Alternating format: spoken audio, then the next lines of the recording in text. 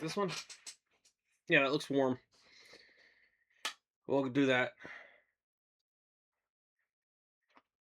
Thank you for focusing, camera. What are you trying to focus on? Please focus on my fat head. Thank you. Alright, anyway. Okay. So today what we're gonna do is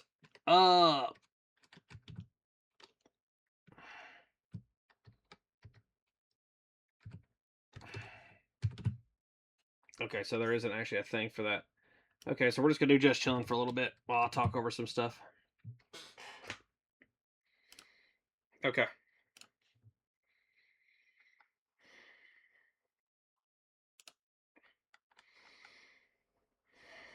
Alright, so what we'll be doing today is just starting out. I'm probably gonna jump in and play some games and stuff. Hey YouTube, I'm just gonna try to upload this stuff just straight. I'm trying editing it. And it's just aggravating. And it's a lot of extra work I don't have the energy or time to do right now. So we're just gonna straight upload for now, and then later on we're gonna figure out what we actually want to do on a daily basis. Why is my camera constantly trying to focus? Thank you. Anyway, I'm having a lot of problems with like just my camera in general here lately. Good lord, man, just stop. Like just getting Windows to allow it to cut on for some reason has been really weird today. Don't know why. It just doesn't want to cut on. But anyway, that's just bullcrap. I ain't gonna get into that. But anyway, so we're just trying to get all this worked out, get it sorted. But back to what I was saying. So I'm gonna start out with just playing some games and stuff, and then later on tonight, I'm gonna do something equivalent to pack openings. I got these bags of magic cards, and then I got these mega bricks of magic cards, which I still can't believe that a local shop that I have. Like, if you live in Tennessee, most people in Tennessee know what McKay's is. It's a used book and media store. Or it's what started out being a used book and media store. Now it's a used anything store. Like, they sell everything that has to do with hobbies. Like, the only thing they don't sell is, like, just clothes and stuff. And home goods stuff. The rest of it is just, like, they sell games, movies, collectibles. A lot of collectibles and stuff. They got a lot of toys. They got a lot of comic books, a lot of CDs, like anything music related, anything movie, like media related. What is my camera doing? Is it trying to give everybody a seizure? Like, what is it doing? Thank you. Stop. Why does it bouncing like that today? Like, it's never done that. And then now it's suddenly just trying to be very strange about everything. Stop. Oh, this is going to be it's going to be an annoying day, probably. Can we focus the camera, please? Thank you. But they got a little bit of everything. Like, literally everything. This is gonna be an aggravating day, I can already tell. But yeah, they got a little bit of everything. And so they even have cards and stuff like that. They have Pokemon, Yu-Gi-Oh, Magic, stuff like that. And so normally what I do is I'll go up there. Okay, I've done something in my settings that I'm going to have to fix. Like, I don't know what I did, but I did something that is horrible. Because this is aggravating. What did I do? Okay, sorry, I'm having to, like, adjust some stuff.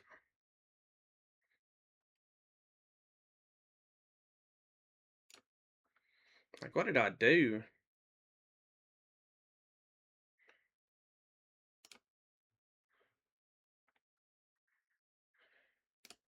I think maybe that's it. Yeah, let's not automatically try to enhance. Maybe that's what I'm doing. Because that's something I changed, and this thing's going ham.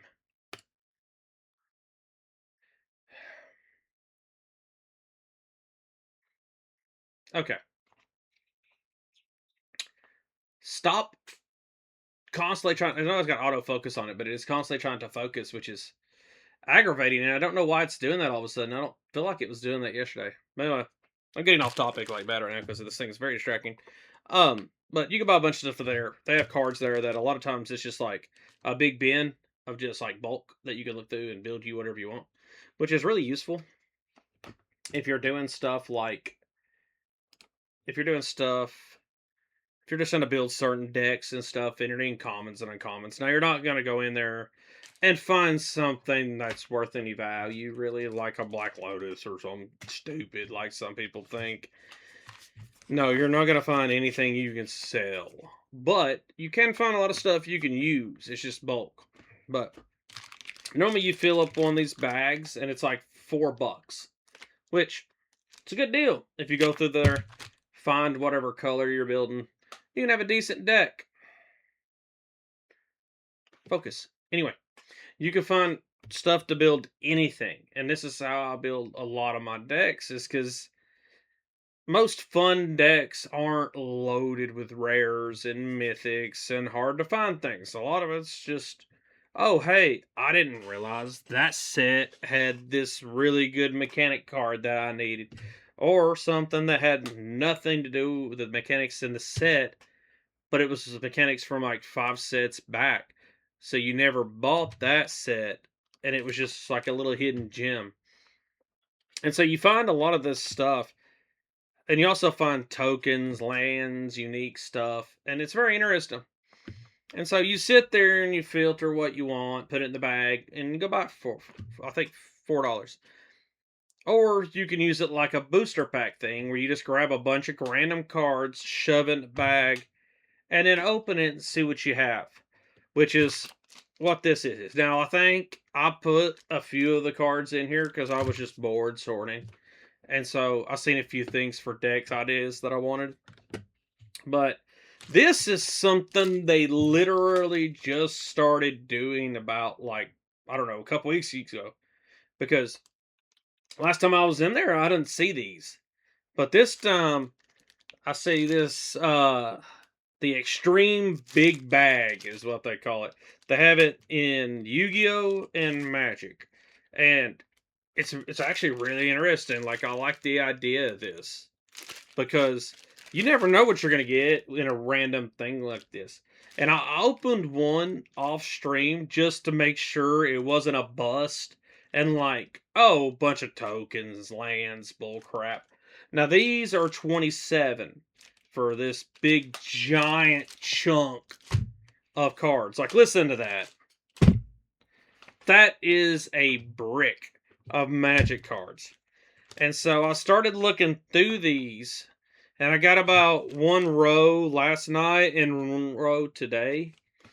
And they're really, like, I'm surprised by the contents of these things, because I thought it was just going to be a bunch of, like, oh, I've got every card kind of thing in here, because I've been collecting this game for a long time playing. But no, there's a bunch of, like, full art cards and stuff that are nice, and it's just unique. And I even found something I've never seen before. Like, I've seen a lot of token cards and stuff, but I've never seen, like, a full art full one. Like, it's a clue token. Whoop, let me see.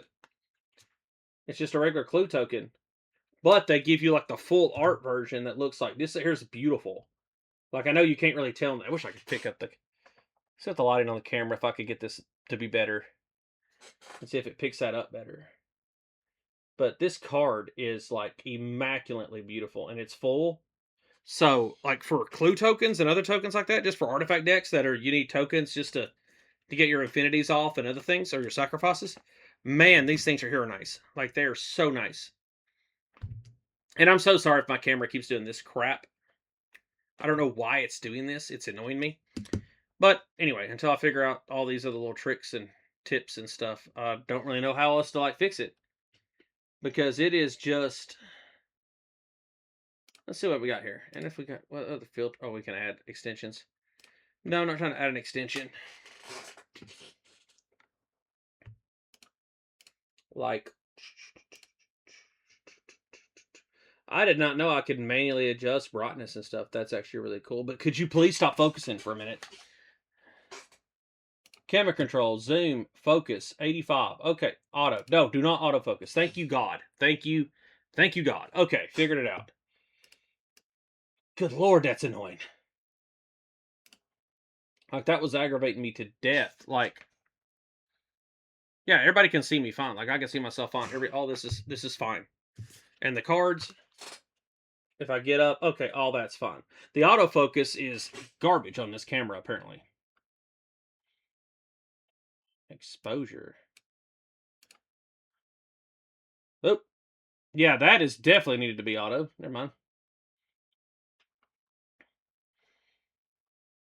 Yeah, and the zoom's fine and all that. Okay, we're going to hit OK on that. There we go. All right.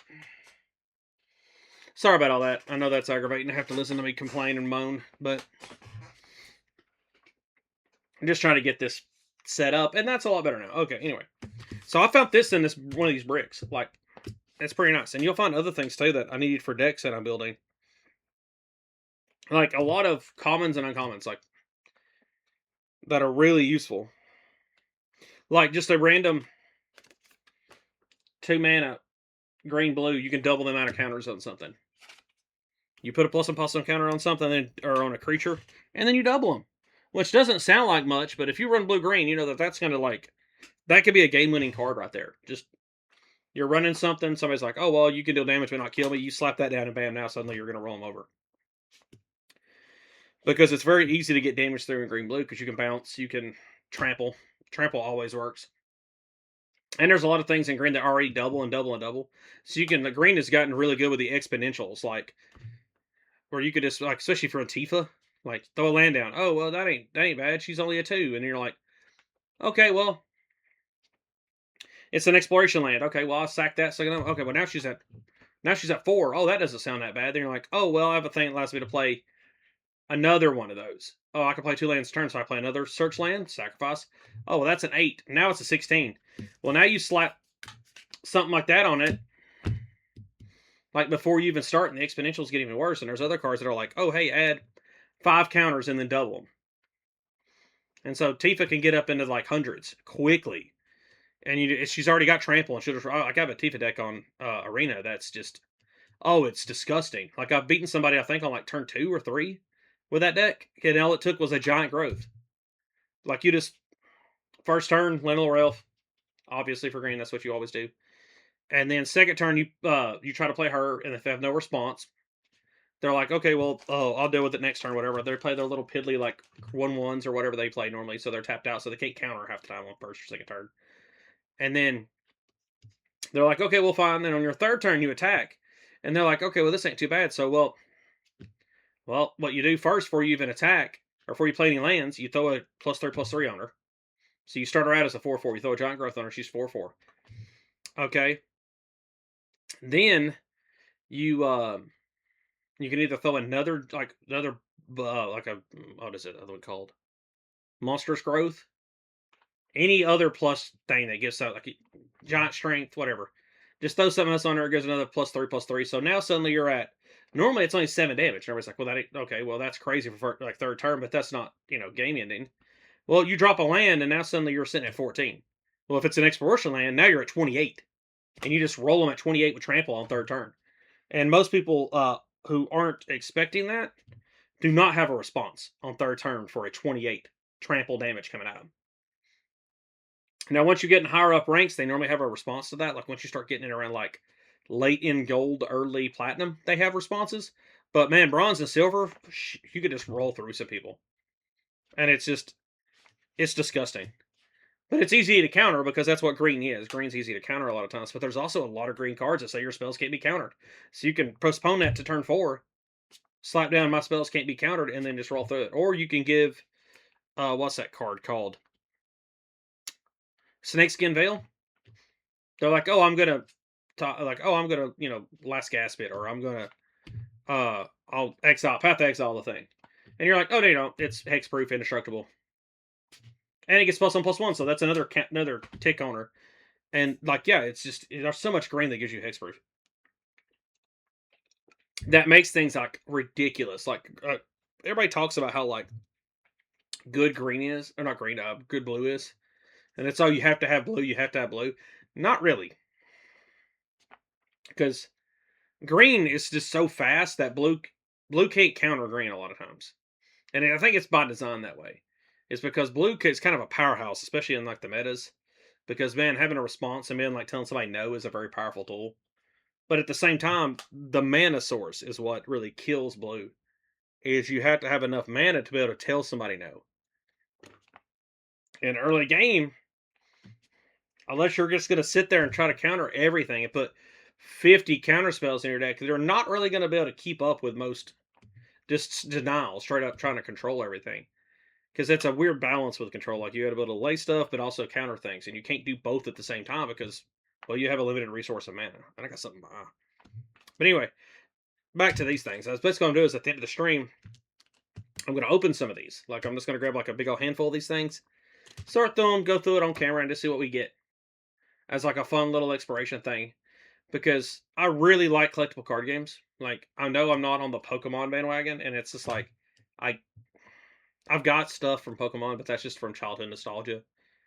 I'm not trying to make money off this stuff. I'm not trying to be at like the, oh look at all. No, I'm not doing that. I'm actually enjoy the game. I enjoy playing the games. I ain't just collecting them just to have them. Like Pokemon now, I am, but back in the day, I played it. But yeah, these big old bricks right here are just going to be something to have fun with. Now, finding somewhere to put these big old bricks, that is another creature all in itself. Because I don't really want to put it on a 3D printer over here and unlevel my bed. But yeah, and that's probably what I'm going to end up doing for the most part on these streams is I'm going to, at the end of each one, or most of them, I don't know about everyone. Like, we'll see how that turns out. But I'm just going to grab some stuff and just open it. And or not even like, go through it and see what we got. Like, because we could have something fun. Now, we'll have packs here and there when I go buy them. But that's probably going to be less than what I'm going to be doing here. So, but yeah, I like to start the day with like a couple of different things. Like, I really am liking TCG Trader and going through that. Like, I'm having a lot of fun with that game. And then MTG Arena, I'm having fun there. Let's see what I can do with Arena today. Because I tried playing it yesterday, but for some reason my internet just told me no. It was just like, no, we're not doing anything today. And it seems like I don't know why. It's being weird today, too. But I live way out here in the sticks, so our internet is just like up and down a lot. So me being able to stream is surprising enough. Like being actually to play the games I want to play, now that's another creature out here. Like if this starts doing better, like if I start getting views and stuff like that, and things go up, I might opt into trying to get them to run better cables out here or something. But we'll see. I don't know. That's like a whole process with Charter. They're building new neighborhoods all around this area, so there may be some potential for them to run better lines. But I don't know. That's just something I'll have to talk to them about. Okay, let me see. Let me get my cam capture going. Okay, let's see what we got here. Arena. Are you going to give me what I want? Wait, wrong one. Boop. Hey, first draw. Look at that. All right, we've got cast 30 red or white spells. We've got... Why is it not showing... Now it's showing my cursor. Dadgummit. Anyway. Okay, let's see what our dailies are. We got cast 30 red or white spells, cast 20 creature spells, cast 20 white or blue spells. Looks like white cats are where it's coming in at today to get all the dailies done. Because that's just where I start every day. I'm not a very... I'll say I'm not a competitive person and I'm here to play Magic Online. But I don't focus on it that much. So, they got any new events that are pretty good?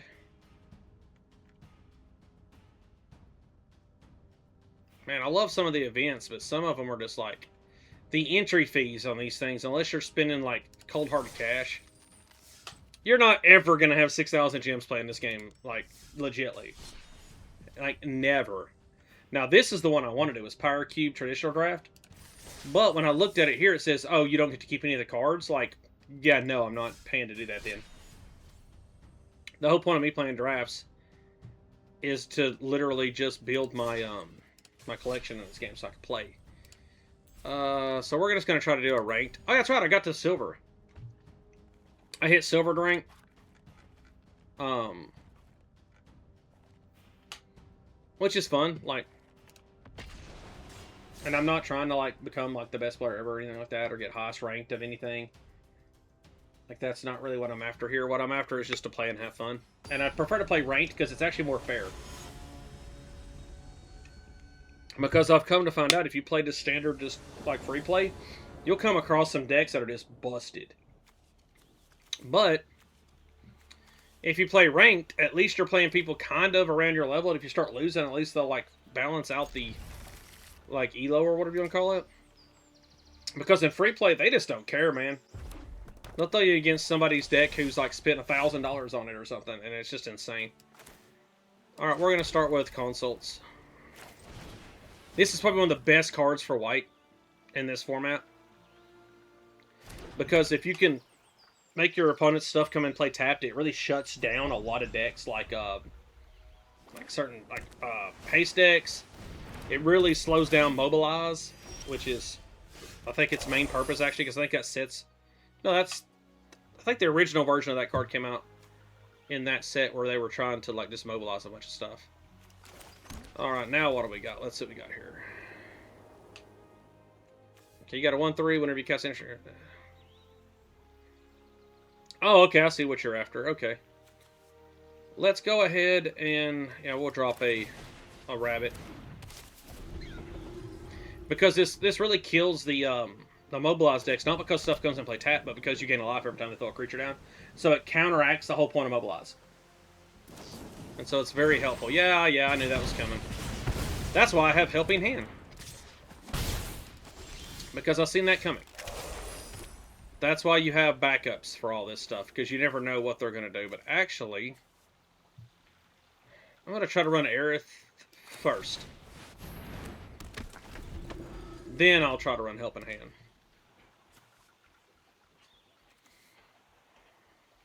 Because I'm not really worried about like life gain right now. Now, when I get this thing out, I will. But she can help me gain life on my own. Now, come on, throw another one down. Oh, you don't have one? Okay, that's weird. Most people have like 2 or 3 Burst Lightning's first turn for some reason. Yeah. Yeah, I'm gonna be able to outrun you on blue-red, buddy, so you better have some like answers to some late-game things. That's the problem with this. A lot of people don't have answers to late-game stuff here with red-blue. Okay, I'm not going to put him down yet because all I do is get a token on something and then I'll mow it down next turn. So, yeah, we'll do Helping Hand.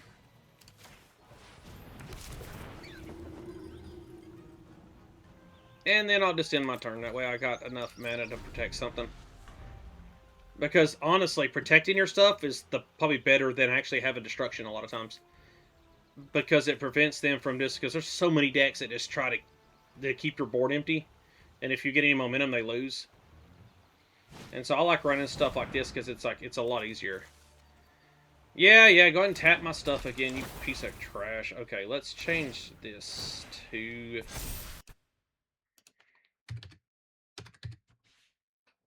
Magic the Gathering. Okay. And done. Update. Why are you... I hate this stuff so much sometimes. It will not... Done. Okay.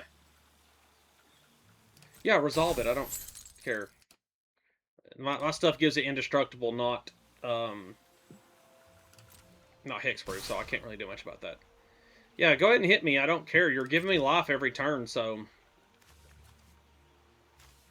Yeah, I don't care. Oh, no. Oh. Yeah, you're going to try to keep this thing stunned the entire time, but you're eventually going to run out of those. And while we're here, let's go ahead and throw that down. And then I get to draw a card. Yep.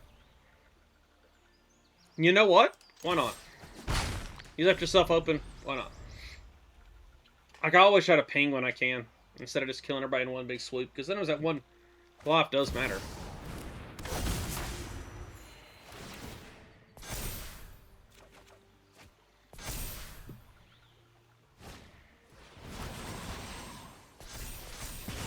Does that every time he plays a spell? I don't know what this card does.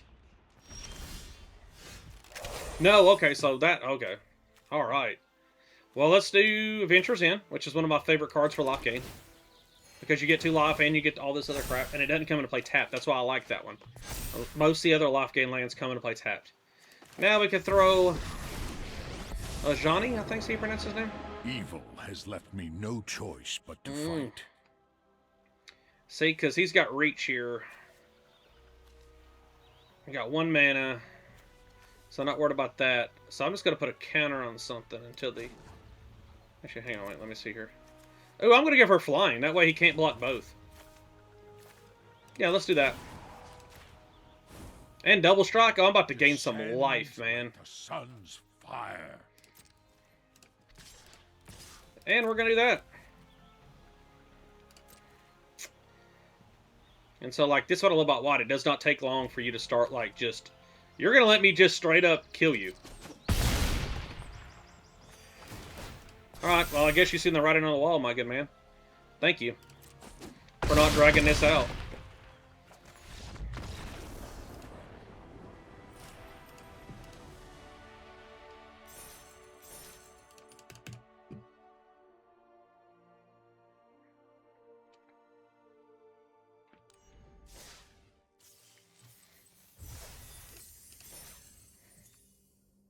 Cast 20 creature spells. Okay, so that turn might take a minute.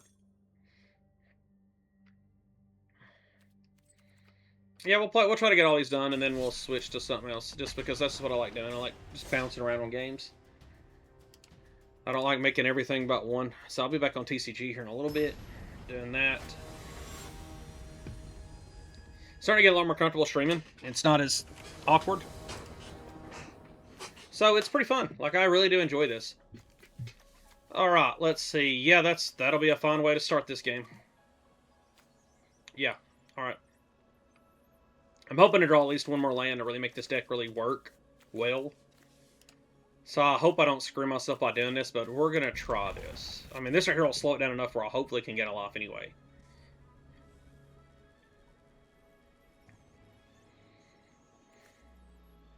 Like, this right here was like one of my favorite cards in White right now. Because White needs things to slow down a little bit so you can build your board state. And that is the perfect card for board state. Oh, I was about to say, you honestly had like a Spell Pierce or something in there? Like, really? I'm not gonna lie, I was about to get a little irritated. I was like, no, you know what? You have that 1 mana counter spell. An offer you can't refuse. That's the one I'm thinking of. But I can't remember if that's a creature spell or what, but I know it's a counter. Okay, you're looking at cards. You're blue. A lot of blue-red. Don't know why everybody's like, their fascination with blue-red is. Which do I start with? I need to gain life first, so we're going to start with just standard life gain. They know what that card is. They've played this deck against this deck a million times, probably. Or variations of this deck, not this exact deck. Because a lot of people run cat tokens with this deck. I'm not so much on the token part as just the sheer life gain. Because just overwhelming life gain is hard to really combat. A lot of people do not give it the credit that it kind of warrants. Because, let's see, who do I want to do first? That allows me to draw cards. This is just going to start... Oh, this will go up to 3. It'll counteract most of the burn stuff, unless she burns the rabbit. Because most burn spells still only do like 2 damage at the start. Like your lightning bursts and whatnot. So having 3 defense is enough to really slow that down. Yep, there it is.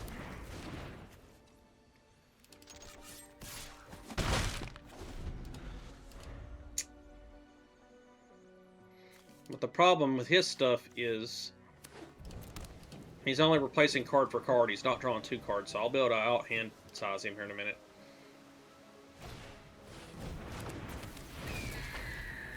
And with me having life gain here and there, it's just... it's insane.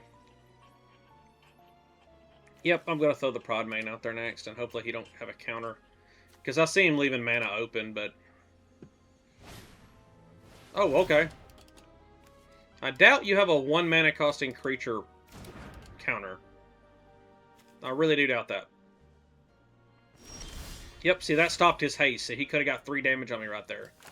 So this, like, the consults, man, is so good. And then we pop this down, and we just start watching things just trigger. It's good times. Just boom, he instantly becomes a 3. When he plays a card, it'll be a 4. Like, it's just...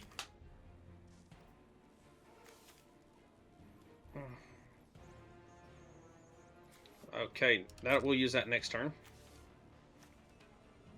On him, so I can draw cards and stuff. We're just going to attack it, just to hit you. I'm going to ping you for 1 again, brother. Because you will take it and like it.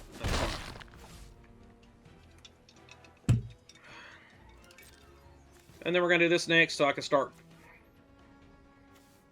Well, actually, that's not going to be any good now. I probably should have played that first.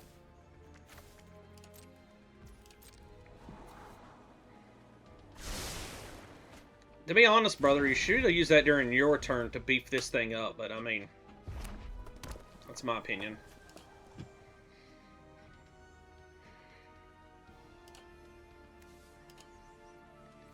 I'm going to give him double strike this turn. Hopefully he's dumb enough to attack with that thing. Like, please be dumb enough to try to buff that and hit me for like 6 or something. Because I really don't, or 5. I really don't care if I take 5 damage right now. I really want you to be dumb enough to do that.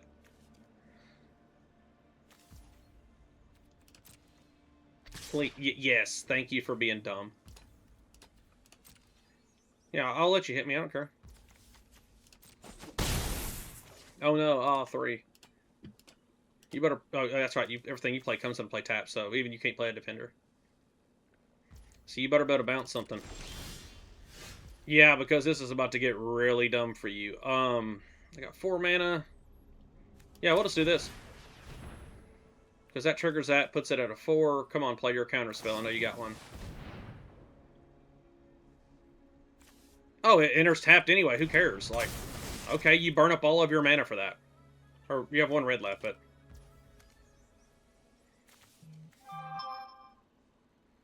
Ah, you piece of crap.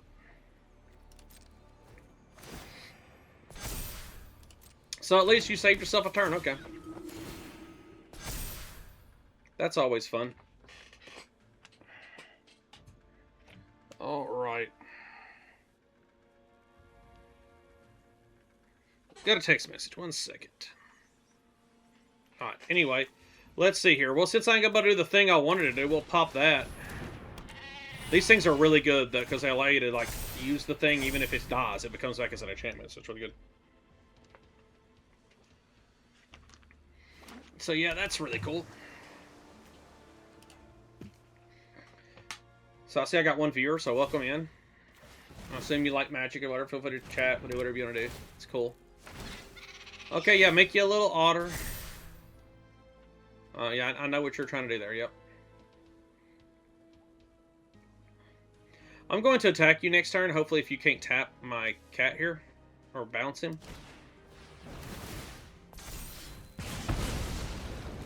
Oh no, you destroyed one of the 19 things I have that gives me life. Yep, there it is. I knew that was coming. I knew it. I knew it. I knew it. I knew it. Okay, there it is. Yep. I'm definitely gonna, like, block that with the dog here. Yeah. Oh, yeah. Yeah, we both have flying. No, we don't. Ugh. You know what? I'll take it. I don't care. Alright. We'll use that soon. We're just going to pop that back down again, gain some more life. Oh, thank you for doing that, actually. Now I get to draw a card for that. I might not get to attack with them this turn, but whenever I finally do, it's going to be rough on you. Alright. And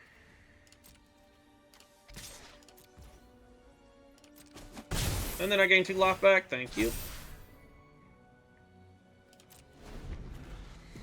Because I'm going to bounce one of these back to your hand. It probably isn't going to be him. I don't know who it's going to be. But no, I'm actually going to... I'll destroy that thing right there straight out. Never mind, I ain't bouncing. What am I thinking? I'm blue. I'll give you a land, because a land isn't going to help you at all. Yep, there it is. Tap the 2 creatures. You think you're going to win. I'm going to bounce that back to your... Actually, I might bounce in, depending on who's hitting harder. Wait, no, it's only... You only got 1 spell. You're out of spells. Now you can return something to your hand for 4. If you play it right, you can get an opt. Yep. Let me guess, opt. Because why wouldn't you? Well, unless you're going to boomerang. I mean, boomerang would actually probably slow me down longer. But you're running out of cards. You'll use Barbarian Ring during your turn, actually, just so you can draw a card, okay? Go ahead.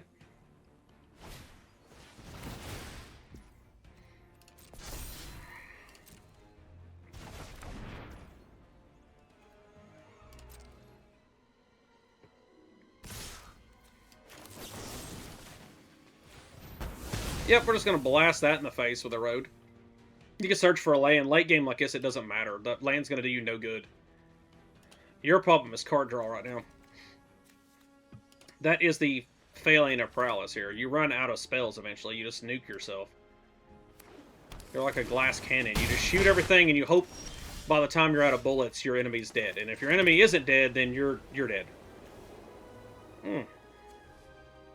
Got 5 mana. Let's see what we're going to do here. Yeah, we'll do that. That'll actually do me probably a lot more good than any of the rest of it. And then I'm going to attack with that. Gain me some life back. Yep. Oh, that's even better. Oh my god, that's going to be good next turn. Because I have flying. And you don't. Well, you do. You have a 1-2, but who cares?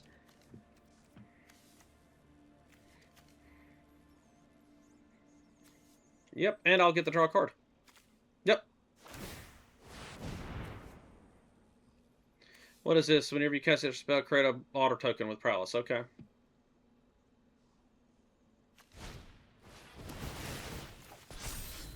Oh, you're going to hit him, huh? And he's going to come back. Thank you. Oh, no. Oh.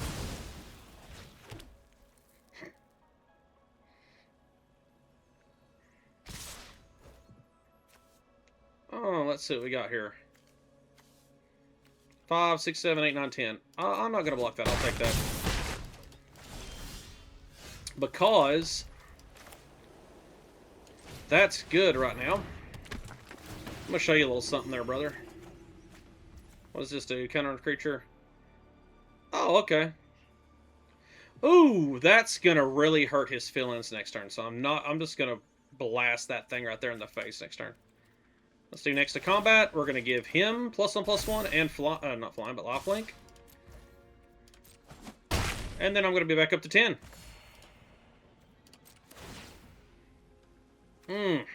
Dang.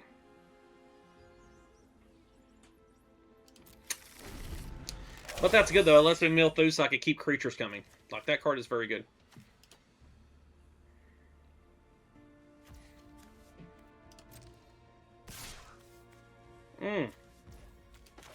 Man, it'd be a real shame if I destroyed something with power 4 or greater. Yeah, that seemed like that hurt you just a little bit. And so now we have 7. So we're going to put you down first. Have everything proc. So boop, boop, boop. Let me draw a card. Oh, that's even... Oh, actually, my life total is not... That's useless right now. So we're going to pop another one of y'all. There we are. That'll do it. I'm going to put this on... Yeah, we'll put it on you. Since you can't really do anything about that. Ooh, is that game? That's game. Because you were too dumb to... Yeah. Yeah, you realized your mistake of not blocking, didn't you? Yeah, double strike and lifelink is just stupid, because... Because even if you don't, like, get to hit the person, like, you just deal damage twice, man, you gain so much life so fast. And most people are trying to do fast, quick games. Burn, burn, burn, burn. And the problem with that is if you don't actually kill your opponent quickly, you're dead in the water. You're sitting there with no cards in hand. You're just sitting there waiting on them now. And so that's why I like running white a lot, is because normally I run white light, because it has a lot of removal. And life gain, and some of the broken stuff that black has. Like, oh, if you gain, whenever you gain life, target player loses life. So you can do a lot of that. Which is what I ran when I got to platinum before. I do not like that hand, so we're going to mulligan that out. Yeah, we're going to, there we go.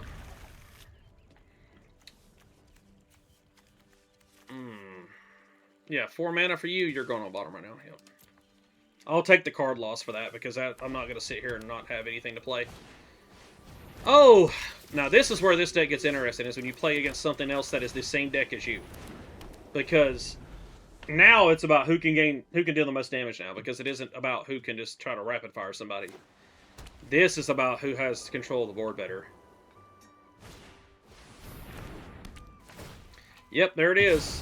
Yep. A lot of removal garbage. Welcome to white, y'all.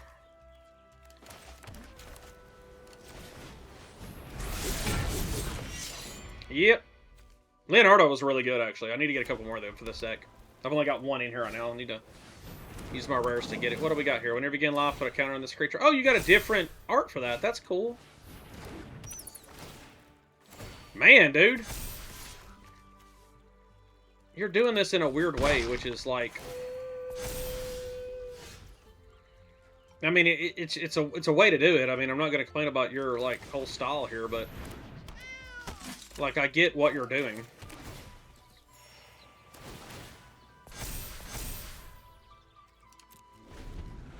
Like, I get exactly what you're doing. You're doing, like, low cost. A lot of low cost off game. Because that is a really good card for uncommon. Flying Life Lake, 1 mana. And if something died, you get to scry. Man! Yeah, you are burning your stuff up quick, brother. Jeez! Yeah, you're probably going to end up beating me, dude. Like, you also are higher ranked than I am.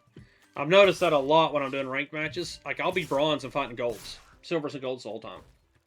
And I don't know if it's because if you don't actually, like, lose, then they, like, the more you win, the harder people they put you against. To try to keep it fair. But yeah, this guy here's got me out. Like, his hands, I had to mulligan, man. He got me. Like, dude's hand's a lot better. Ooh, actually, yeah, I can't do that yet. We're not going to double strike yet. So this will slow him down some, but... Okay, yeah, this will slow him down, hopefully some.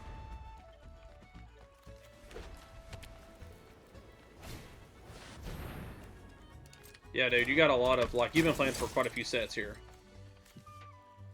Yeah, resolve all of it. I'm going to let your things trigger and let you give him tokens. I'm going to let you attack with him. And then I'm just going to blast that cat in the face. Which kind of puts your board state, other than him, kind of at a problem. But I think you're still going to be able to beat me if you do this right. Yep, you still win. Yep, but you know what? Actually, he can't fly.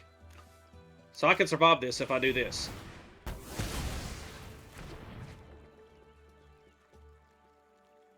He's still going to win. If he's smart. Yep. No, you're not going to win. That's only 6. Okay. So... Put you here. Block you. I gain 2 life back. I'm dead next turn, but... I'm trying, man. I'm trying to hold on right now, but I don't think it's going to be enough. Like, his board state was a great... Dude, he got, like, the perfect hand. Like, nothing on his board is costing mana at all, really. Like, dude got... Like, oh, God, that's real good. Okay, double strike's going to do me nothing.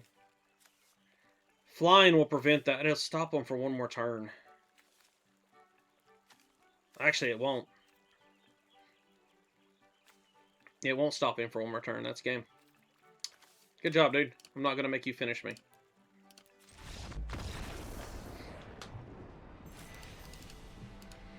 Yep, not bad, man.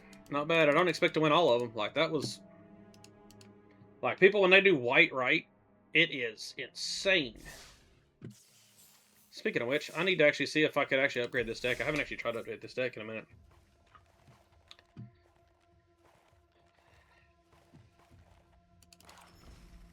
Well, no, this wasn't standard. This was alchemy, right? Hang on, let me go back real quick. I was playing alchemy, right? Oh, I'm playing ranked standard? Oh, no. No. I wanted to play alchemy. Ooh. I normally don't like playing... I mean, I guess I'll just check the deck out, but I normally don't like playing standard. I've got a few decks in it, but standard is like... Man, is it toxic.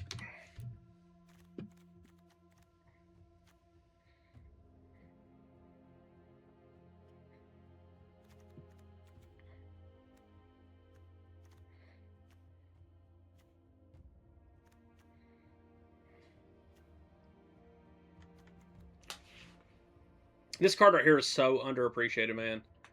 I've had that win games for me so many times.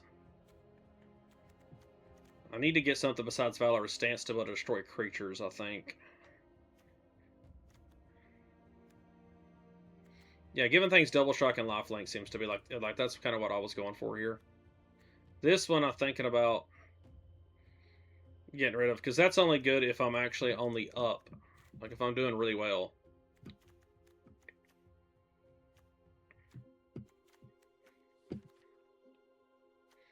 Let's see what else we have here. Wait, why don't I have... Where is it? I know it's... Yeah, why don't I have battle menu in here? That's far better than... Like, I can get a creature, destroy something, gain life, or... Yeah, okay, why do I have that? Okay, No, don't put that in there. I didn't mean to click that. Come on, Carrot Cake. I don't need you right now.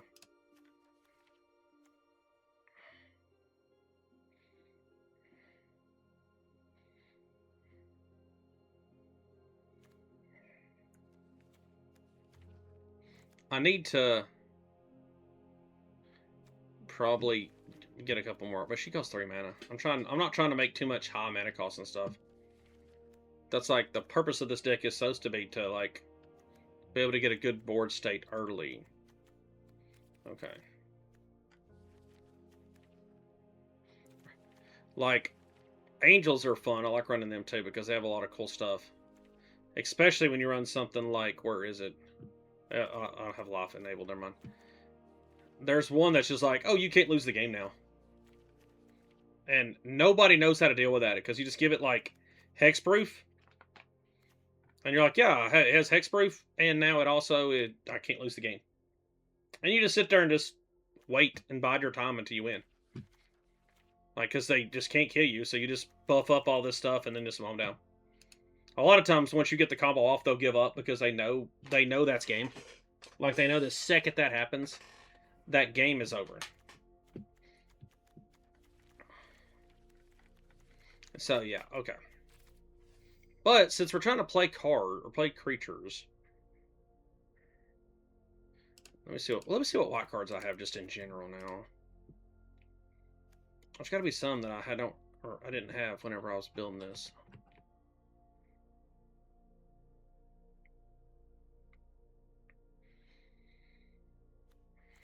Do I have any? What do I have? I have no rares. I have 3 uncommons, a common, and 2 mythics. Oddly enough, white mythics, like even mythics in general, are not as... Like, rares are far more valuable, I think, than mythics.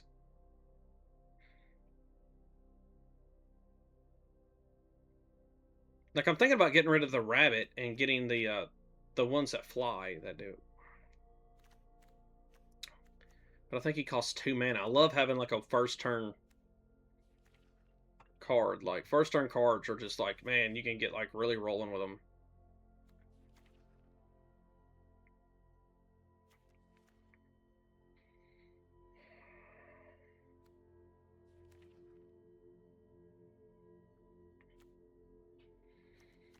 And so this isn't really a cat deck, so...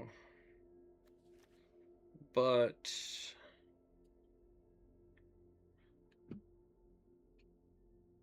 That's a really good card, but I don't like sacrificing a creature to give everything indestructible.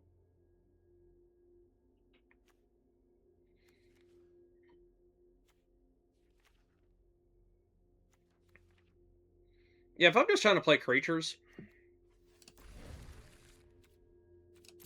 Yeah, save and exit. Yeah, if we're just trying to play creatures, then I'm just gonna use cats. This is alchemy, right?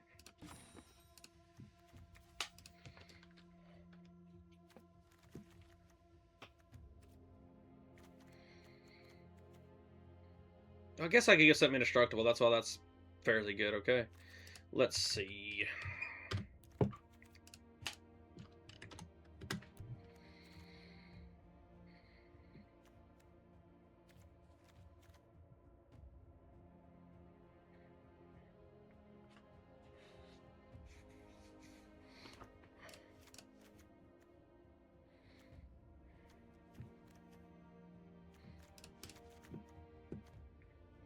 Yeah, I'm going to thin this one down a little bit.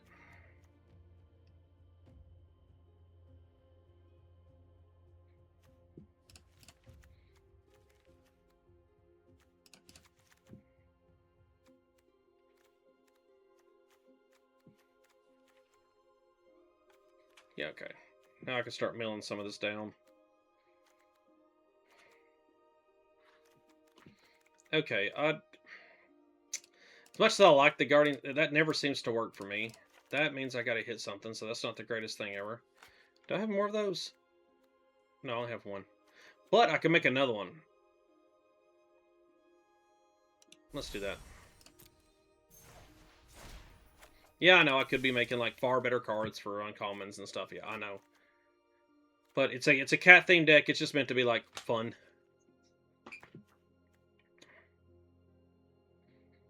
It's not meant to be like the Ender of all things decks. Yeah, this is supposed to be not. This isn't my life gain deck. This is just supposed to be cats. So, like, I get distracted whenever I like, because I get distracted because I'm trying to do like too many things at once in a deck a lot of times, and so I'll like end up putting cards in there and expect it to like, oh well, that'll work in this really rare situation. That's gonna be really cool, and it's like, but the weird thing is about all that is that situation doesn't arise most of the time. It's like, yeah, that right there is important, and so is like gaining life and stuff, but at the same time, it's like he's the only thing that really benefits from me gaining life in this deck, I think. So I'm trying to sit here and figure out why I'm focused on gaining life. That costs 5. I'm not trying to make tokens, these are just cats. Like, this is just supposed to be a cat deck. Okay, we're gonna do that because people kill those a lot. Okay. 67. 22 lands. Man, that is not ideal. You need at least 24 lands in most decks, 60 card decks to make them work. So I need to drop a couple of cards. Creatures. I can drop a couple of creatures. Let's see here. We'll drop one of those.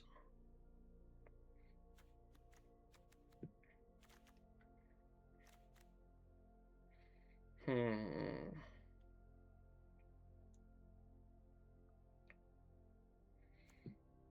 And we'll try 68, actually. But not just that. I'm also going to look up not collected cards, since I have some mythic stuff. And we're going to look up cat this way and see what cat cards I could be getting and using in alchemy that I'm not. Let's see what this is. Oh, come on now.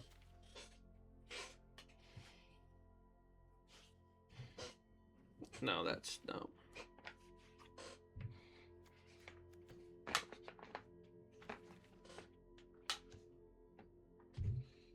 Okay, that's wouldn't be bad. Cat mount. What now? How many? Do I have any rares? I do not. Like I said earlier, like rares are a lot more valuable than mythics because that's a really good. Oh, it's only it works once. Never mind. It's still a cool card though because you can give your cats protection. Okay.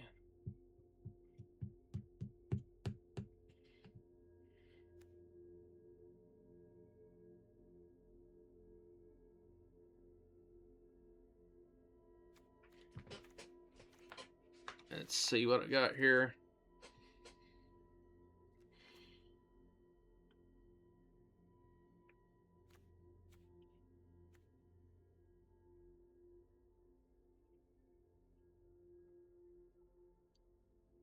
That's actually really cool. I like that.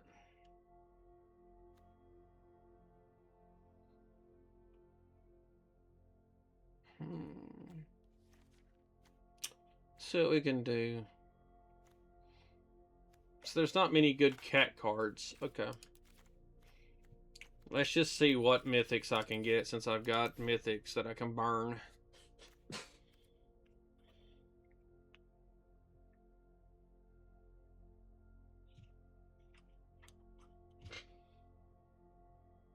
No, let's see.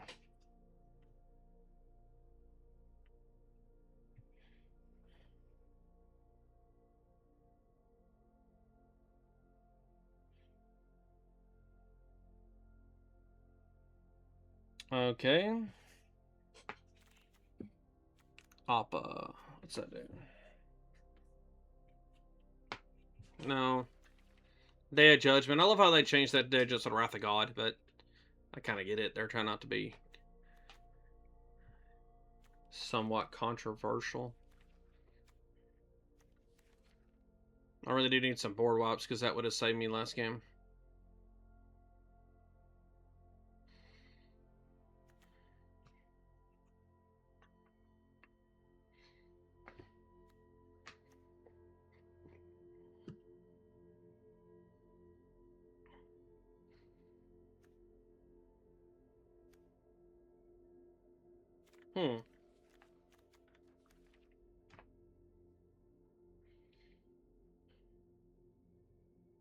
That is a really crazy card. Is that supposed to be the yeah, that's supposed to be the anti-venom card from the Marvel set. I always thought it was weird that they couldn't use the Marvel stuff in this. They could use the Final Fantasy stuff, but not the Marvel stuff.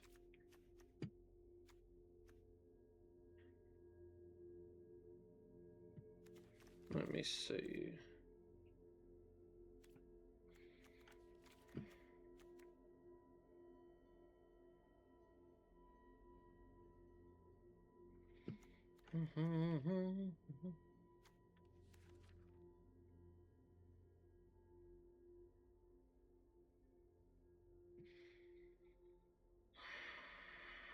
Yes, I guess I'll have to use those mythics on another deck because none of these seem to be working with it. Like Mox Jasper, that's some Dragon Elitist Bowl crap.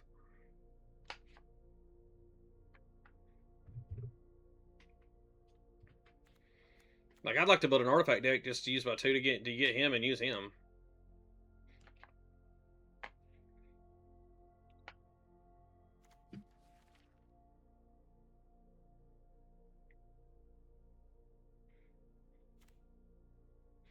That is really cool, but I don't think 6 mana, man. That's maybe the most like mana hungry thing in this whole deck.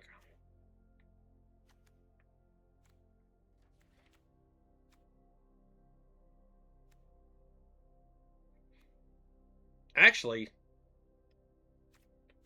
I could get Fabled Passages for my landfall deck and not worry about getting something for this deck. Hang on a second. Where's my Tifa deck at? I really do need Fabled Passages.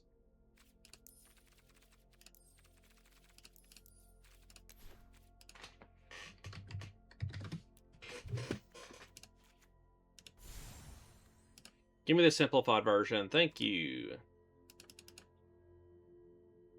It's a rare card. Then why is it showing it under the mythic if it's... Ooh, that irritates me. Don't show it to me if it's not a mythic. What's the point of the search thing if it isn't... Like, that irritates me. Like, seriously.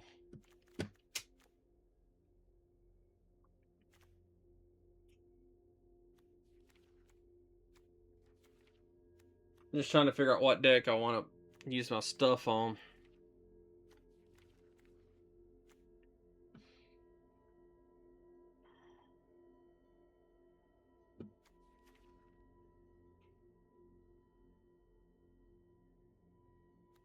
Yeah, that aggravates me that that's not a mythic, even though it all says it's... Yep, okay, so that's useless too then.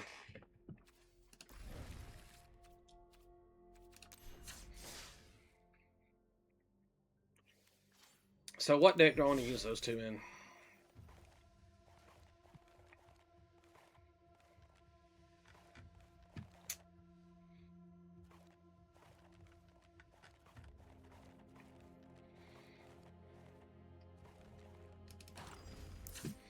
Yeah, this is a fun little infinite combo right here. Just have him, and then either this card, or anything else that says, or this one right here, whenever you get this, and then blam, infinite damage.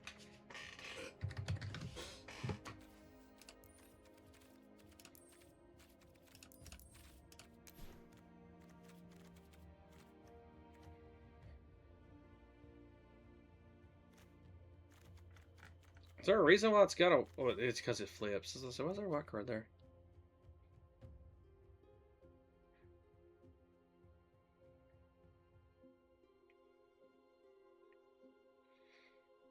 That's a real good card too. Like, I've seen people use that and switch ownership of it and win the game. Which is a very interesting way to win.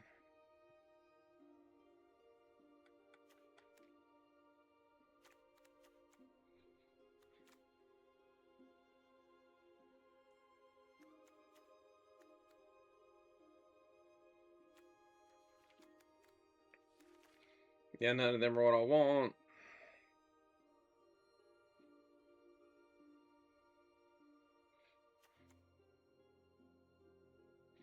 That's actually really good for that pest deck that I have. I might just do that then. Make sure it can be used in the pest deck that I have built. Let's go back to it real quick. I don't know why I did it the long way. I could have just clicked... Anyway.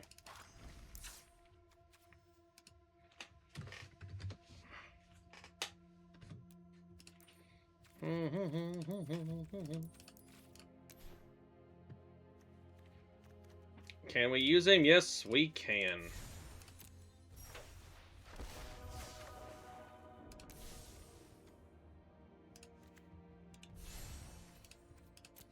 Craft me another one. There we are. Now, we'll get some more later, but now it's got 2 uncommons and a rare.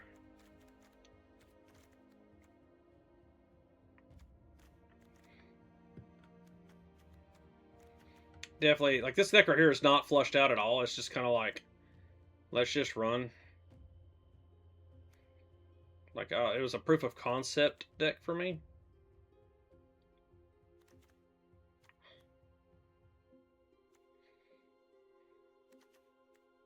Because this thing right here is one of the best cards ever, the Nighthawk. I love that thing.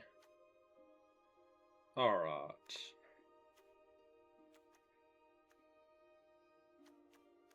Now.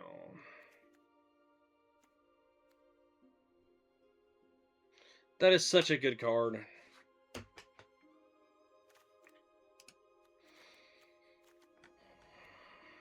There's nothing... I don't need the... I love Llanowar Elves, but I don't need them in here.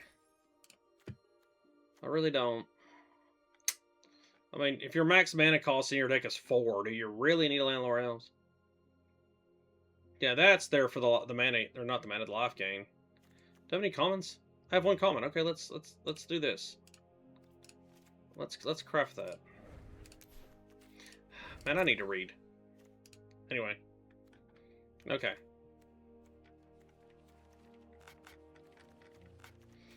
Yeah, now let's go back and search again.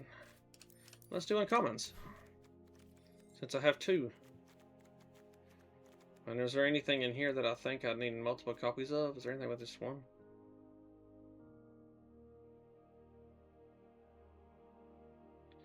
That card's okay, but that's not worth me spending my tokens on.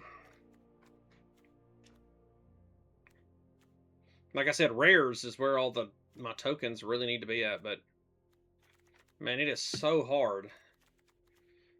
Like, the rare ones are the ones I don't get. I get mythics more than I do rares half the time, which a lot of people are like, that's insane. But no, it's just annoying.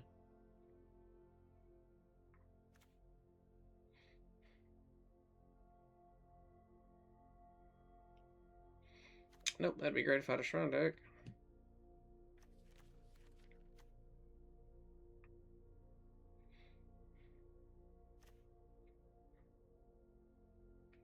Nope.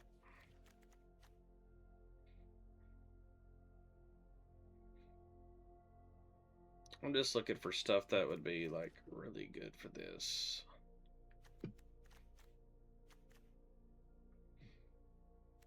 Don't I have that whenever they gain life? You lose that much life. They gain life, they lose that much life. I mean, I could put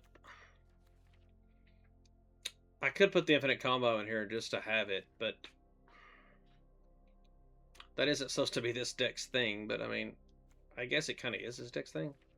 Because it's about life gain and life loss. Dude, that is really good. Okay, that might be it right there.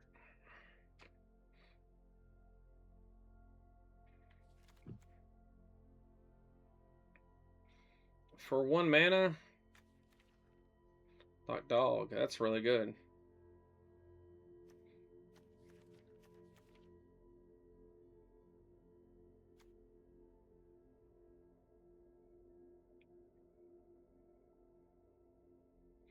Ooh, now that's got some utility though.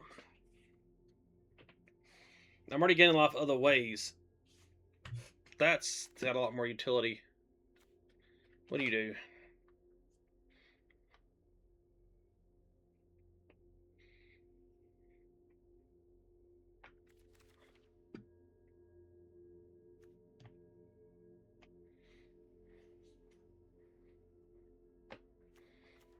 Nope, not what I'm playing here. Those are way too high costing.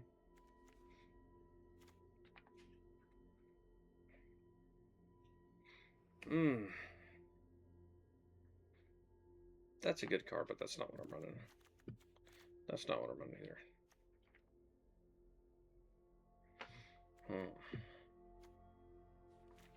Yeah, it's looking like this right here. That right there is like...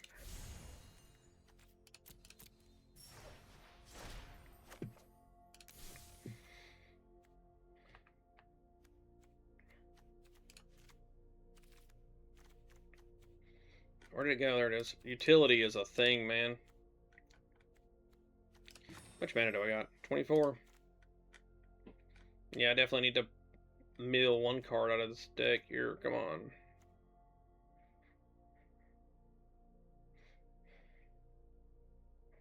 That's just a board wipe at that point. But if it's a high costing... But the thing is, it really wipes tokens. But it's not at instant speed, so it's not really going to do me much good. Okay, we'll run this at 75. Unfortunately, we're going to have to run white first. No, not stamp. Cancel that. Cancel that. Cancel that. Cancel that. Standard is a lot harder to run. That's why I wasn't doing as well. I mean, I did win 2 out of 3, but normally I am more of a alchemy player. Mainly just because I don't know, it's like the format better. The card selections are better. It's not as limited. Because I feel like when you're in standard, all they do is they look up whoever won the last standard tournament in their, bracket. Because all that information is online. There aren't as many alchemy ones. But standard's like the real format. Alchemy's just your online only format. Which means there's more fun combos they can't do in real life. Oh my goodness. If I hated myself.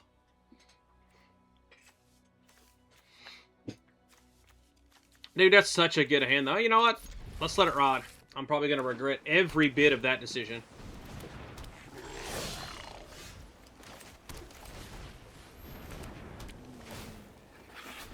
Yep, I'm going to regret every bit of this decision. We got mobilized. See? If I'd have drawn my other card, that'd have been... I could counter this deck with 1 card, but... I'm not going to be able to because I was dumb and kept 1 mana. Well, hang on. Hang on a second. Maybe I'm not completely dumb. Let's draw us a card. Remember, we're not here to win so much as to... I mean, we're here to win, obviously, but we're not here just to win. We're here to get the quest done. Now. Okay, so this will be the last turn he gets his bullcrap off. Man. Ugh. Yeah, we're going to block the 4 right there with that. Yeah, I'll take that. Because now we're just gonna go boop.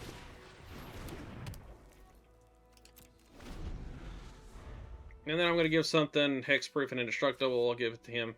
So I could gain some life back and maybe kill that thing if he burns his mana up, because... Ooh.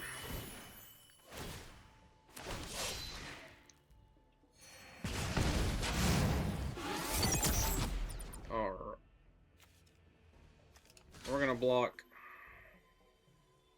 Menace. Can't block that. He has no... He has 2 mana. Oh. Well, he can't do anything about it, so... Let me pop Restoration Magic, please. Why is it not letting me play my instant? Oh, I don't have a white mana. I'm dumb. That's on me. I'm just dumb. At least I killed something.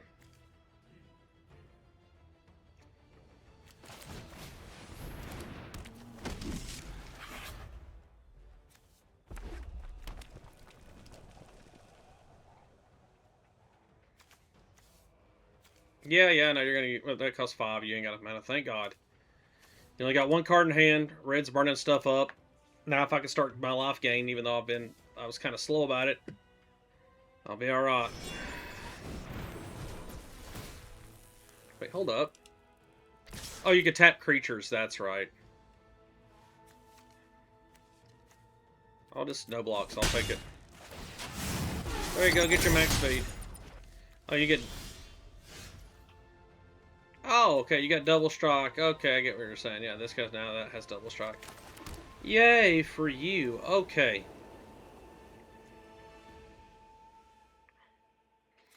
Man, I need to build a gain life. So... Well, we'll do this first. Yeah, we're not going to do that. We're just going to wait a turn. Okay. I should have put that in play. Man, I'm dumb.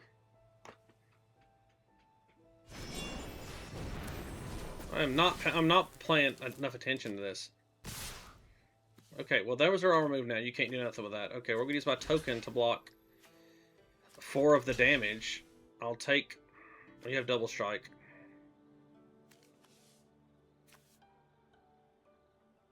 Yeah, well, okay, yeah, that's fine. Oh, it has menace.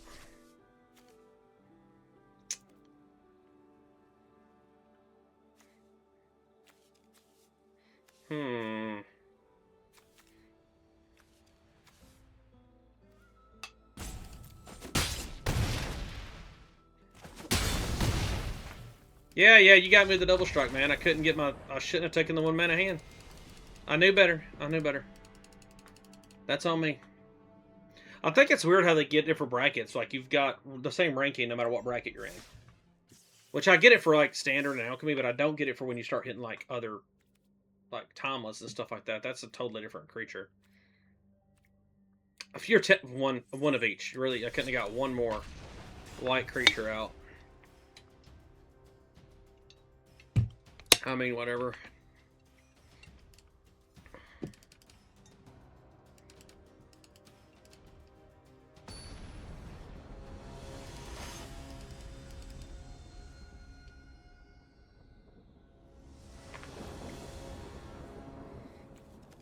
Yeah, this deck is going to be the death of me. We're going to mulligan this time. Thank you. Yeah, we're going to keep this one. Thank you. I almost kept it again. I really shouldn't start any hand without one of these. The next rare I get, I need to get another one of those. Let's keep 6.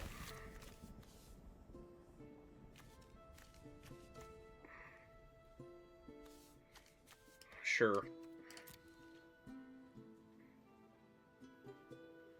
Like, I very rarely ever play anybody same rank as me or lower. But at least we're in the same somewhat bracket this time. Like, I literally was paying golds when I was bronze. And I thought that was extremely unfair, but... you know, here we are. Oh, you're playing Pests. Maybe. Yeah, looks like Pests. I like Pest decks. They're fun. But I'm going to be gaining life, so pretty rapidly, so that's actually okay with me. But you're going to have removal, and I hate removal. But at least I got all my quests done with that right there. I played a creature, and I got a wild spell, so we are done. And so now I can have fun and play my Pest deck.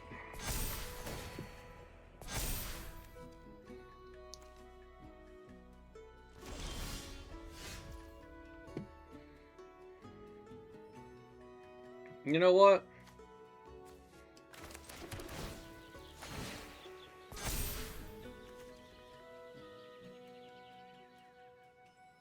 We're going to wait and do that another turn.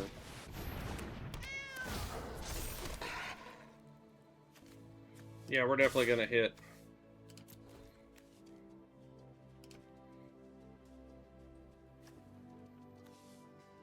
You're going to take it, dude. Come on.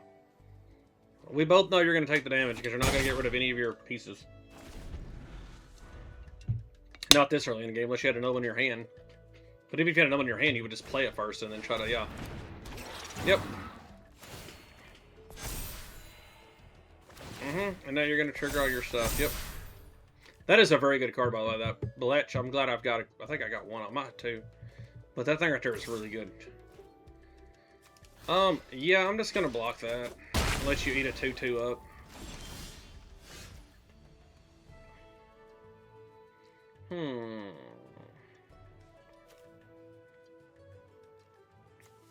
Card advantage is where I'm probably going to win this, so I'm going to do that. I'm going to hang on to this. Actually, no, I'm not. That would be foolish right now to hang on to that.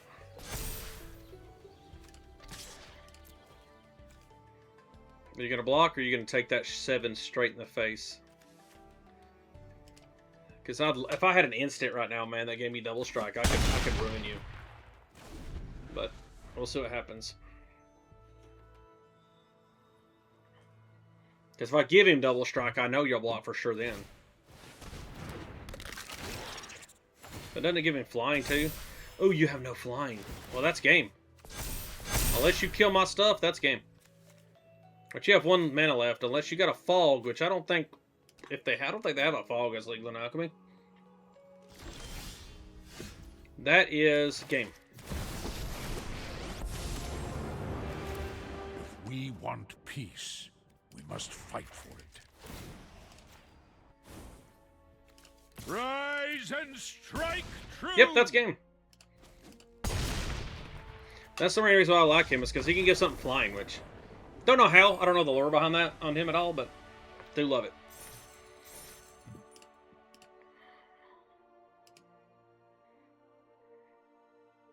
So that is a lot of stuff right there coming out.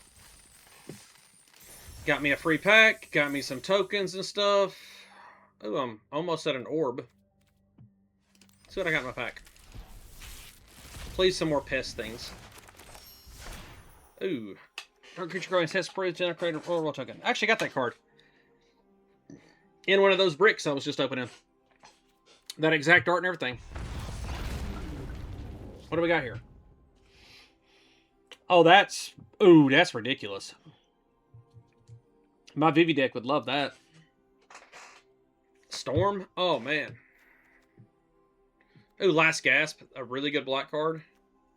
Because it gets around indestructible. Because hitting 0 defense is not considered as a destroy mechanic. It just dies. Doesn't have the word destroy in it. I believe that's how that works. I haven't tested that online. Okay. Well, we're going to try to do another alchemy. But we're going to do... We're going to do my little pesty deck.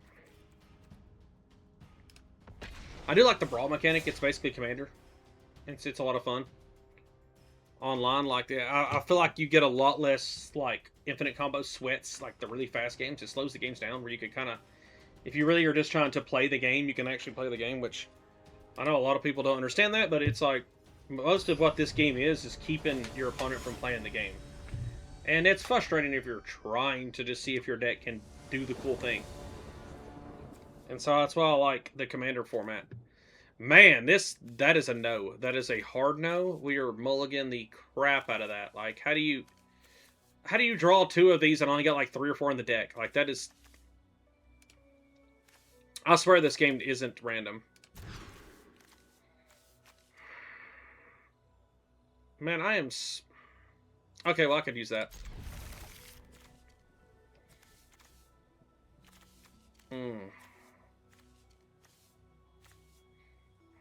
I guess we'll get rid of that first, because I have no swamps. That's going to be impossible for me to get right off the bat. Enchantments. Okay.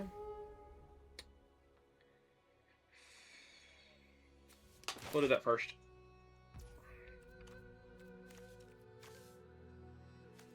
X is not one yet. X will be one next turn, and I get a swamp with it. But it's really going to screw me, because... Oh, yeah, of course he has a lot of white.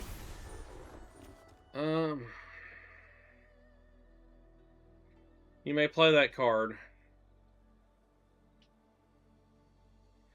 Oh my god. What card do I want to let you have? We'll do that. There you go. Yeah, you can play it. Congratulations. Like, you're not about to gain life with a white deck. Oh, you're just trying to be a dick. Okay, I get what you're doing. Well. For 1 mana? Man, that is, like, ridiculous for 1 mana. Okay, we're going to do this. I'm going to gain 2 life back. Okay, we're going to do this. We're going to pay the 1. We're going to auto-pay. We're going to search our... Oh, thank God it was a swamp. I thought I got to choose that, but no, it's a seek. Dude, 1 mana, that is annoying for 1 mana. You can really screw somebody over real quick with something like that. Yep, and I know what you're gonna have like a banishing light or something in your friggin' hand. I know what you're gonna do. Let's see it. Come on, remove it. Remove it. There it is. Yep. It's almost like every other person has a deck like this. Yay. Yep. God, that's annoying. Okay, what do you have? War 2. Of course you do. I mean, screw it.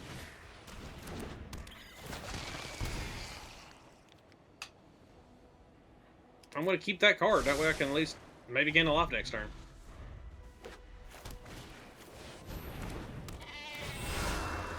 Yep. Put it on that thing. Let's build that up with... Man, if I draw a land, you're like, I'm killing that thing. Actually, no, I can't kill that thing now. God. Dude, you are annoying. Like, that is beyond annoying. Like, I get white does white things, but come on, man.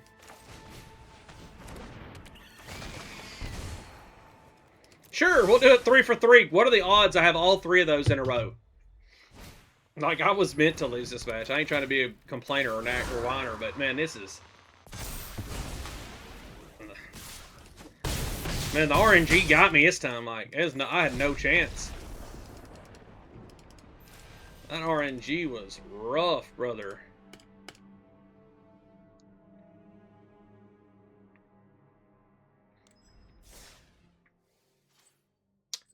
How do I need to get 250 more? You know what? I don't care that much about an orb. I'm kind of over this game right now.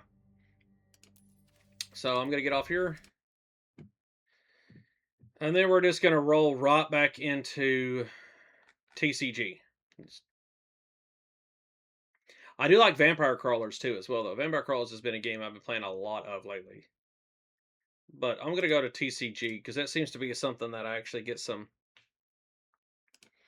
a little bit of like traction as far as views and stuff go. Like, people enjoy watching this game, so that's what I'm going to go with. Because that, and I've been doing really well with this one. Come on, OBS. Acknowledge that I have a game open.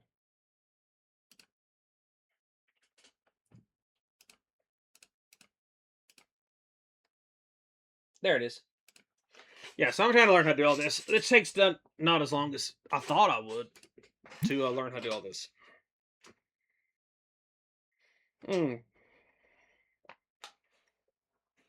Day 12. Yep, we'll load up. Quick save one.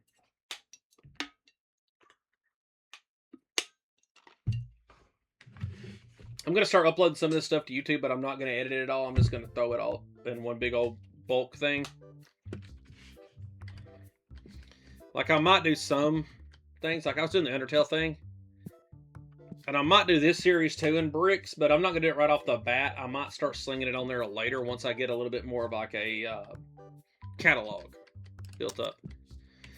Okay, what was we doing in here? Oh, that's right. I got me a Ghost Rare yesterday, which I was the last pack I pulled last night before any stream. Like right at my 3-hour mark, where I was like, "Hey, I'm going to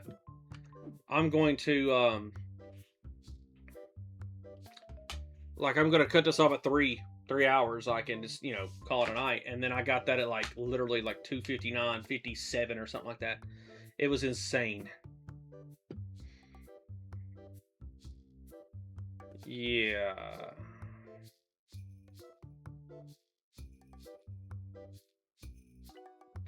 Gotta love bullcrap in chat. I love people just instantly seeing you stream a certain game and then they come in here and they just drop like garbage.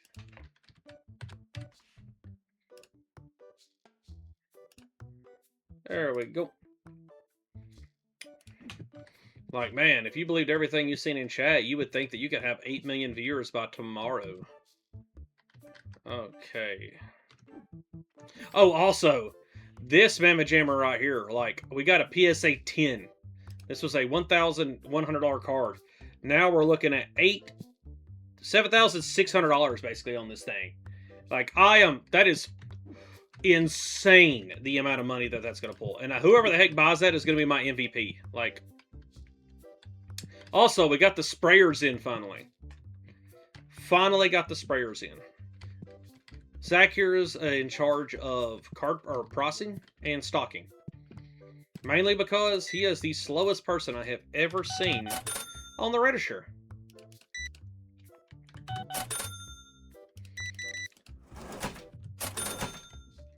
Like, yeah. What I have is is that really what I have you do is stocking and stuff? Because I don't think you have you on the register. Because you are god-awful at everything you do.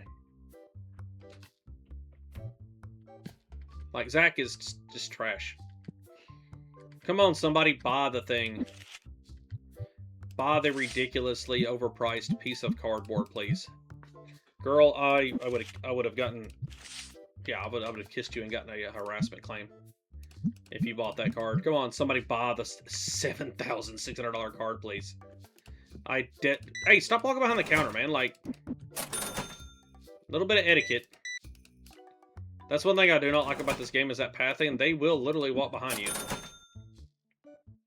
Unless you set it up where they physically cannot.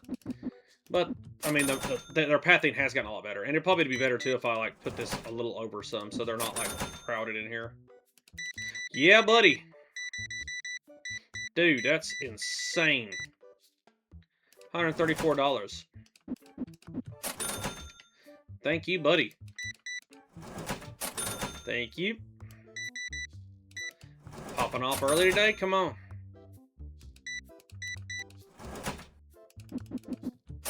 You tell me none of y'all have $8,000 just laying around that y'all want to spend on cars today?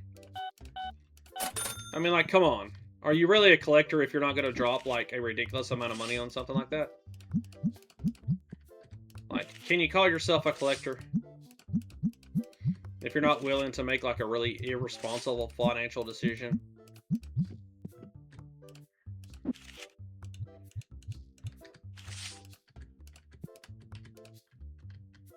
Like, seriously, like, you have to make the irresponsible decision.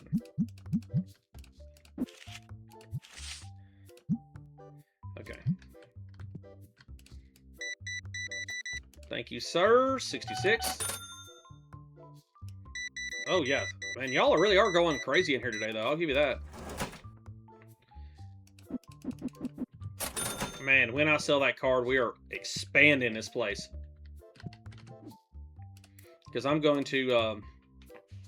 Ooh, I could unlock the... I'm probably going to do that, actually. Because that gives us a lot more room to put storage back there and maybe some tables back there for people to play. That gives us a lot more room than the standard expansion does. I hope it doesn't raise rent too much too quickly, though.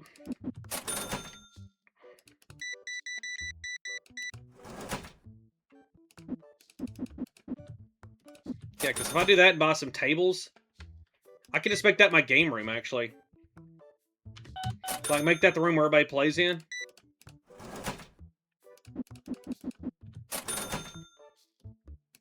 And go back down there every once in a while and hose people down.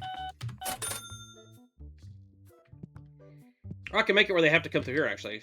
That's right, you can lock this door. So I'll do that. I'll make it where they get hosed in, they come in, say hi to everybody, and then they roll in and go play. And I'll put the playroom back there. That gives me a lot more real estate out here to do what I need to do. That is exactly what we'll do. And that's what I'll do from now on. I'll always use that as my game room. Or gaming room. That way they can have tournaments, do whatever back there, and it just be expanding, make that bigger and bigger. And then out here, I'll just put all my inventory behind my registers. Because I will inevitably have 2 registers where I have somebody taking care of it. Man, I can't believe I got a 10 on that. That is insane.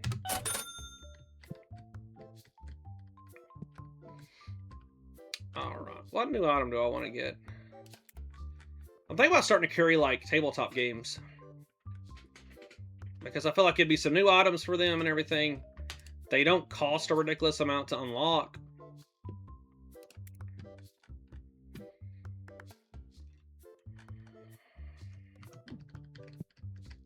Oh, that's right, I know what I need. I was going to get today. Gonna get me one of these. Where is she? Bam. Yeah, buddy. We are going to be showing off cards in here today. We're going to be flexing. Don't know where I'm going to put it right now, though, but... Well, we're going to turn it sideways around to slap her over here. I'll work out the exact details of that later, but that's the main thing I was wanting to do today.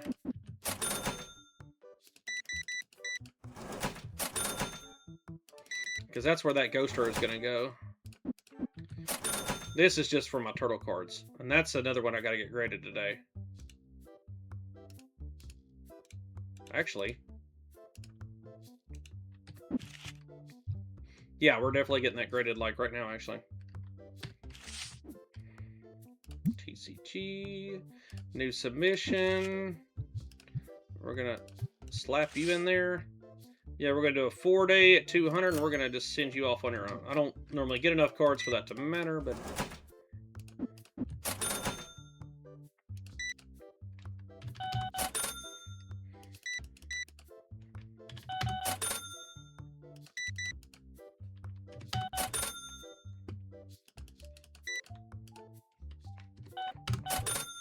All right. Let's see what's going on.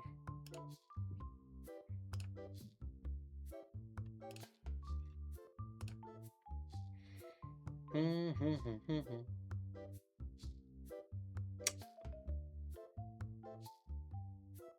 dun, dun, dun.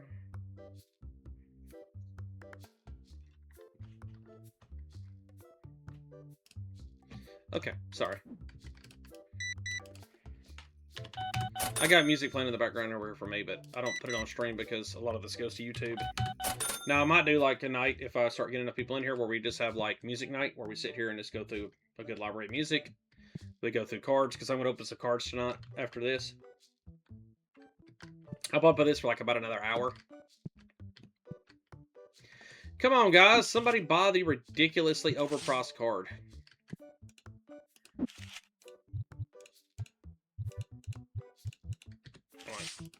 It's MSRP, man. I'm definitely not a scalper, I swear. Like, this was legally obtained. I'm sorry, ethically obtained. I don't think most scalpers steal or anything. Now, some might do some things that might be considered shady to some, but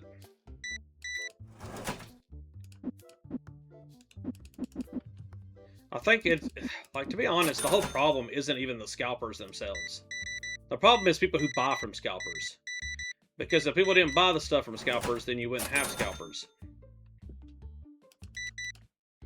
And that's like the thing. It's like, if there's no demand, then there's no supply. So if people would just stop buying stuff at way overpriced prices and be patient and just wait for your local store to have it, then it was like the whole toilet paper thing during COVID, and everybody was losing their mind saying, oh, there's a toilet paper shortage. There wasn't a toilet paper shortage. It's just everybody was dumb and created a toilet paper storage or shortage by running out and buying all of it for no reason. Like, there was no need to have a pallet of toilet paper in your house, but because of dumb people, suddenly there was a toilet paper shortage. Which I don't get it, because COVID didn't even have anything to do with using more toilet paper.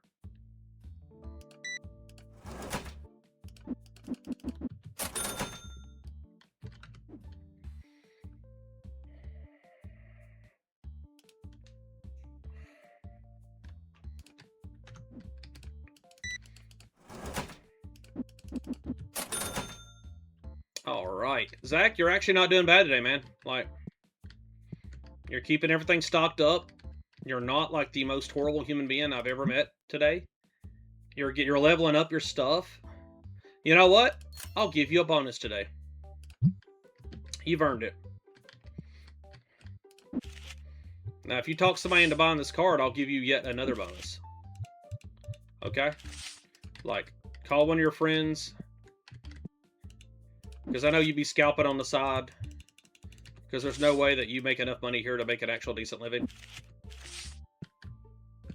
And that's not my fault. I can't control how much I pay you.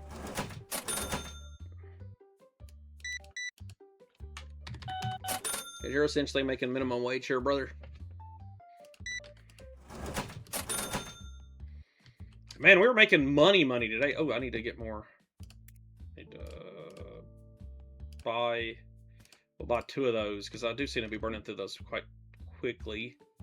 Do we have any piggies? No, we have no piggies. Let's go ahead and order another box of piggies. So what else we need? We need... Yeah, we need yellow boxes. We're going to need blue boxes. We're going to need mats. Let's see. Blue box. Yellow box. Mats. Where are you? Mats. Okay. We need more deck boxes, don't we? Yep. Deck boxes. And then just to be safe, we're going to buy a box of them. A box of them. 2 boxes of those. And then we're going to spend every dollar we just made on restocking our inventory. You know, if somebody buys that card, then I wouldn't have to worry about this. Like, y'all would have a new gaming area. It would be great. Like, come on, like, invest in your community.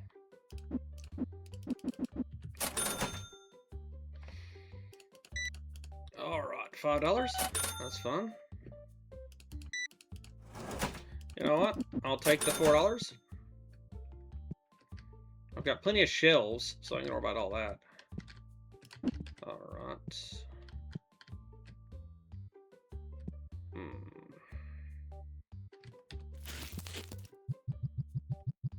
People don't buy enough of those for that to matter, I don't think, so we can just side stock that. I probably need to buy another one of those, because I know what he's gonna do. His dumbass is gonna go stock it when somebody buys one. And then suddenly I'm gonna have him sitting in the damn floor. Like, I know how he is. He's horrible.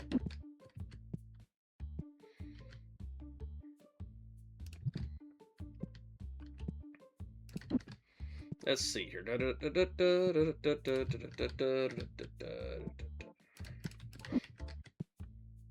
Alright, piggies. Oh, okay. Never mind. I made a mistake. You know what? We'll just put piggies on 2 shelves, and then it won't matter. I cleared up my piggy shelf. Put that there. Probably didn't have to buy... Or did he pick up the yellow one? Dude, I hate you so much. Like, why do you feel the need to do that? Like, you big... Like, what are you... Zach, brother.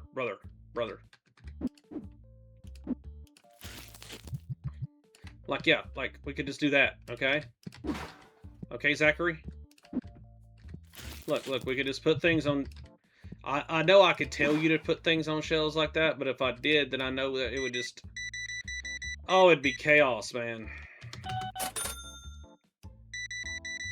Because I have somewhat of a system that I don't want you messing up.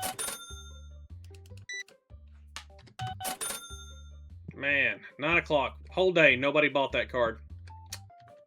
It's a sad day.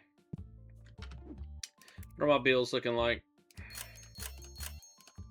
I don't like waiting like 5 or 6 days. Like, some people are talking, oh, you can wait 7 days for that. And I'm like, yeah, and then I'll be so broke that I won't even know what to do with myself because it'll cost me so much money. Okay, what I'm going to do is, if I put this up here, can I then fit this here? I can. Okay. Ghost Rare, baby. Look at that. I can't believe I actually got one of those. Now, I need to go back to my... I think if you go to default, I think it was like... What do you go to? E. I think it was page 25. Nope. Was it page 50?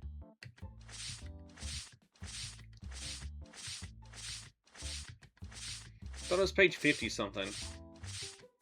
There, it's 55. Okay. Okay, so we've got 55, 50, and 49. 55, 52. Oh, okay. 52.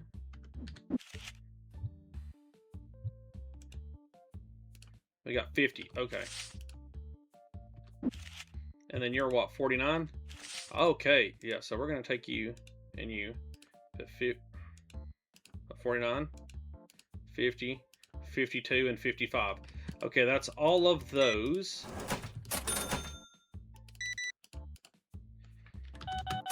Sad day. Nobody bought our $1 million card, so it's going to take me forever to sell this thing. But when we do, I've got big plans for that thing. All right, now what am I going to do tonight? Well, obviously, I'm going to have to rip some packs. Got to refill that shelf. And then we got to refill that. So let's... Oh, I need blue. Yep, blue.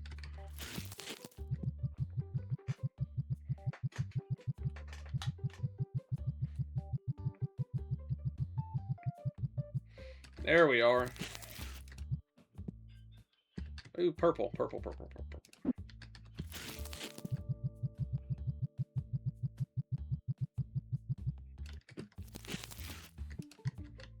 All right. Is everything stocked now? It is. Okay. Well, we can definitely pull the purples because I got 2 boxes of those, so we'll throw some of them down. Only got 9 of those left. Might as well rip them, right? It's an empty box. Oh, we only got 15 of those. Might as well just rip everything we have and then buy. I'm actually gonna buy another one of these. Can I buy one of each? Ooh, that's 170. I don't think... Yep, I won't have enough.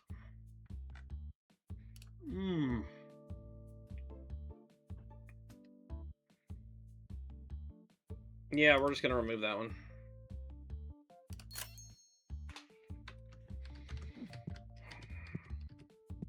And then we'll put this one on the shelf. Oh, I didn't realize that. Oh, dang. Now I'll have to open that. Whoops.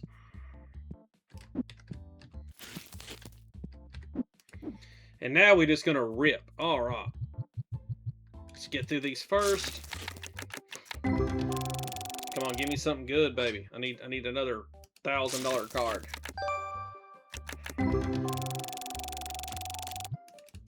And I pulled that out of like the basic packs, like the blue ones. I'm so surprised it pulled out of that. You would think you would be the better things, but no, I pulled it out of the just basic, just garbage. It wasn't even a god pack or anything, just a random pull. That is some life-changing money for my my small business here.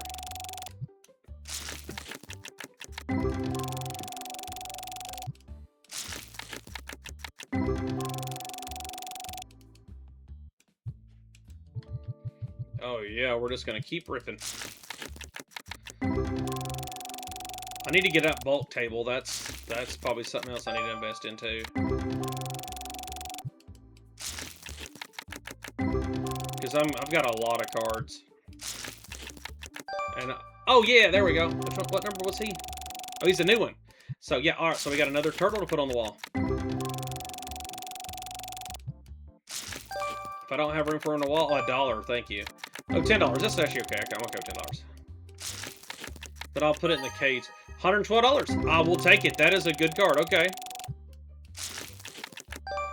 I'm not gonna grade anything now unless it's a couple $100 or more because, like, it's getting to where I need more money now than later.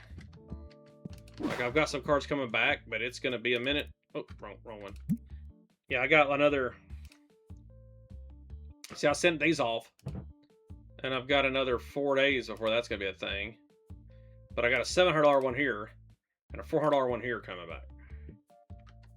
So they're in a few days, but whenever I can't believe that one came back as like PSA 10. That's what am I doing? Trying to get rid of cards. But yeah, that PSA 10 was so unexpected. Like it's like 6 times the amount of money that I would have normally gotten off of it. That's 7 times. 7 times the amount of money I'd have got off of it. Like 7,600, I think is what it's going for.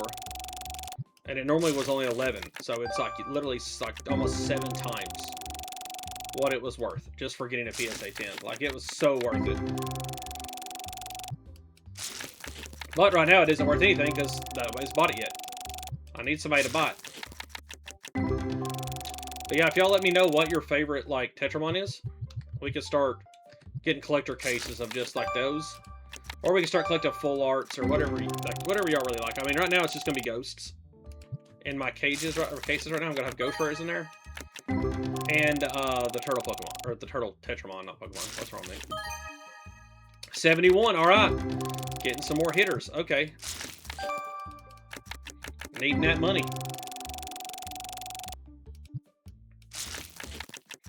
So yeah.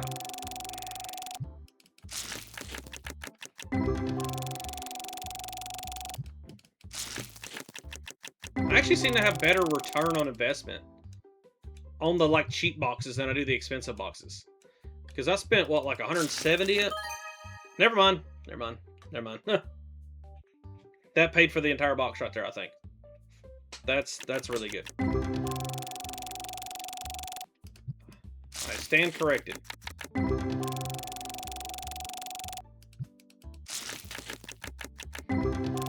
But the blue boxes like cost you like little to nothing, and you always get like at least like one, normally, like one like $60 to $80 card. Like normally you end up getting that and a bunch of 10s and stuff, so you get a lot of stuff to sell. So it keeps your customers happy that they have the thing they want. They come in here for singles and they can get singles. And it's the cheapest investment. Like, you don't have to spend a lot of money. I don't know what voice crack there. What am I, 13 again? But yeah, so you get cards like this. Is this all new cards? What? That was a really good pack, man. Is that supposed to be a god pack or something for them for set 1? But all 5 new cards is pretty good. All right. Which one did I get that was new? I think it's this one. Okay, that's 52. Which are you? You're 49. 50. Oh, we already had 52. What? It said new. I swear it did.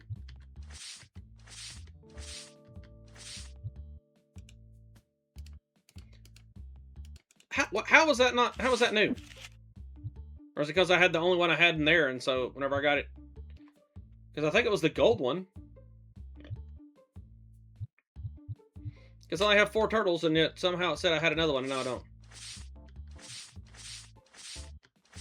I mean, whatever. That's weird, but okay, we got 4. Let's get rid of this. Yeah, let me look at. I'm gonna just look at something real quick. Yeah, that cost me 105. I got 1 card for 100, so that one's already paid for. But these only being like 50 a box, or 50 for 32, 100 for that. Dude, for 64 packs, you're going to get your money back off of 100. Like, and then some. And it's not a hard investment really in the game. So just buy the blue ones, that way you can get a lot of bulk, because it doesn't matter. You can sell the bulk back. So easy. That is once you get your $1,000 little workbench here.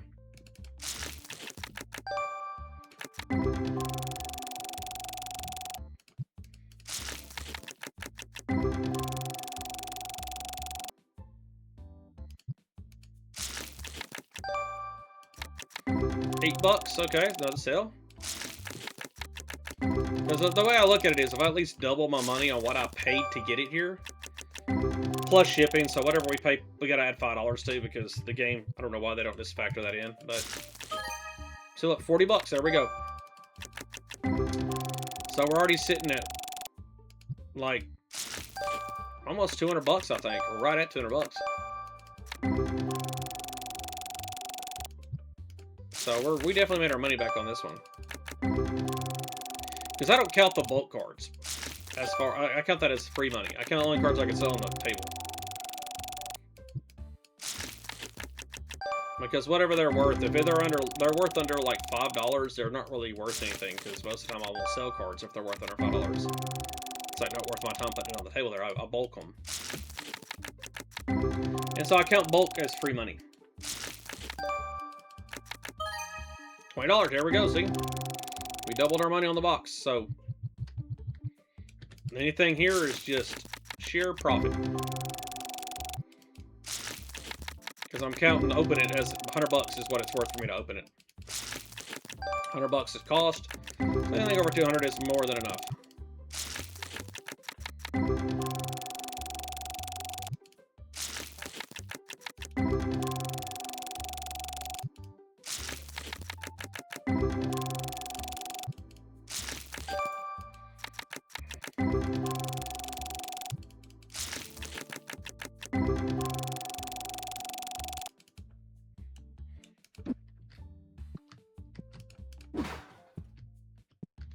Alright, let's see what we got here.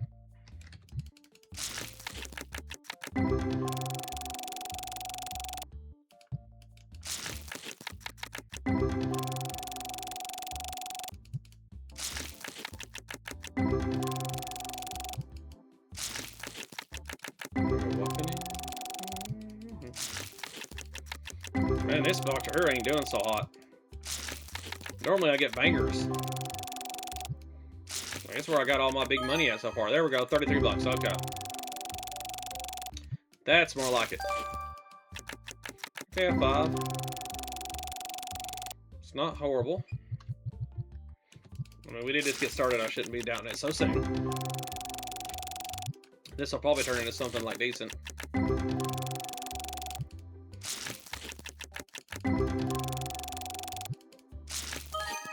Yep, there's another 17.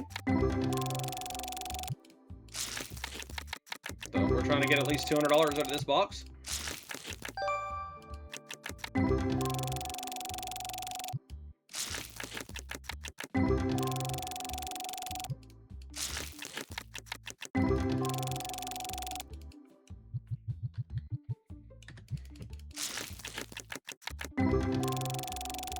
Come on now.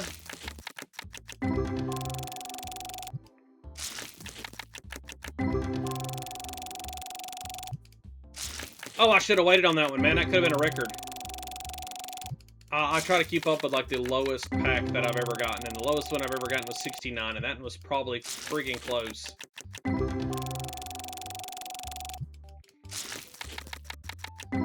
It's just this little funny thing I try to keep up with is like, what is the crappiest pack I've ever got? And so far, it's like 69 cents. Ooh.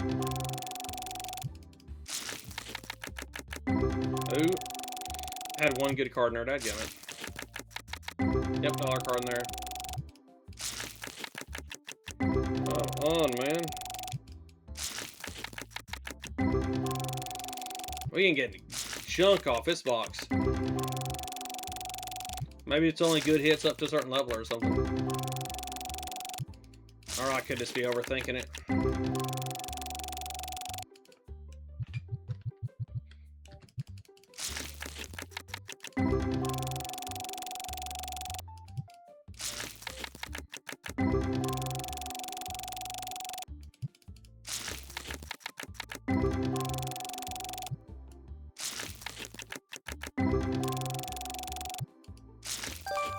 Dude, $11.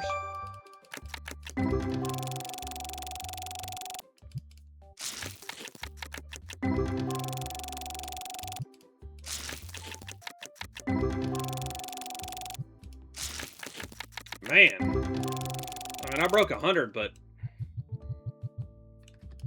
we definitely didn't. Okay, 110, okay. Like, we barely broke even on this one.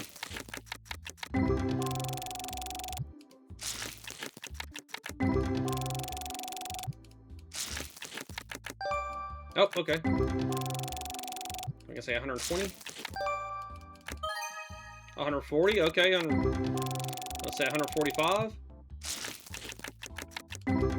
Okay, we're getting close on this one. This one isn't like my best box ever, but you know, it's getting us there.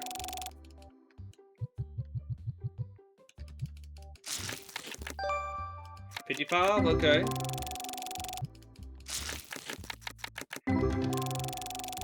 Like it's pulling in good in the finish here.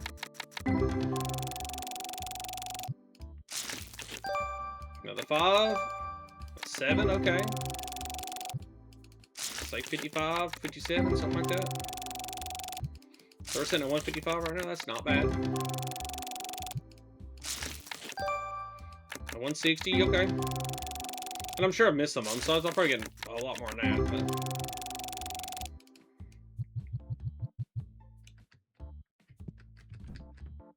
But that's all of them, okay.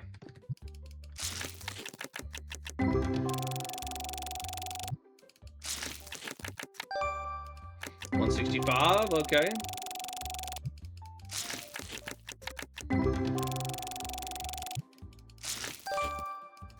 $170. 80. Yeah, so I'd say we hit 200 in this one. Yeah, okay, yeah, we definitely hit 200 in this one for resale, which made it worth opening. You just gotta open a lot more to get there, I guess. So that's why the purple ones and the yellow ones seem to be working better for me right now. But dude, the blue ones, like, they've been holding me down here so far. Now, we've still only got 4 turtles. Okay, how do you... Oh, wrong button. There we go, okay. Ooh, here it is. Ooh. Let's go by price. Yep. 2, 3, 4, 5, 6, 7, 8. Okay, yeah, we got some good bangers. Good bangers. And yeah, I know putting them up here at night like this is probably not the best idea because their price could change tomorrow. But that's what I have Zachary for. Zachary's main job is changing the prices on everything. Mainly because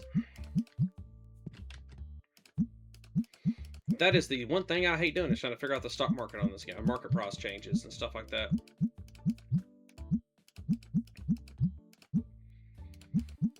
All right, yeah. But dude, yeah, that thing right there is 7 times the value. Still can't believe I got that card. That has like been so insane, 7 times the value. I really need somebody to buy it though, so I can use it. I need to upgrade so many things. All right, let's see what our tournaments are looking like here. Okay, we still haven't upped up vintage yet, which is 500. Okay. Okay. And I do $1 over just because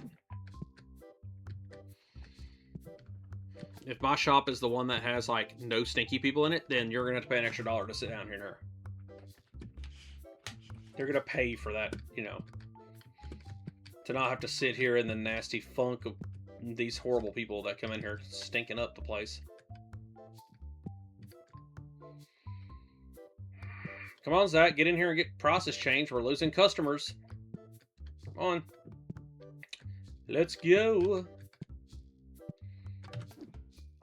Let me see, Zach. How much is your replacement going to cost? $1,000 and $150 a day. I don't think I need him yet, but soon. It will be soon. Come on, Zach. Get in here and start.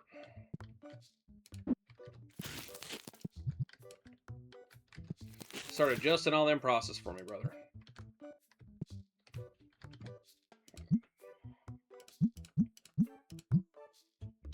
Yep, well, it went down $200. That's not ideal.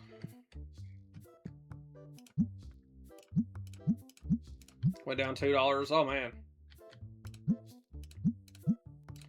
Man, all of my big hitters are losing value. Come on, buy the card before it drops down to nothing.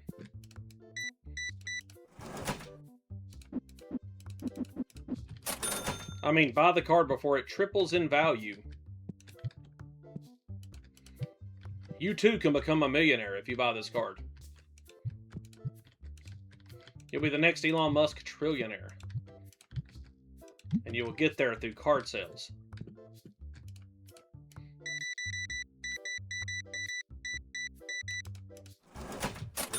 Just think, if you buy this card today, in 50 years, that'll be millions of dollars. Think of it as a retirement. You're investing in your future, man.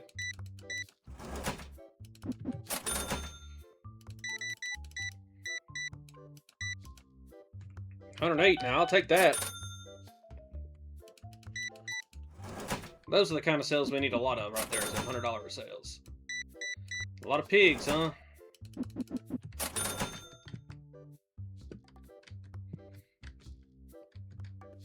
Okay, these are filled up.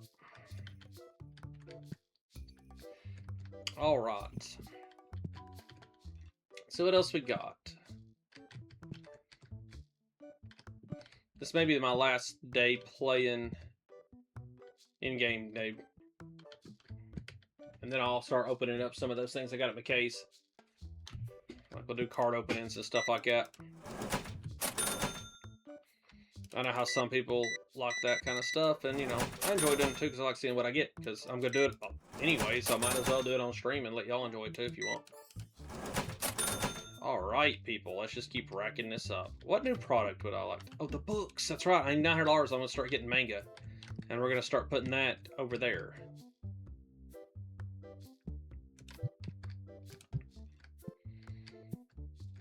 Actually, where would the manga look better at? 23.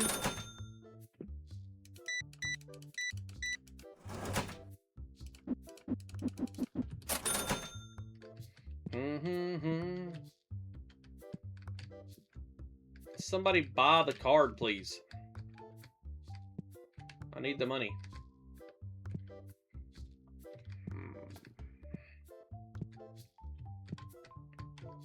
Yeah, I'll put them right here. I think it'll look better over there.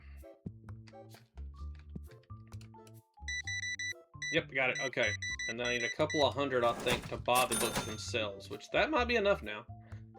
Let's go... I think it's under accessories? Manga.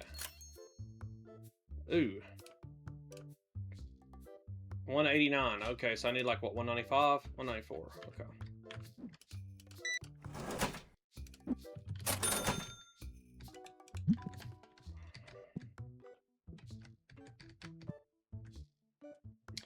Okay, well, they're starting to... Oh, they have deck boxes. They have the mats. I wish if you gave them sleeves, they could start doing sleeves too, but That might be. I gotta check and see what the roadmap for this game looks like right now, because it could be like they have a lot of that coming like soon. Okay, what do we got here? Okay, I can buy the manga now. Excuse me, people. I'm trying to set up a new item for y'all.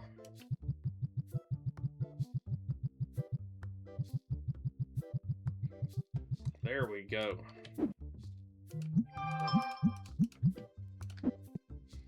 All right.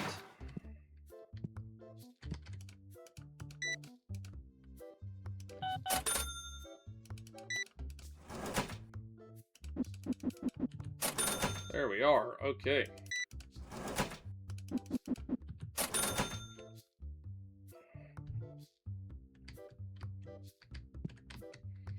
Dude, I still can't believe I got that last night. Mechanics. I love the art on the sword. I think that looks really cool. And I really can't wait for this game to actually get its actual real card game going. I think they put that on the back burner, though. I think they're focusing more on the simulation part than the actual making a card game out of this, like, you know, playable online. Which I would like for them too, and then for if it did like pop off for a while, they could make real cards. And I would love that. Like, I'd buy the crap out of that. Because the whole idea of ghost rares looking like that is just insane. And you know the market would go fire on these too. But it is a big investment to get all that up and going, and the logistics involved, and starting a card game are probably just a nightmare. I don't even want to think about all that. Yeah, I definitely need more tables. So I need somebody to buy that card. Come on, somebody buy the card so I can buy my area and put all the tables over there and then start buying more tables. I'll make it like a whole tournament area. That will do real well. Ooh, 122. Thank you, sir. Dude, like, I appreciate it, but why you buy 6 of the same book? Like, you buy them for friends and family, I guess? Is it Christmas? What season is it out here? I mean, it looks spring, but can't really tell.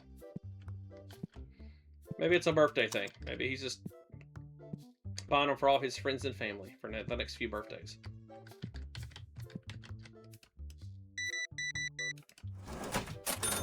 Dude, come on, somebody buy that card.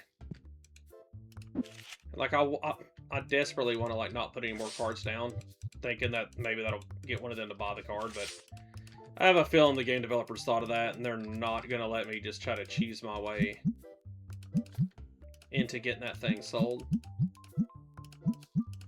Because I think the way it works is each character's got so much money they're allowed to spend. And every once in a while you'll get a big spender kind of person. But I think at my store level, I don't have anybody who's able to spend thousands of dollars. I mean, that would be cool if I did, but I don't think they'd let me do that yet. Like, because I feel like that would, like, affect the pacing of the game in their eyes. But then again, they might be fun developers and not care about pacing. Because I feel like some developers get it in their mind a little too much about how they want their game played. And they get irritated if somebody's playing their game not the way that they intended it.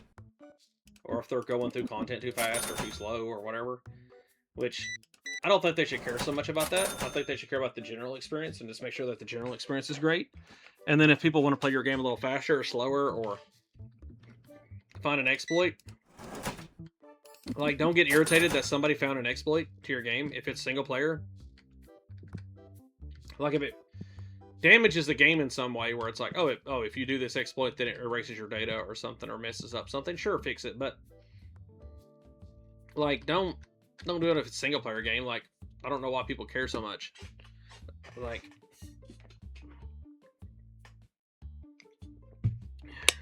Like in Zelda, whenever they really got mad about the duplicating items thing, so they just patched it all out. And I'm like, but why? If it's a single player game, who cares? Who are they hurting? If anything, if they go too fast, they'll ruin their own experience. Well, that's their, like, if they want to ruin their experience, it's their choice, and they can. That way, if they play through the game a second time, they can just duplicate. Don't have to worry about all that. Because that used to be a thing in video games, where it's like once you beat it, you would unlock cheats for the game. Like Resident Evil was one of the most like notorious for this. Like you beat the game, and then they had this challenge mode thing you could do, and it would unlock unlimited ammo on weapons and stuff. And everybody's like, "Well, that defeats the purpose of the game." It's like, no, not really, because you had to beat the game first on whatever difficulty you were trying to use the cheats on.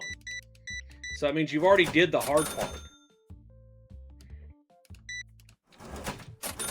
So then after that, and in order to unlock all the ammo too, it means you had to do really well in these challenge modes. So you had to, like, you already experienced the game kind of fully.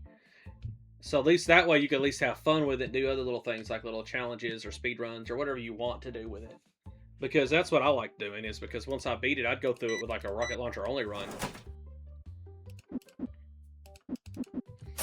And then I know there was some that I went through where I tried to do knife only runs. And that wasn't because there was a game mode for it. It was just something that, you know, when I was younger, we couldn't get like a bunch of games. Like once you got a game, you had to like really squeeze every little tiny drop of entertainment out of it.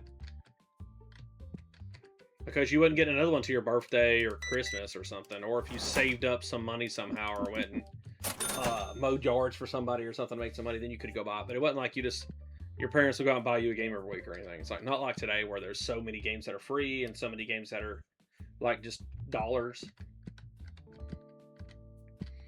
Like, oh, you can spend $1 on a good game or $3 on a good game like Terraria or something, and you're like, oh, infinite entertainment for like $4. Like, it's not like that. So back then it was like games you had to be able to like find ways to make it more fun for you and your friends or for just yourself while you're there at the house. Like, but I remember me and my friends would sit there and we'd make up rules and stuff and do dumb stuff just to be entertained. Like I remember playing Halo 1 and beating it with just the pistol, just because I was like, I want to beat this on the hardest difficulty using nothing but a pistol or melee. And I did. It was hard. It took me forever. Because in that game, they actually adjusted the difficulty of the AI. A lot of games, all they do is they just have like a little slider. And what they do is they just go, oh, hey, by the way, oh, you picked hard difficulty? Here, I'm just going to make the enemies do more damage. So the enemies become sponges and you become a piece of tissue paper. So you're going to take a lot of damage. They're going to deal like ridiculous amounts of damage now. And you're going to not deal damage to them.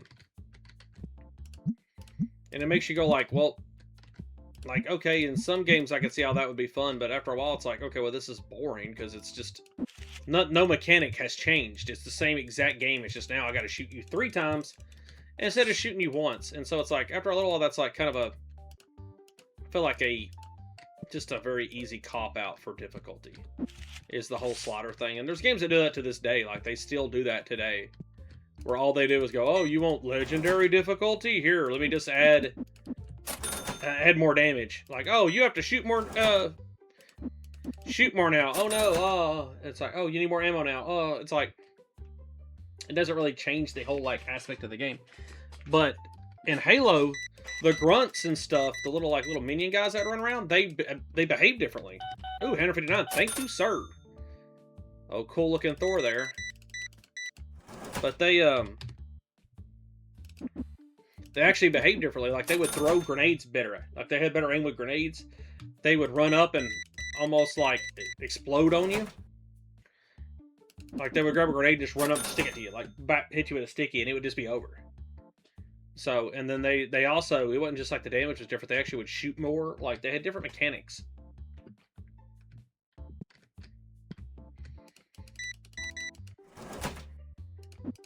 Or it seemed that way. I don't know. I could be misremembering it, but I believe they had different mechanics. And so that's one thing I wish they did with games is like, if you did like, let's say New Game Plus, like on Elden Ring or something, and then suddenly you're like, oh yeah, by the way, New Game Plus, now the enemies certain bosses have different faces. Or a whole new phase. Or they just have a new move they do or something. And that right there would be like, make it so much more like enjoyable for replayability.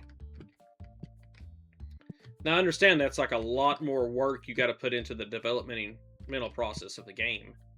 because now you're having to worry about like, oh, well, this and that, more animations. I know it's a lot more work, but if you did that, I think it would make people play your game a lot more.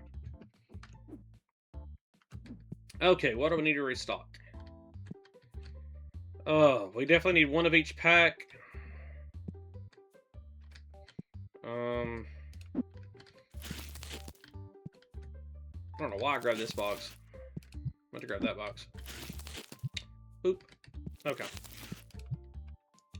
Yep, I'm going to need one of each pack. I'm not doing deck boxes yet. I'm going to have to do some mats. Oh, wait, what is this? My brother. Why is that there like that? Anyway. Yeah, so we're going to need to do both boxes again. We need to do packs of each top. Oh, Knew I was going to do it one of these days. And I did it. Seen it coming. That is one mechanic about this game that is very annoying, is the whole like the licensing should have a second screen. Nobody's going through buying a bunch of licensings at once. Just click it and be like, "Are you sure?" Because that is really aggravating to accidentally do that. Okay. I need more dice. Bad. Accessories. I need more mats. Do I need piggies? Oh, yes. Yes, I do.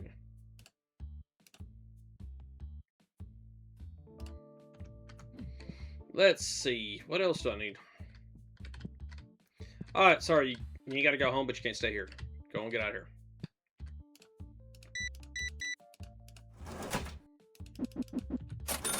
Yeah, you can go ahead and buy something. Thank you. Sorry. If you come in here, I don't know, not at 9 o'clock, you might be able to have somebody to play with.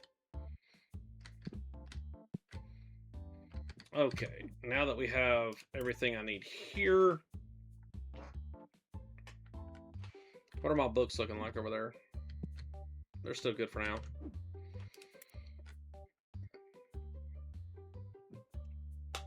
Ooh, I get the red packs now. That's where the good money's at.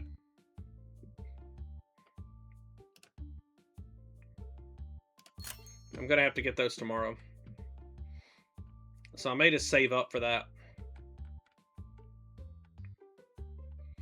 2,000, that's a lot, but that has a lot of return on investment though. The return on investment on that is really good. I mean, I could get more sleeves.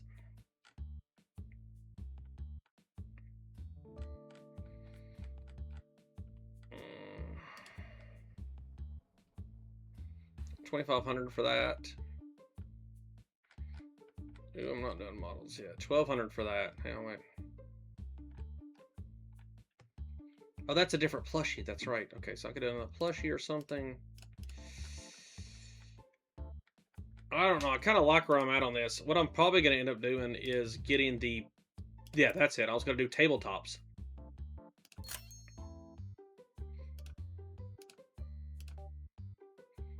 Yeah, that's what we'll do. I'll get 2 games.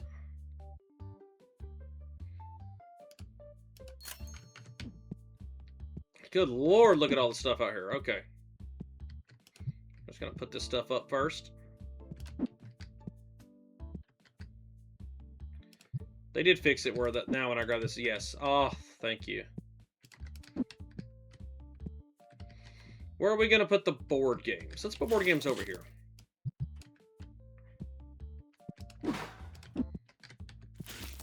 Mats. Alright. Why is... Man, I hate how the shelving works in this, because it's like... I keep putting them in the wrong spot, because it's not as intuitive as you would imagine about which shelf is what. Or it could just be because I'm dumb, and I'm not paying attention to where I'm putting things. It's probably the latter. It's probably not the game's fault on this one. I am not known for my amazing ability to figure out what's going on and stuff like this. Okay. that. Let's put this one here. Let's see what else we got here. Okay, we got more board games. Okay.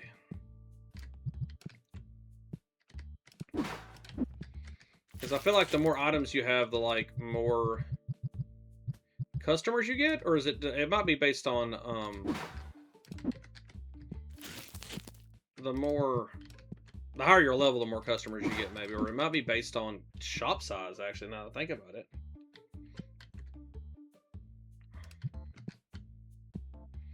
Because why else would you expand your shop early in the game? Except for just like, once you get to a certain point, you really don't need a lot of room. But I would like to have that other room back in the back, just so I could do that. Like a tournament area. Okay. Let me set my process. Yeah, I feel like these make a good amount of profit. But the problem is, man, they take up a lot of room. So it's real hard to just, because you got to restock these things like all the time. So all that profit right there, you're losing like $250 in just shipping for most of the time, because it's like you only get 2 per box and it's like $5 to ship them. Now you can bulk them up, but even when you buy a bunch of stuff and ship it all at once, you're still paying per item. Okay, so what do I have over here that I could actually... Okay. What we're going to do is... We're going to do this.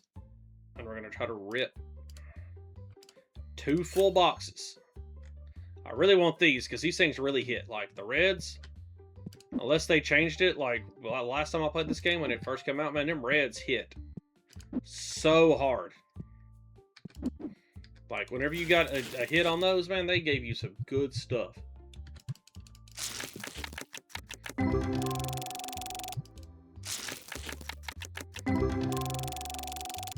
So hopefully we can get some bangers, and well, this could be the last in-game day, and then I'm going to switch over and start opening these bricks. I'm probably going to start with the little small ones.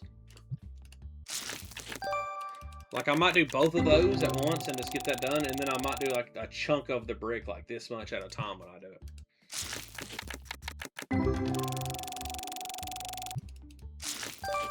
$6? Okay. $5? Okay. $9? Okay. 17? Alright. We're making our money back. That's what I like to see off the bat. 17, alright. 27, alright. Yeah, we're probably right at cost already for this one box. We're already hitting good. Okay.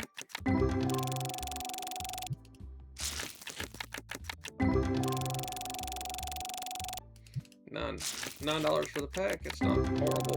Great. Come on, give me a hitter.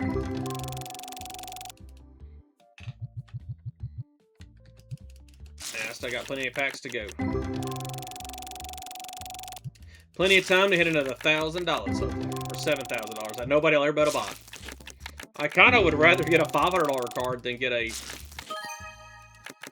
$1,000 card, because at least you can sell the 500s.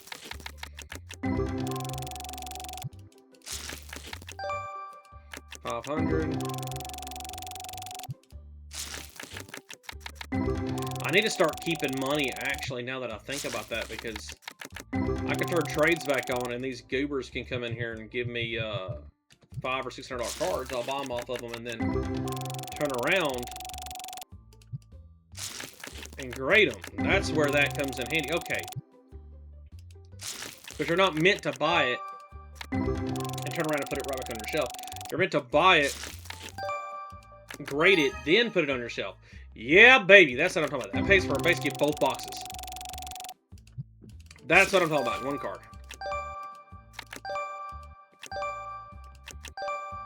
So what I'm going to have to do is start setting up that bottom of my case over here for graded cards. I'm trying to do them in one big old bulk thing now, because at least until I get some in. Because right now I've got all my slots taken up, and I want to keep that one just in case I get a big one.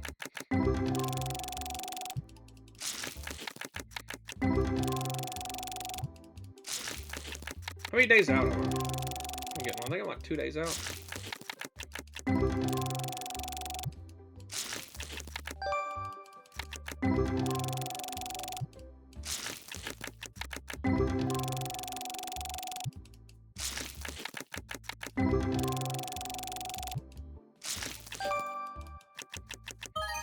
$42, yes, baby. Another good amount of cash, okay. Yeah, I got 2 days for that one. 3 days for these. 4 days for that one. I probably should have waited on that one. But it's 500, so I mean, I might as well use a slot for it. Recoup some of my cash.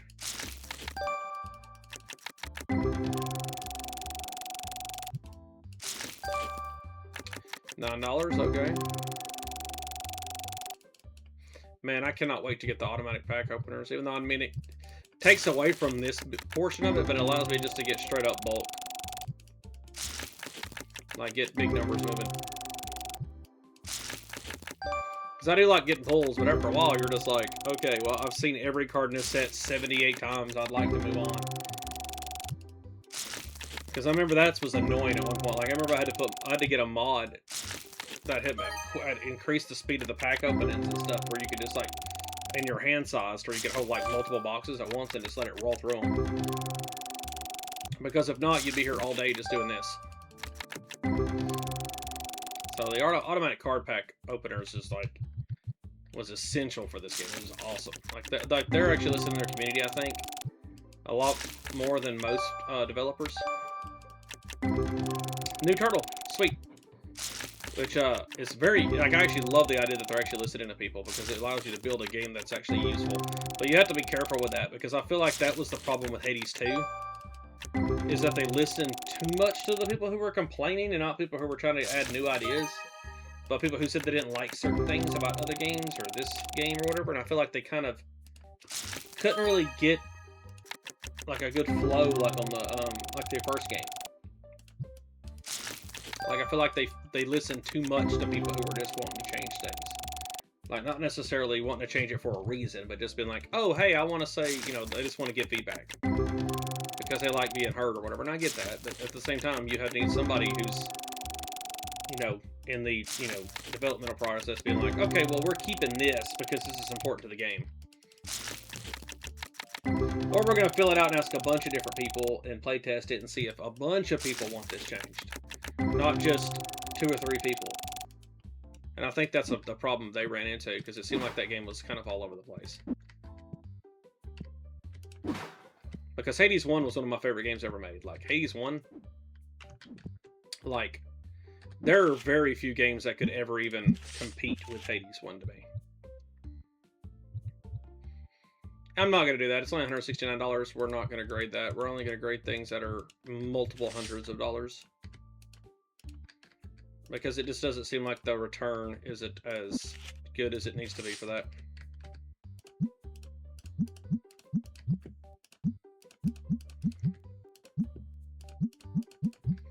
Because it isn't the fact that it's like, oh, the money you pay to get it graded is more. It's just like the waiting. Like, by the time you get it in, it's almost like the $100 isn't worth anything to you. You need the $100 more now than you would need $200 for 8 days. Like, by then, because I'm moving my money up so fast in this game, it's like, it's almost like lost its luster by the time you get it back. Okay, now let's go back to this. Let's go to default.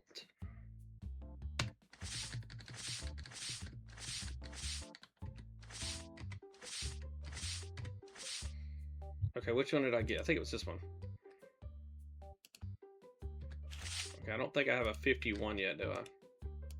49, 50, 52.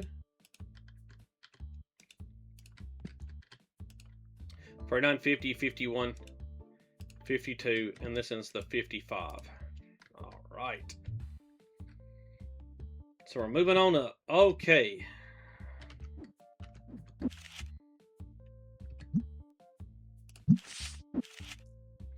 Yeah, and I still got quite a few cards to sell tomorrow whenever those other ones, like, kind of piddle out. Let's see. Oh.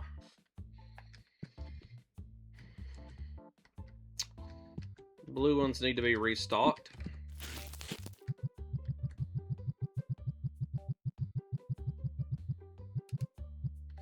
Okay. I don't think I need to open any more packs. I think we're good on that right now.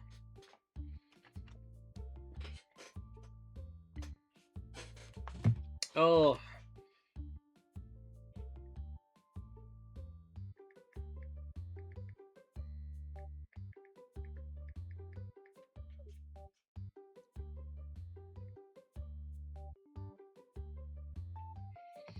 All right, let's see here.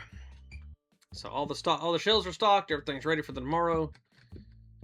Got a couple of bucks left over. Did we ever get to the new event?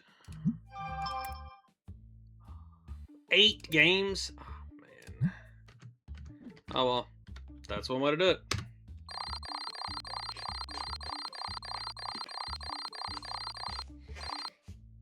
Like I'm doing pretty good. Like there are a lot of people playing the game, so I desperately need to get more tables. I just don't have the real estate. I mean, I could put another 2 tables like right here and make it crowded. If somebody would just buy this card, I could just open the back here and put a lot of tables in there. And still have tables out here too. Like I could do both.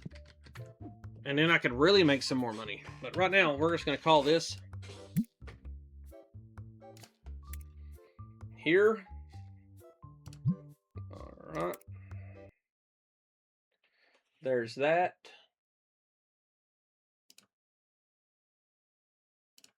There we go back here. Okay. And so what I'm going to do is we're going to start cracking a couple of these cards to see what's going on with this. Now, as far as like showing you what all I'm getting, right now, I don't know if I'm going to show you everything. I'm just going to show you probably like what some of the really cool stuff is and the good looking stuff. Because it just seems like that would, I mean, if I get enough people in here who want to see everything, I'll show them everything. But right now, until that moment, I'm just going to show you like what I think are the hitters or what I think is a good card or what's up and what we're talking about. So the first pack is just a bunch of stuff. Let's see here. All right. And what I'm going to do is I'll turn up my music just a little bit.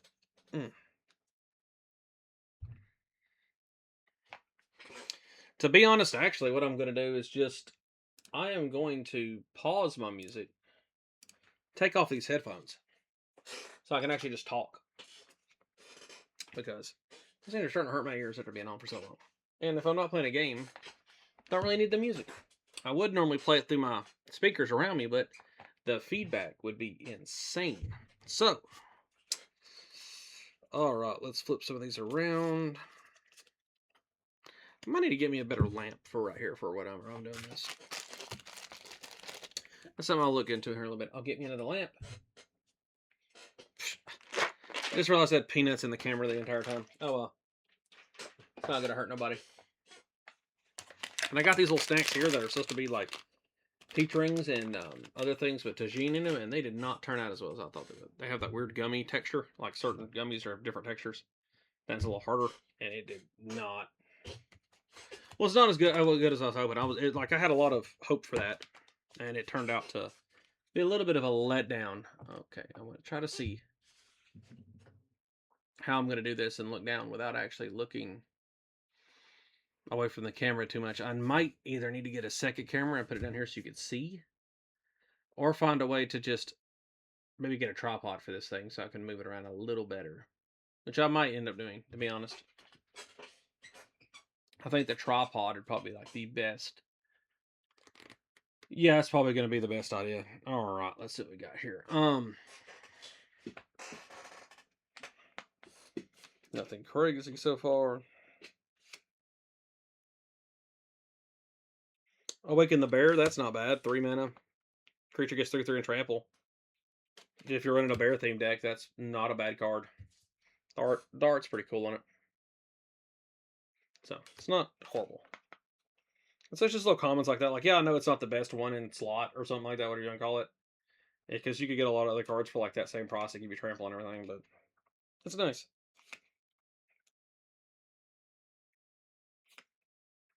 Ooh, scarecrows. See, I like getting scarecrows. Excuse me for one moment. I'm gonna scoot off camera.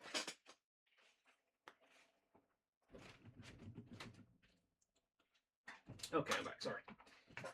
Oh.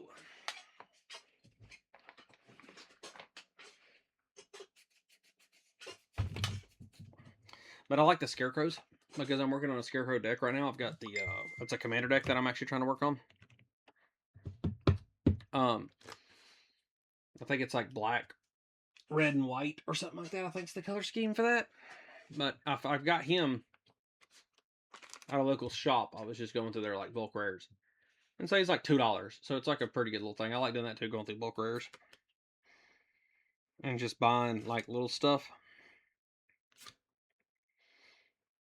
But yeah, I like going here because if you're building certain themed decks, like if you're trying to do cats and dogs and stuff, you can find a lot of the big cards that a lot of people try to hit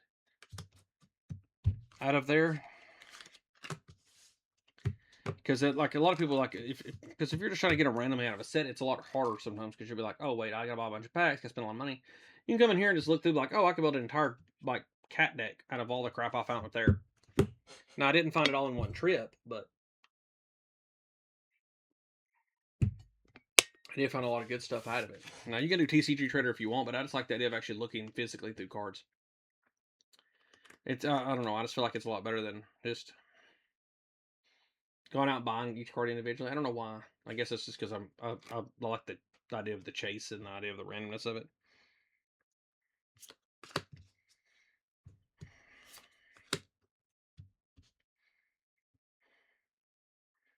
Yeah, like right here. Here's a nice uncommon. It's called Slave of Bolus. I don't know if you can read. Like I'm trying to make sure that you can read the thing. I think you can actually. It looks pretty good for mine. It's a little fuzzy, but you know the camera's not great. But here we are. Anyway, it's 3, 1 black, 1 blue or red, and you can gain control of your opponent's creature. Untap that creature, it gains haste until in turn. Sacrifice it to be on the next instant. So what you do is you get their creature, you untap it so you can use its ability or attack with it. They give it haste, so that way you can actually attack with the thing, and then it dies after you do whatever you need to do with it, so it doesn't even go back to their control. Which is 5 mana, seems pretty steep, but at the same time, that's pretty good because a lot of commander games, like you'll have somebody's commander out, or they'll have some other like bullcrap going on, and so it's real nice to be able to take their commander because then it removes their abilities like from their side of the board. Because a lot of commanders have stuff like global abilities and stuff where it's like, oh hey, all my creatures, if they're slivers or whatever, they get like indestructible or whatever. So I'm gonna steal your sliver. Now your stuff doesn't have indestructible. Now I'm gonna kill all your stuff, and then I kill your commander at the end of it, and you have to replay it. So it's like it's a real good like um multiple things happening at once kind of thing instead of just a card. Because that's how you can tell if it's a good card a lot of times is if it does one thing. A lot of time the card isn't great, especially for creatures and things like that. You want it to do multiple things or have multiple points of multiple positive points. Like you want it to like, oh, it's a 1 mana creature, but it's a 1/3. It's like, okay, well that's already a plus point. Oh, it also adds a mana. Oh, that's another plus point. Oh, it has death touch. Oh, that's 3 points. That's 3 positive points. That's a great card. That's the difference between an okay card, good card, great card. Is if how many points positive points you have. Because utility, like you know, do a bunch of things at once is very, very helpful instead of just having like, oh, my card does this one thing. And it's like, well, that's fun. It's all right. It's good if it does what you need it to do the one thing. But at the same time, if it could do that thing and 2 other things, why wouldn't you do that? Oh, and here's a random rare, which you don't ever see these, by the way. I actually found this in the bin. Finding rares is, well, it's actually rare because a lot of the time, this is just me being paranoid. Here's my conspiracy theory. Okay, everybody's got one. Here's mine. My conspiracy theory is the people who work there, whenever all these cards come in, whoever's back there like prepping them or whatever, sorts all the rares and stuff they want on the side, and then buys them at their bulk price of whatever the bag is for $4, and then they put everything else out there. Like they hang on to all the rares and everything back there because that's what I would do if I worked there. I'd put them all back and then sell them on eBay or something if I'm getting paid minimum wage to sort things, or barely over minimum wage to sort things. why wouldn't you? Like, why wouldn't you? That'd be like the perk of the job. It's like, because the money by itself isn't enough to like justify doing that job. So why wouldn't you have that perk of just being like, hey, I can make money on the side? And so I think they have different avenues for, like, there's some people who do it with books. There's some people who do it with games. Or some, like, you have one person with like each category, and I think they probably like, I'm not gonna say fight over who gets what, but I say they probably have like a tier system on how to keep it fair back there. But yeah, and that's my conspiracy is that they take out all the rares and stuff and all the real good stuff because you very rarely see anything. Now it could just be the fact that whoever's donating these cards to get money knows enough not to leave rares in there, and they go and try to offload all their rares at a local shop, and then go to McKay's to drop off their giant bulk orders because I think maybe they get more money because they buy them by the pound, like whereas other shops buy like 1,000 cards or 100 cards is like a couple of dollars or whatever for commons. So if selling by the pound, you might get more out of commons that way. I don't know. I haven't ever looked into getting rid of my stuff, so I don't really, or not like that, not bulking it like that. But yeah, like so, this card here is all okay, but rare, I don't know. Like 4 mana for 3/3 with flying that taps a creature that and then it does it untap as long as it's in play. It's mid. It's not really amazing, but it's a spirit. So if you're in a spirit deck, okay, that that could be an okay card.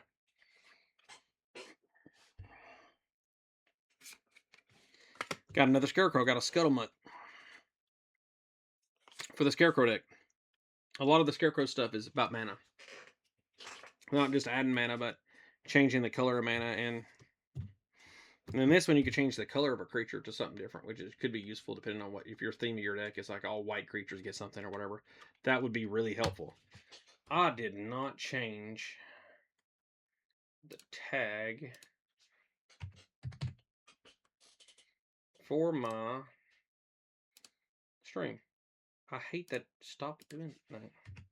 Sometimes I gotta do it twice. I don't know what's with OBS sometimes, but there it goes. Okay.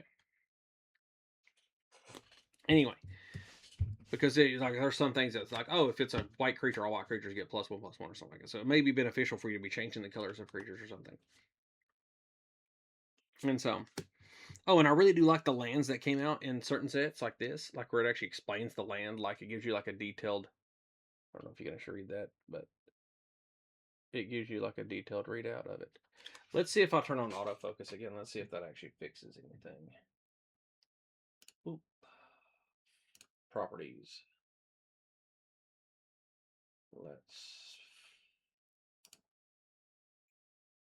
There it is. Let's see what happens when I go to camera control and go to autofocus. Does that actually mess up my stuff now? Yep, it's doing that thing again, but will it actually allow it to read the card? That is the biggest question. Or am I just wasting my time trying to get this thing to autofocus? Yeah, it doesn't seem to want to. Hang on, there it is. Perfect. Anyway, I like the lands that have like the detailed like things like that or full art lands and stuff. Because they just seem like a lot more like, well, it's just different. It depends on what kind of style you're going for. The autofocus is really getting on my nerves. So we're just gonna. I'm in focus right now. I believe I'm in focus. I could be. I don't know. Could be mistaken. Anyway, that's gonna be good enough for me. Anyway, I like those lands, so I'll try to pick those up every time I go. Because when you go online, a lot of times people are trying to upcharge on lands, just because if it's unique, they want to upcharge it. But here you can get a lot of like alright ones. And then you can get older cards too that don't, like back in old sets, they didn't have the traditional way of marking rarity, where it's like it's like black if it's common, silver's uncommon, gold's rare, and then like you had the I don't even know, I think in the 2000s they started coming out with mythics. I think it might have been around 2010, 2008, something like that. They started doing mythics, which means it was like an orangish red color, and that's how you determined rarity. Well, back in the day, way before all that, you just had to know or look at, like they had these Pross Guide things you can look into and figure out if that's what you wanted to do and everything else. Now I'm trying to look into this camera. It doesn't look like I'm looking. Anyway, And so price guide wise is the only way you know if something was technically valuable or rare or whatever have you. So a lot of that was different.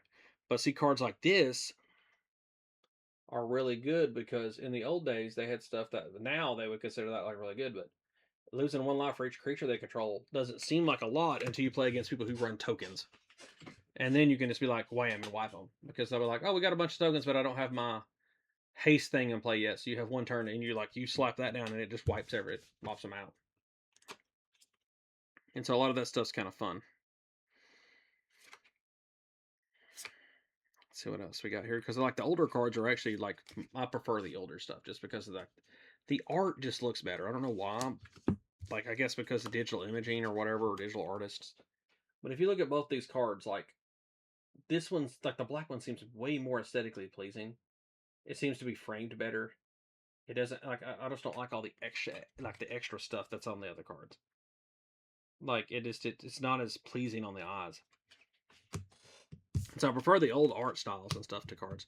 So I do like when they go back and do, like, reprints of older cards, but they keep it in the old art style. Like, I do like those. Those are like, I don't know what they call those, but it's like a flashback or a retro card or something that they do. They'll hide them in packs here and there. They'll hide it in a pack every once in a while, and it'll be fun. And it works out real good. So,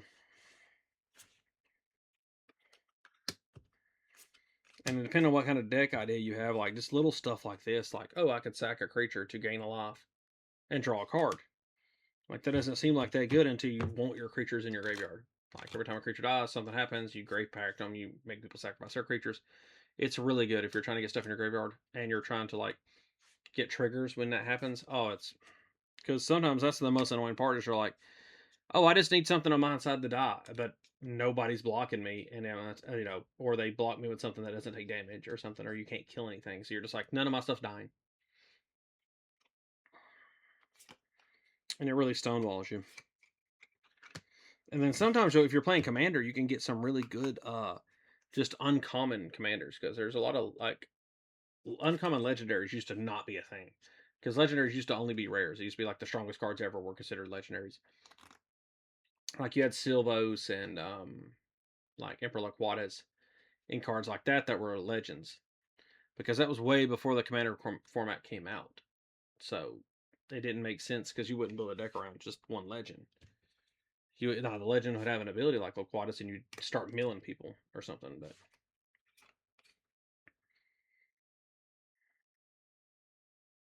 and see, like other little things like this too. Like this is a common for some reason, but target creature gets +1/+1 for each creature you control at instant speed. If you're attacking with tokens, like say you're attacking with 10 tokens, and they're like, okay, well, oh, I'm going to block 3 of them, woohoo! And you're like, okay, yeah, but now I give the one that you didn't block +10/+10, so now you're taking substantial more damage, and it's 1 mana, and it's a common. Like it's so good to have stuff like that if you're running certain decks. And then you also get like really cool like alternate art cards and stuff, or the really cool bordered cards. And like all this stuff is just like in there. It's like all the time. Like you'll find stuff all the time. You find old cards in there too sometimes. Like they may not be worth like a fortune. You're not going to find like a let's say like I'm trying to think of like an old card does. Like you're not going to find anything that's Mox or anything like that. But you will find like white border cards and stuff and older stuff. And some of them are still useful and stuff depending on what the theme of your deck is. Like I'm thinking about building a deck around this thing right here. Because I like green white. I like it as a color combo because it's fun. It's like life gain, it's enchantments, it's creatures and stuff, big bulky stuff. But in this one here, it's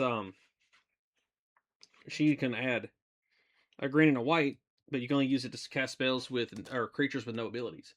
And then she says creatures you control with no abilities can't be blocked by creatures with abilities, which doesn't sound like a lot. You're like, okay, well, who? Now creatures without abilities.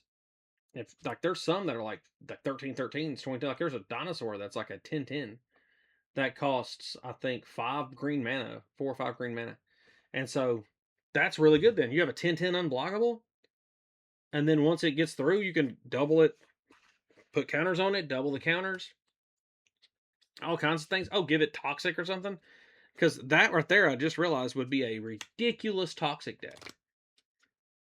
But you'd have to give it the ability like afterwards or like during the damage step.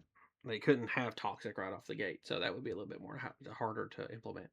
But just for the simple idea is really good. And cards like this, like look, you can counter an entire deck with a random uncommon you get. It's like, oh, your opponent can't gain life. Well, that's a lot of decks right there. And if they can't gain life, then they can't get their triggers. Because it doesn't say, oh, if they gain life, they lose the life or whatever. No, it says they can't gain it, which means none of the triggers work. And so if none of the life gain triggers work, that shuts down a lot of decks. And then it also allows you to sack creatures and make your opponent lose life. And like this right here, Last Breath. I got this reprinted, I think, in a new pack. Like this cards like that are really good. It's uncommons, but they're really good. Uncommons actually are what make a deck. Like it isn't. The rares are nice. Like the rares have cool abilities and stuff, but the uncommons are really your combo pieces. They're the things that are the most important in a deck. It's because if you have just rares, a lot of times it doesn't flow right. The uncommons are what you really need to get your like kind of like, oh well, this triggers into this, into this, into this, and it gets the whole like idea of the deck rolling. And so we getting uncommons in these boxes and these pack things are awesome. Like, because it's a lot of sets that most people wouldn't collect in, especially if you're new to the game. Oh my god, these things are awesome if you're new to the game. Because you looking at it from like the outside in, and you're thinking, man, you got to have a lot of money to play this game, or it's like the entry level is just ridiculous. The learning curve. No, just go up here, spend $30 on a brick, and I'm almost 100% certain you can build a deck out of that brick. That $30 brick. Like, there's no way that you can't build a deck out of that. Like, now it ain't gonna be winning tournaments, but you and your friends can play. You can probably get a couple of decks of this because there's always legendaries in here that are uncommon and stuff. Or you could go to a game store and look at their bulk and spend $1 on a commander, and then bam, you're ready to rock. Also, another thing too, like if you're looking for counters and stuff, don't buy the expensive counters. Don't buy these like expensive like little, oh look at this, it's a this that expensive little counters. No, if you need little counters, just go to the dollar shops. Like go to your Dollar Tree, dollar store, and you can get these little glass like aquarium bead things. Perfect for counters. You get them different colors, like $1 a bag. You get like 100 of them for like $1. And then you can just be like, oh well, this is a +1/+1 counter. This is this counter. This is that counter. And then you can just use those, and it's a lot easier. And like you don't have to spend as much money. Like a lot of people think you have to throw money at this. It's like no, you can tell the people who do have money because they throw money at it, like to organize and or a color code and all their lands match and all this other crap. But it doesn't actually change the other gameplays. Like it may be more convenient sometimes for certain things. Like if you have like, oh, I got a special roller counter, and I've got one of them, and I got it out of like a box thing I got. It's on the shelf back there. It's the I can't read it from here, but it's one of those like deck builder box things where it gives you a bunch of stuff to build decks with, like clans and stuff. That counter thing seems cool, but the people who just use their app on their phone it's so much easier just to add and reduce and add like commander damage and stuff. It's so much easier than just oh well here let me clip let me put this clip. No, it's just on the phone so much easier just and it's you can save like the money part of it is like everybody's like oh well you have to spend a lot of money for it to look cool and no you don't like money is just in this game if the only time you need to be spending money like that is if you're playing tournaments. Now if you're wanting to go play tournaments to be competitive you have to spend money. That's the name of the game. But if you're not trying to be competitive in tournaments, then if you're just trying to have fun with your friends, don't go out and spend a whole crap ton of money on this. Like, just go out and buy a little bit here and there. Now, if you really get into it and you like it, go ahead and buy boxes. I like buying boxes. Everybody says, oh, you shouldn't buy boxes, buy singles, only buy singles. That removes the whole spirit of the game. The game is supposed to be opening, finding rare things, and be like, oh, I never thought about using this card, or I never thought about. You never are exposed to those if all you ever do is just go, oh, well, I like this one idea. I found a commander I like. I'm gonna go on a deck building list or website, have it build my deck for me. Then I'm gonna go buy it all off TCG, and then oh I got my deck. It's like yeah, but you never got the experience of learning or seeing new things, and then being like oh wait that I like that idea, and you can have your own unique deck. You're always just copying somebody else, and so it isn't got as much soul in it because you're never gonna know how to play a deck well if you're just copying somebody else's. A deck you built with a theme you understood and you wanted to play will always feel better than copying something just because it won a tournament. Like, just going out there and saying, screw the meta, I'm just going to build something fun. It's so much better. In my opinion, it's so much better. It feels so much better when you're playing against your friends. Like, because you're like, yeah, look, I built this deck. It has a unique mechanic that you've never seen before, or you've never seen it done this way before. And like, it's awesome. Like, I watched a guy the other day play a deck that is based around nothing more than giving your opponent mana, which seems, you know, like a ludicrous idea. Like, why would you be wanting to give your opponent mana? That seems dumb. Like, you're helping them pass spells and all sorts. Like, no, his whole deck was they brought back mana burn, because back in the day, if you had too much mana in your mana pool at the end of the turn, you took damage for each one mana you had. Well, they got rid of that. It just goes away during phases now, and you don't get burnt for it. Well, he ran a commander that brought back mana burn, and he would give you all kinds of mana just to burn you, and then make it whenever you played a land, you got burnt. If you played a spell during your opponent's turn, you had to sacrifice a land. Like, his stuff was, it was a really well thought out deck, and I've never seen a deck like it before. And I was like, man, that is a really cool deck. I like that. And it wasn't something you just go look up online and build. It's something that you had to build yourself, and it's a lot of fun. I love deck ideas like that are just a lot of fun. And your friends will like it too when you're playing with them, because they'll be like, "Oh, I never thought about it like that. Like, that's very unique. That's very interesting." And they'll see that, how your mind works when how you're building stuff. And so I highly recommend somebody, like, if you're trying to just learn the game, yeah, don't start out building your own deck. I guess, like, go buy one of the little pre-con things if you need to. But it's not hard to figure out how to build the deck. Like, it's pick an idea that you like, find a commander that fits it, and then just go find cards that fit that. I mean, it's 100 cards, man. You can look up online right now and they'll tell you exactly what you need of each. Like, oh, you need 30 creatures, you need 36 lands, and then you need 23 um 23 other things like instances, sorceries, or enchantments.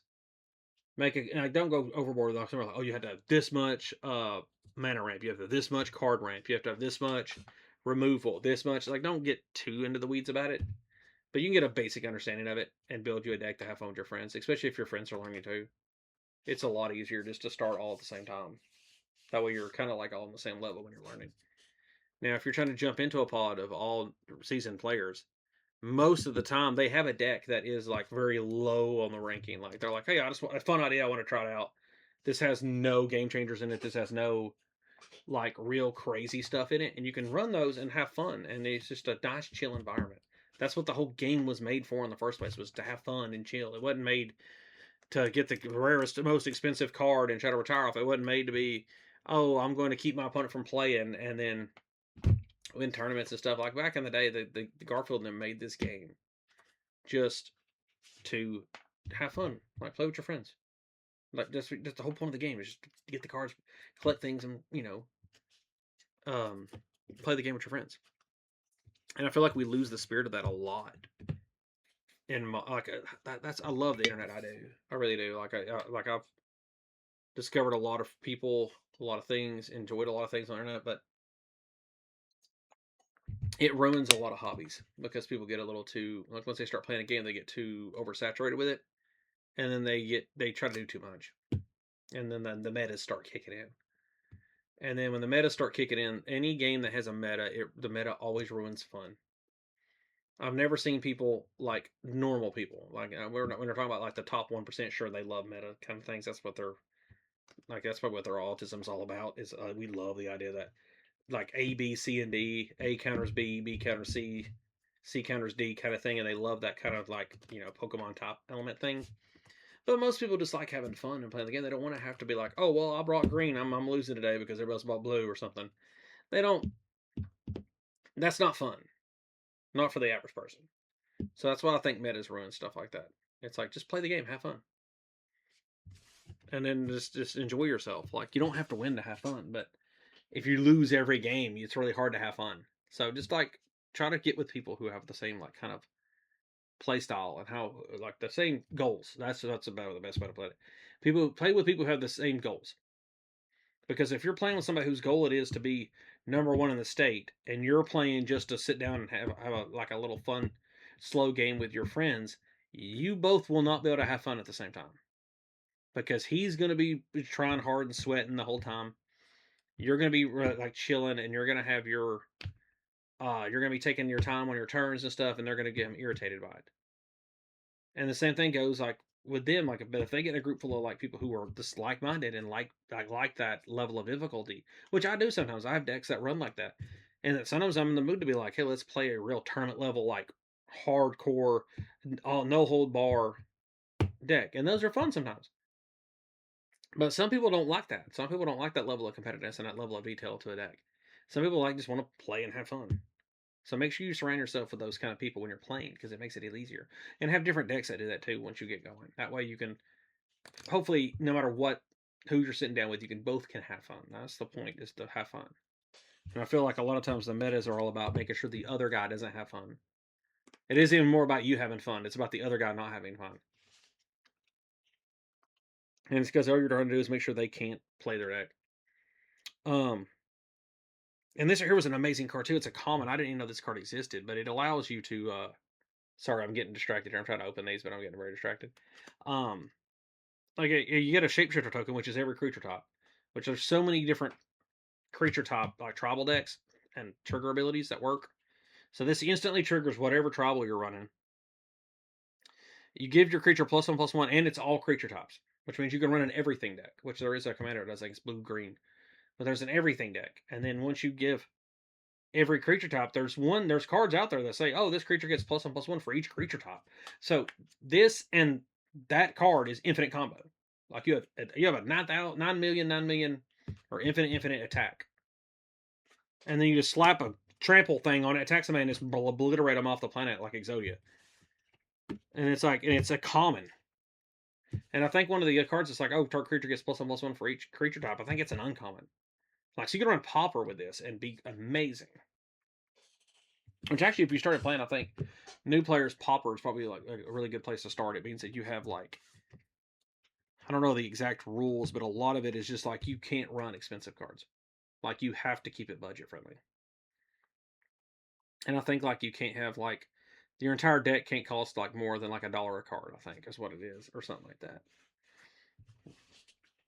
And so it's real fun. Let's see what else we got here.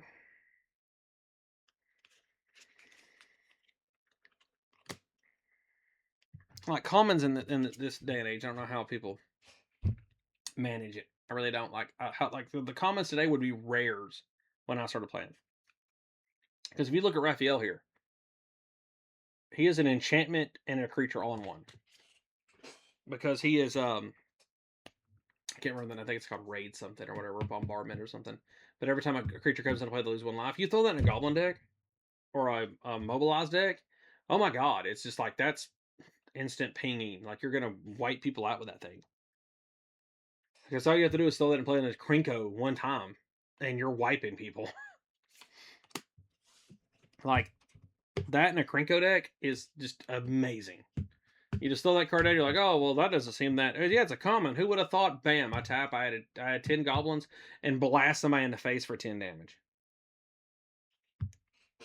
Because it doesn't say whenever one or more creatures enter the battlefield, because those are the ones that are kind of dumb. Because it's like, oh, I added 10 at once, so I only get the trigger once. No, that one you get to trigger for each creature. So in red, mobilizing goblins are insane, and human tokens and other things like that.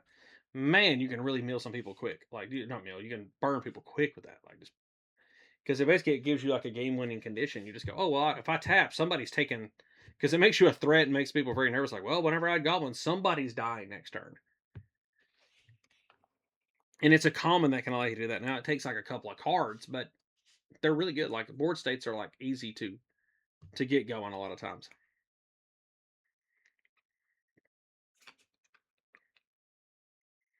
And like you just look through here and you can get stuff like, especially for building like cat decks. If you're building any kind of tribal deck, man, the bins or the cheap bins are so easy to do.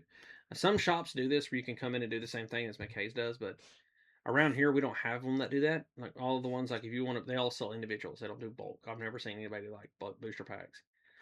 Like as far as like the one little box things they make themselves. Like we have had one time that had a commander folder where you could basically do like a raffle where you spend like a dollar a roll or something. Like you throw $5 and you roll these dice, and whatever, like it's a percentage dice. And so when you whatever percentage you rolled is what card you get. Like you flip through, and most of them are worth like $1. That's the point. But you get random commanders that way, and it's fun. So you can like get deck ideas to build stuff, and so you get something like it. It seems more fun that way than just going through the thing, going, oh no, I don't like that one, I don't like that. Because then once you have it, you almost feel like you're forced to run a deck sometimes.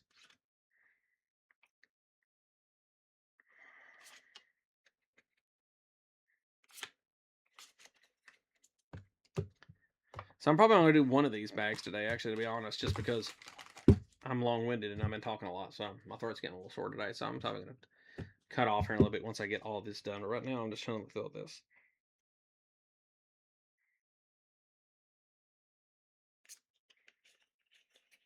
Because you can get some good cards just out of random bins like this. Because, like, in the sets, they don't... It's very rare they make a card that's just all over bad. Like, most cards are like, they're good in certain situations. Now, some may only be good in one situation. And that's why it's considered a bad card. But most of the time, there's no such thing as a bad card. Also, if you ever want to do draft and not spend the ridiculous amount of money that it takes to buy booster packs to do a draft with your friends, go buy the brick for $30, and then just you and your friends sort through it and sort like lands and whatever. Like get rid of all the trash or whatever out of it, and then y'all just draft. Like, oh, pull 10 cards out of off the pile, pass them around. Everybody gets one, and then whenever everybody gets 40 cards, then you just add your lands and play, and it'd be a fun little because you'd run cards you never think about running before, and it's just interesting concepts and ideas.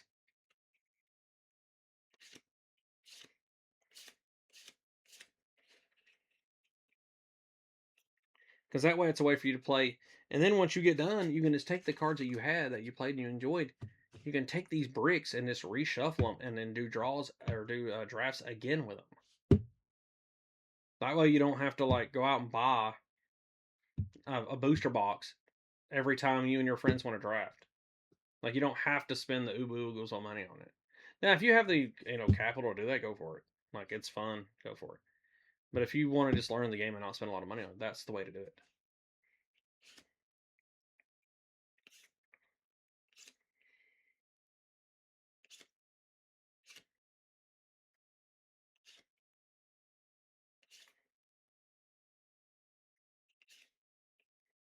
Ooh, yeah, that's a nice card. Look, I got a Huntsman Tiger. See? Just random, like, beautiful art cards. I don't know what was with the set with Mutate, but they always have really pretty cards when they have the Mutators. Like, they give them really good art styles, but I don't like the Mutate mechanic. So I very rarely get to use them, but I love collecting them.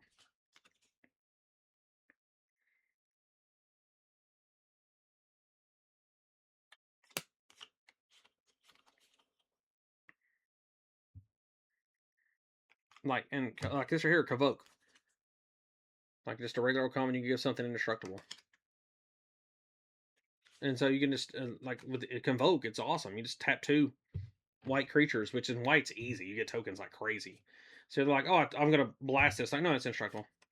Or if somebody's Wrath of Godin, or Day of Judgment or whatever, somebody's board whopping something, just, oh, I'll tap 2 of them, bam, I get to save one. And normally it would be your commander or one of your other power pieces, And then little stuff like this, like little 0/5 for 2 mana that at the beginning of keep you game 1 life. Which doesn't seem like a thing, but if you're running a life gain deck, gaining 1 life triggers all your stuff.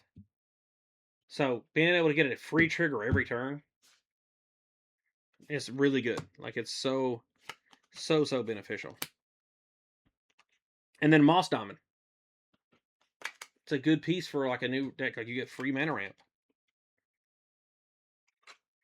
And then you have artifacts you control and protection from each converted mana cost among artifacts you control. And this is a legendary creature with partner. Like, so you can run this as a partner for a commander. And then if you're running an artifact deck, which is normally like blue, so now you have a blue-white artifact deck, or whatever other color your other commander is. And artifacts you control protection from each converted mana cost among permanents you control, or artifacts.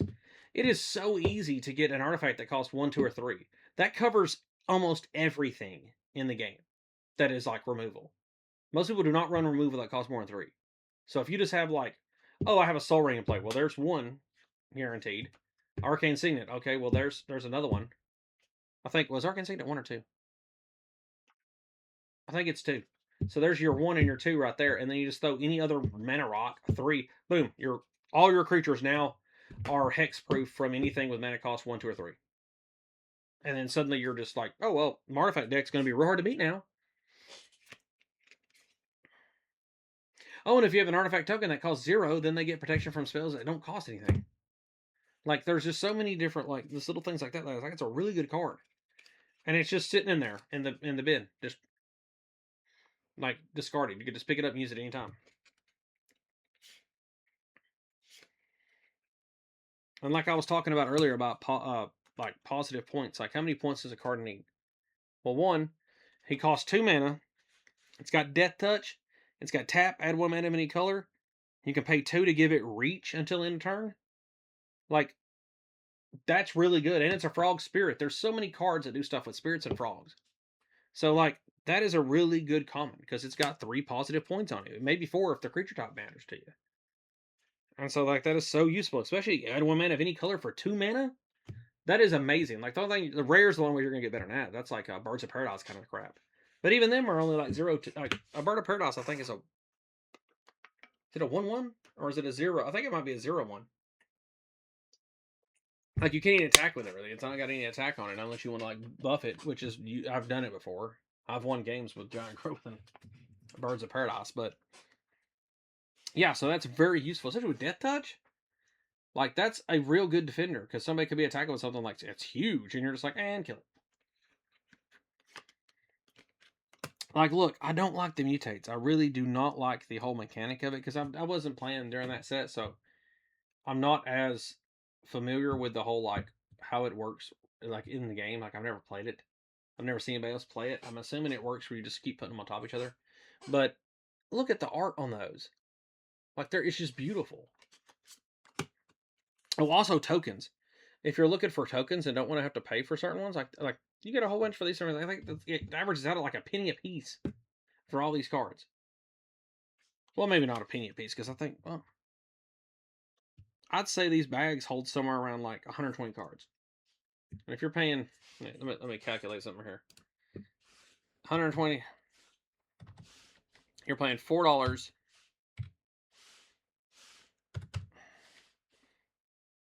divided by 120. You're paying 3 cents a card. 0.33 repeating. So you're paying 3 to 4 cents a card. That's insane. Like 3 cents. If you go and buy any of this online, you're gonna be spending more than 3 cents on it once you add in shipping. So if you're in Tennessee, McKay's is a great place to go. Or if you got a card shop that does this, like there's a lot of like local shops that do this, and it's so good. And you don't get duplicates that much. Like, as much as I've seen, I don't really get as much because there's so many cards out now. Because when you order online, a lot of times they're like, oh, no duplicates or limited duplicates. A lot of times you still get duplicates.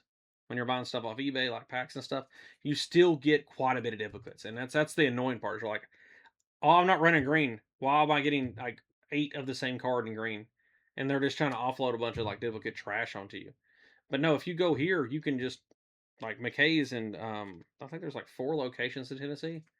They are so useful, man. Because you don't get a lot of duplicates in these packs and these bricks and stuff, and you can just get really good stuff. Like,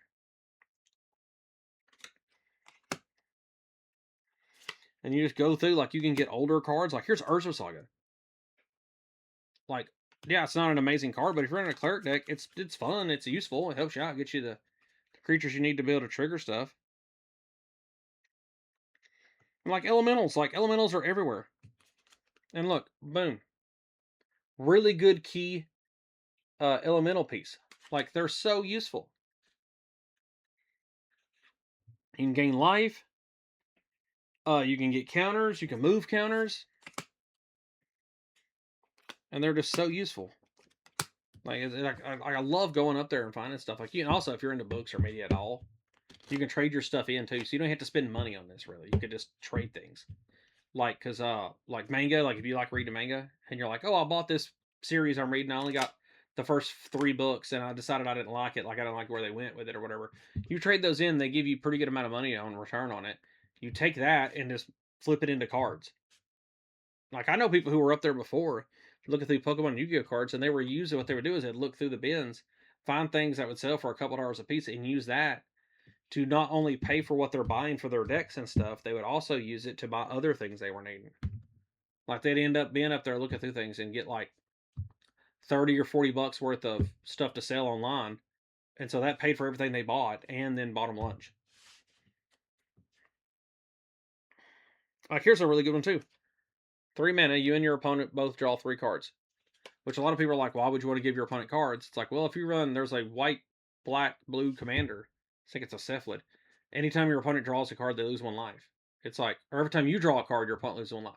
And so you run that, and it's like, oh, hey, I draw 3 cards, you lose 3 life, you get to draw your 3 cards.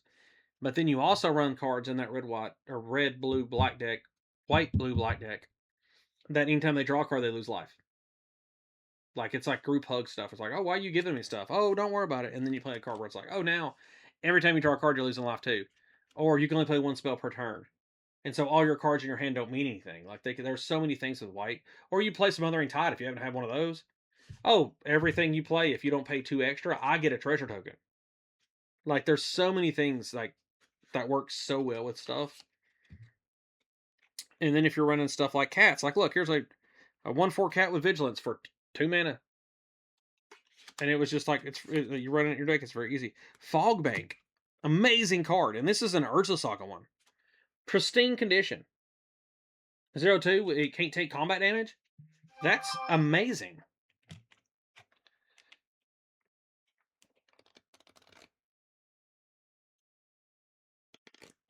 But yeah, it's like,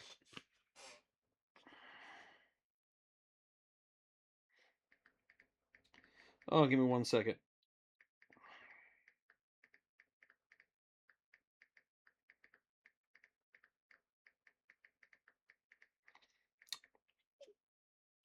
All right, back. Sorry. But yeah, it's like a Fog Bank from Urza Saga.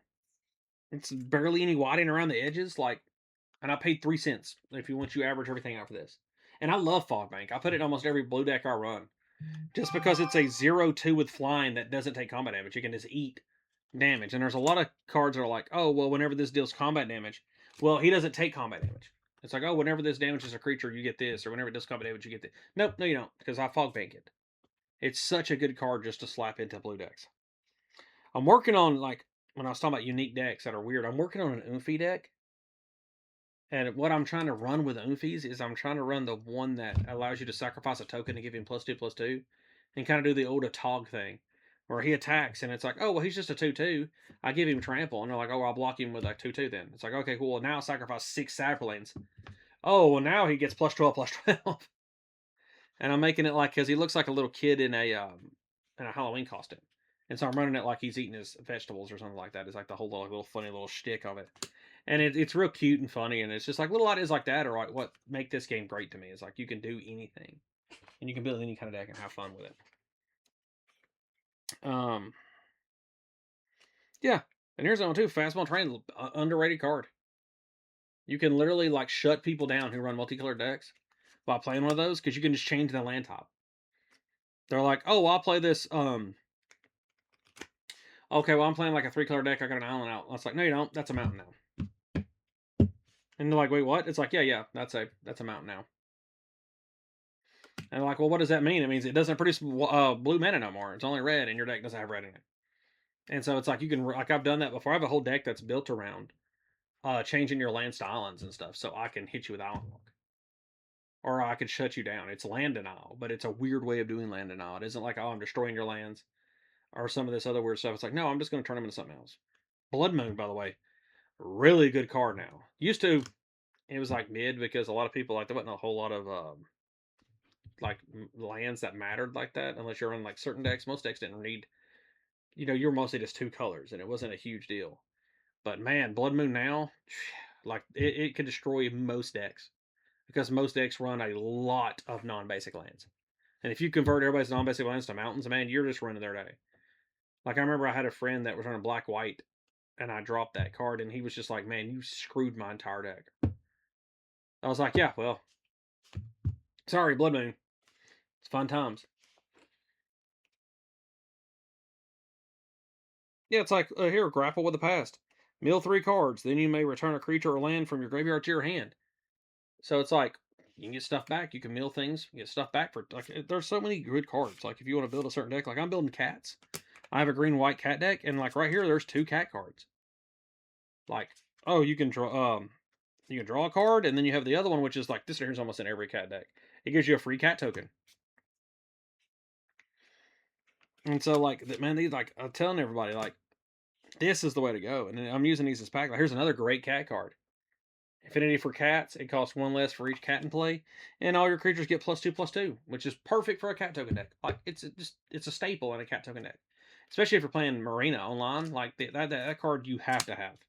I think everybody gets the cat deck at the beginning. I think it's part of the tutorial because it's a fun deck. I'm glad that they actually put it like that because a lot of people, um, like it's a simple idea, but you can make it really competitive really quick. Like you could take that starter deck and run into competitive matches and do all right. You can probably get up to like silver ranking, maybe even gold, if you just keep at it and you learn how to play the game right. But here's another Urza Saga card out of these things, like Shiv's Embrace. It's a good way to ramp up a dragon deck or anything. You give something +2/+2 and flying, and you can pay 1 red to give it +1/+0. In red, you have a lot of extra mana sometimes, depending on if you run Celine songs and stuff, and you can just run somebody over with flying. And then, like, look, I never have bought anything from the Assassin's Creed set, but I love their lands. Their lands are beautiful. Like, Universes Beyond, I'm picky about which ones I go with, but their lands are beautiful. So you get stuff like that. I'm working on Landfall, like another full art great card. It's just randomly, like, I grab random I grab random stacks of cards and shove them in these bags. And so you get really cool stuff. If you run ninjas, they always have really good art too, as the ninjutsu. I haven't ever ran a ninjutsu yet, but I'm thinking about it because I like the rats and stuff. I like running regular black rats. But the best thing about this is that 3 mana untap ability. I can run that in my Kennen deck that I'm running, which is Seymour. He's an alternate art from Final Fantasy, and the card is beautiful, just absolutely beautiful. And that's why I bought it. I didn't realize Kennen was like competitive because I don't play competitive. I just play with friends and stuff. And then I realized I was like, oh wait, he's actually one of the competitive ones. They're like, yeah, he's ridiculously good. And I was like, oh, I was just liking the idea of like, oh, I can get mana out and make big stompy creatures because I loved running Elvish Pauper back in the day, which was like, oh, I get enough in play, pay 1 and tap. I can put a creature from my hand in play. And I ran beasts with it, and I'd run like Closing Cloud Scraper, which was 13/13, which was like the strongest creature you could get in the game back in the day, like as far as like just base stats. One maybe not the strongest, but one of the strongest that just come right out the gate like that. And so I love doing stuff like that because it's like, oh, I have an Elvish Viper opponent. They're like, okay, well, that doesn't seem like that bad. And I'm like, bam, 13/13. I'm giving it trample. And they're like, oh my God. And it was just like, it's fun stuff like that. That was why I went around the deck. Well, what I have in there is I have this card called Freed from the Real. And it's a very good uncommon card. I found it in these bins like this. And it's just 3 mana, or it's 2 and a blue to equip it. And then you pay 1 blue to tap or untap the creature it's enchanted to.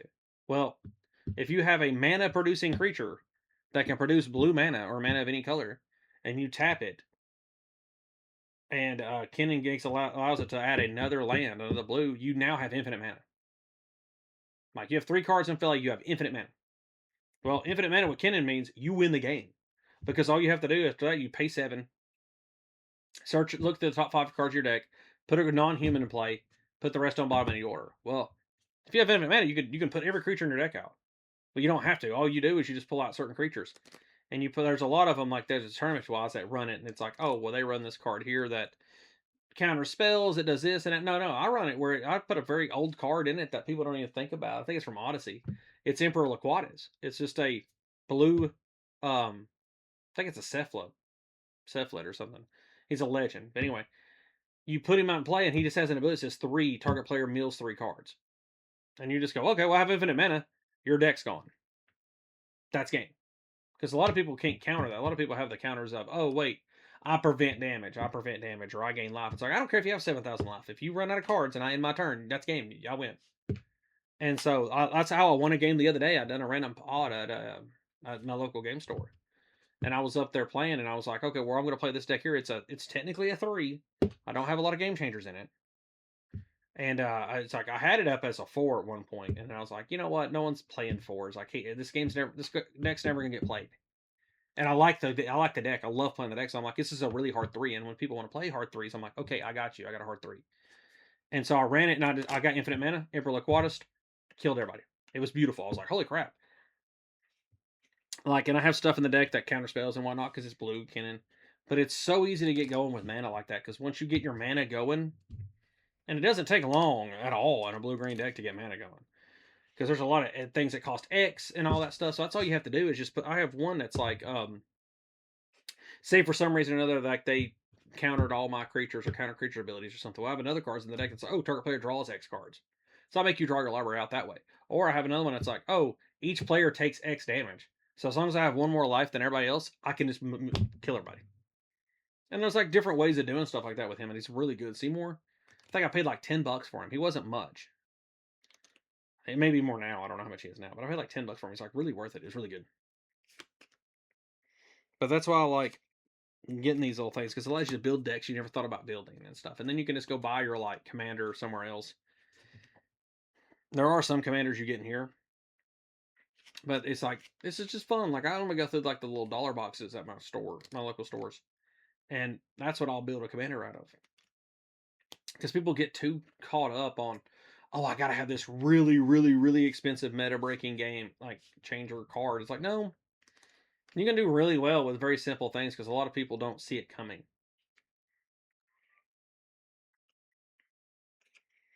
And so the element of surprise is very important sometimes. Like,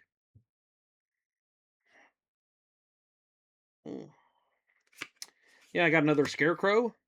I love the Scarecrows. Like, I'm working on that deck now. Like, that's gonna be such a good deck when it gets going. I'm also working on an Ox deck as a joke. It's a red white. There's a red white commander that like Oxen you control. I think he's red white. He might just be white. I can't remember if he's red white or white. But it's like Oxen you control or indestructible or something. I can't remember the exact ability he has, but it's something to do with Ox. And I was like, that would be funny as heck to beat somebody with nothing but Oxen. And so that's what I'm doing. I'm building the deck based on Ox.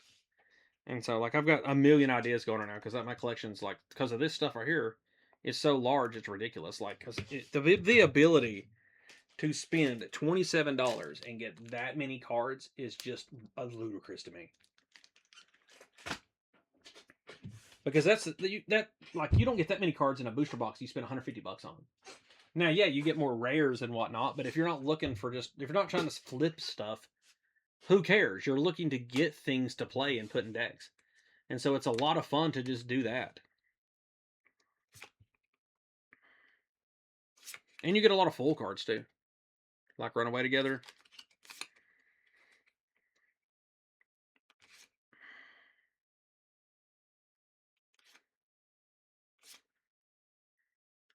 Oh yeah, I guess right here is going straight into my cat deck. It's a Behemoth Sledge going directly into my cat deck, because it's all about life gain and stuff. You get some lifelink and trample. It's like, that is like the two best abilities to tag onto something. Because no matter what, you're gaining your life. Then if you give like lifelink and double strike, oh yeah, that's when it starts getting dumb. Because then you're like, oh, I killed whatever creature hit you, gain life off the trample, then I gain life again. It's like it's a absurd amount of stuff from it. And look, another Scarecrow for the Scarecrow deck. Like, the Scarecrow deck's gonna really roll real well. And I like that. I like that it's gonna roll well. So yeah. Well, you know what? I'm gonna open another one of these. I'm gonna do another one of these. Just because I really feel like it. But I'm gonna. What's gonna happen later is I'm going to take the brick and I'm just gonna grab like a big chunk out of it like this at the end of each stream, and just go through it. And if I feel like it, I might grab a few more, like I did tonight. Like, but that's what the plan is. It's just to go through this and just see what I get. Like, because I mean, I don't know what I've gotten here. Like, a lot of this stuff was just random grab. Like, you can sit there and go through it and try to pick each and every one out and look through it and sit your time there. But now that they've like, I just don't like where they've got the table set up at all, so it's like annoying. So I just grab a bunch, and I just noticed them bricks there. They just started doing that recently. If you like Yu-Gi-Oh, they do that too for Yu-Gi-Oh, which is insane. Now I haven't played Yu-Gi-Oh in so long. Like, look, all creatures with plus gunners have trample. Like, that's so easy to do in green.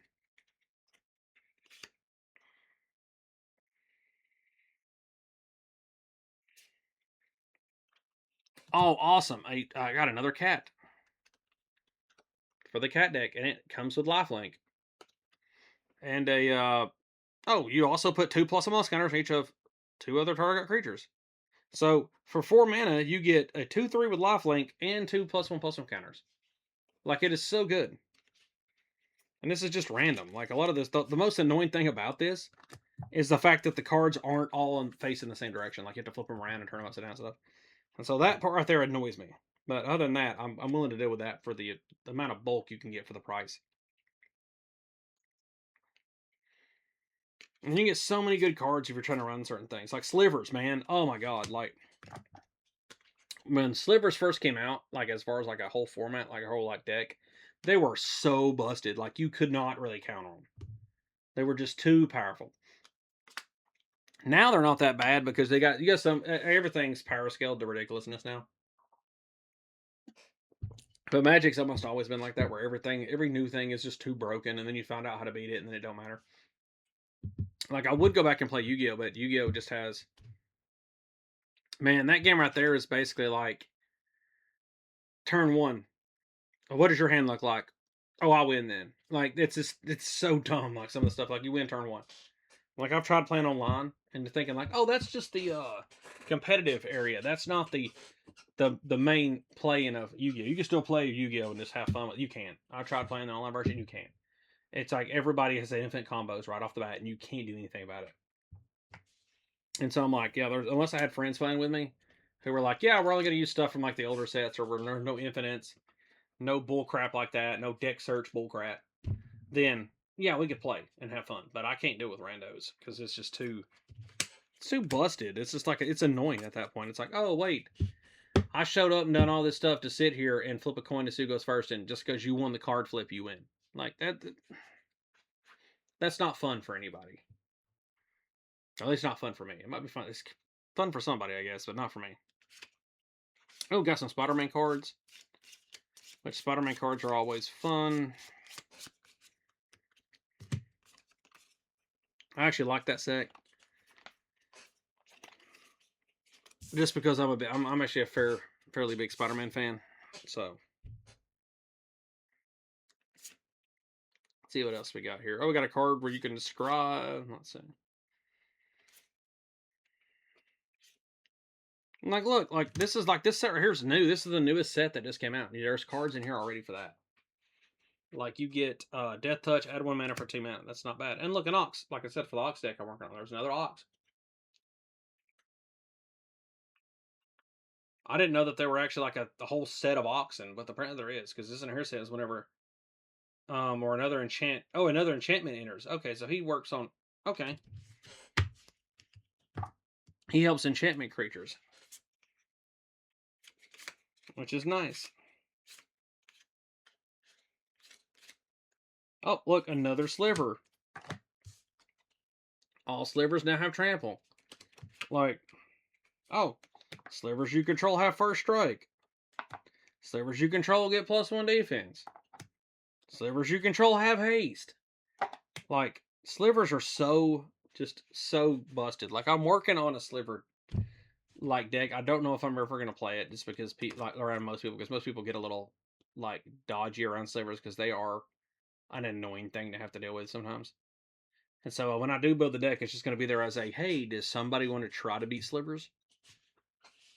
Because a lot of their stuff gets, oh, it's dumb because everything combos everything. Allies do the same thing, but they're not as like a aggravating about it, I guess.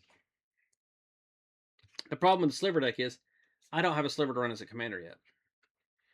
Like, I haven't got Sliver Overlord and all that stuff yet. Which, I may eventually break down and get one. I don't know, but they're way too pricey. I'm not spending that kind of cash on a piece of cardboard. I'll proxy one before I do that. Oh, another rocks.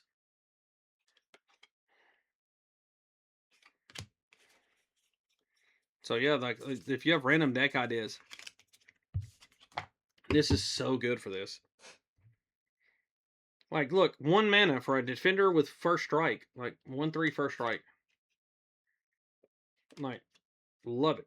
Like, there are certain cards you never would look for, but it's so good to have.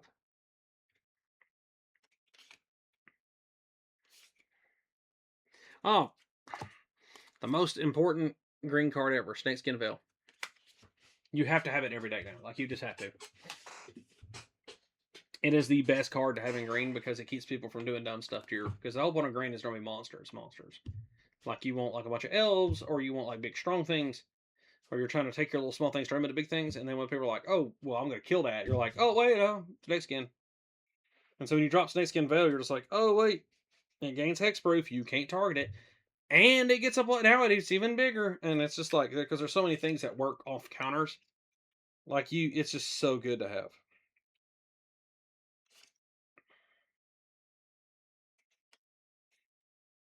Ooh, another Raphael, that's good too. What is that? A Kieran? What is that?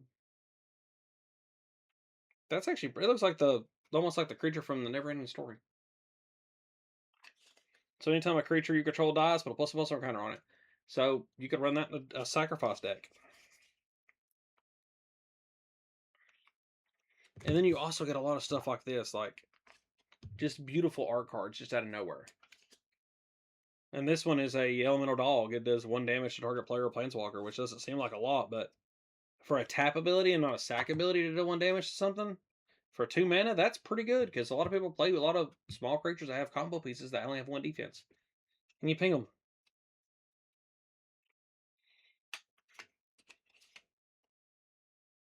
Hmm.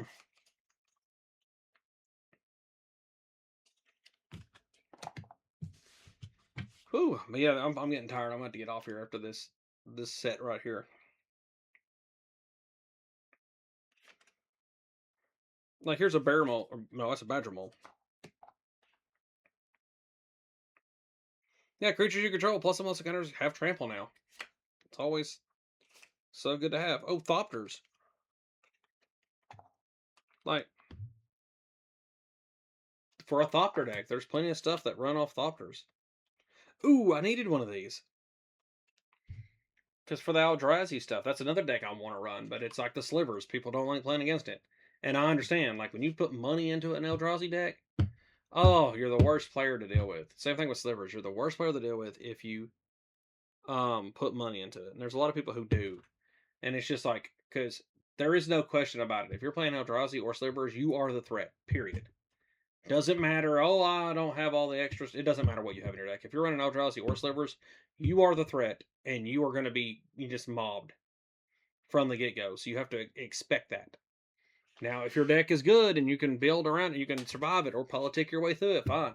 But don't get mad at everybody else when they gang up on you. You chose to play the bull crap deck. Like, you chose the annoying I'm gonna kill everybody deck, the one that everybody knows. Don't get mad when everybody doesn't want to die today. Like, that's just what it is. Like, if you're playing certain decks, you're gonna get ganged up on.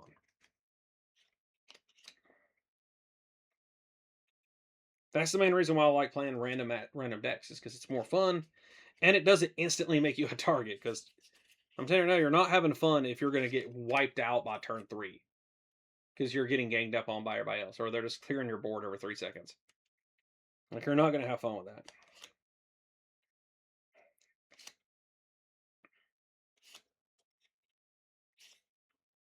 Oh, and here's the regular version of that card. But I prefer the actual, like, I love the, like, full art looking one, or the alternate art looking ones.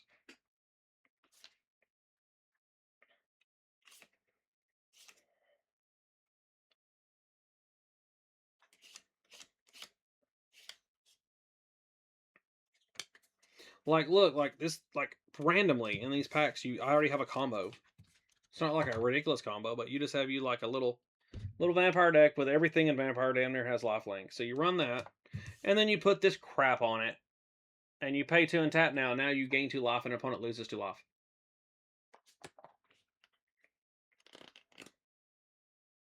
Oh, chilling, taking, yeah. Well, talking stuff. Yeah, I'm just talking myself basically about cards. I post this on YouTube and stuff, and some people seem to like it, like they view it a little bit. So, and it's something I enjoy doing. Like I like Magic and talk and stuff, talking about it. So it allows me at least to get that energy out. Me being ADHD, I have to like get out a lot. I'm hyperactive. I have to get out a lot of energy, and if I don't, then I annoy my wife with it. So I'm trying to make sure I get that out. But yeah, I'm just going through these like packs and stuff I got at McKay's. It's a store in Tennessee that it does a lot of used media and stuff like that. But they also have cards and stuff now, and you can go and get a bag of them like about that thick of cards for like $3 or $4. But they started this new thing going on where you can get a brick of Magic the Gathering for like $27. So I bought a couple of them with some trade-in from Manga and other things I had. And so I'm just opening them at the end of my streams every night, like, or whatever night I stream. At the end of the stream, after playing like TCG or Magic Arena or Undertale or some other game, I'm playing like a bunch of different games. But after I get done with the games, I just open a few cards. Is what I'm starting to do. That way, we can kind of like a chill out thing at the end of the stream, where we can talk and hang out after all the games are done and stuff. And this may be put on YouTube, may not. I mean, it's just here just to chill and have fun. Like, and you get random stuff in these things too. Like, you won't ever find like rares really, because I think they've been pilfered through by the people who work there. But you will find like some good commons and uncommons and alternate art cards, like little stuff like that to give something toxic. Doesn't seem like it's that big of a deal, but if you're running poison counters, the ability to give something unblockable toxic is really good, because once you get one toxic counter, you just proliferate, and that's it.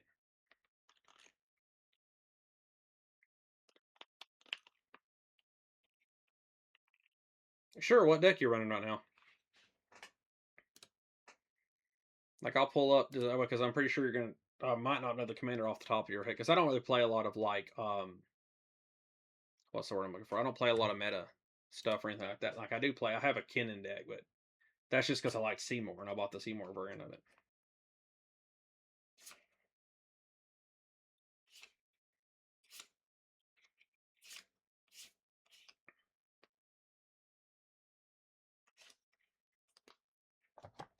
Oh, okay, yeah, you're running 40K.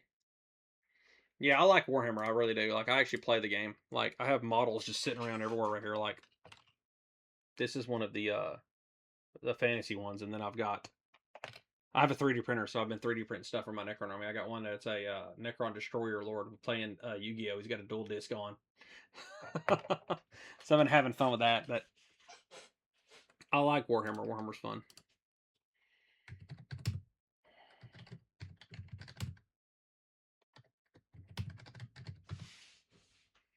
Let's see, what's the card? It's Warhammer 40K Death. I'm trying to figure out what's your commander? Is it just the I'm looking through right now, trying to figure out where the commander's at.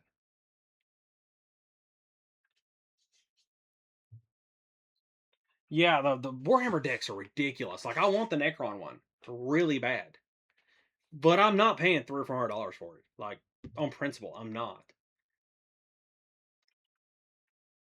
Like, I run like, I love the Necrons. I've been playing Necrons since like 2006, 2007. I started playing back then. Back then, I had a magazine for a codex. You only had 10 units in one HQ. Like, they were the smallest army you could get, but they were really good. Like, I liked them. And I've been keeping them and playing them. Like, I've still got the old OG monolith, like the old bulky one. Like, I love playing the game. I've got the old metal. What was his name? What's his name? Nightbringer, the old god. He's made out of pewter. You could beat a man to death with this thing. Um, like, I still got all them. I love them. Like, I love the Necrons and stuff. Now, I did start collecting Sisters of Battle, and what else did I got? I've also got the Imperial Knights or whatever. Yeah, the big dot robots. Like, I've been playing these games for a minute. Ooh, let me just knock my computer over real quick. But yeah, I've been like these are one of the smaller ones, like the little war dogs, and I've painted him up, modeled him out. I even went like the full 9 yards and made it where you can move his arms and stuff and all that. Like I didn't glue right. I like to use magnets and stuff on them.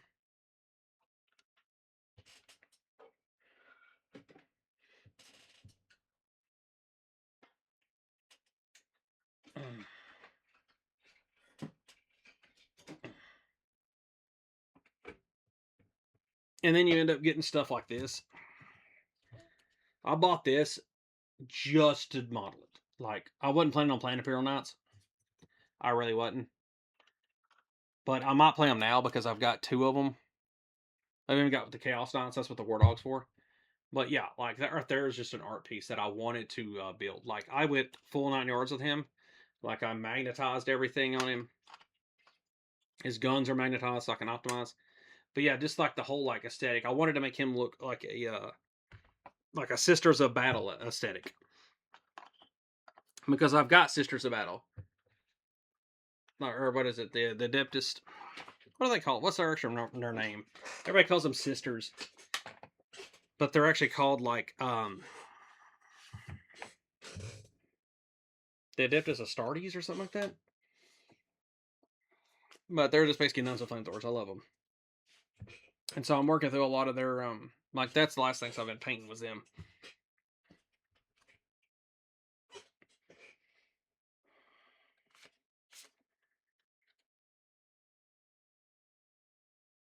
Yeah, like random decent counterspell.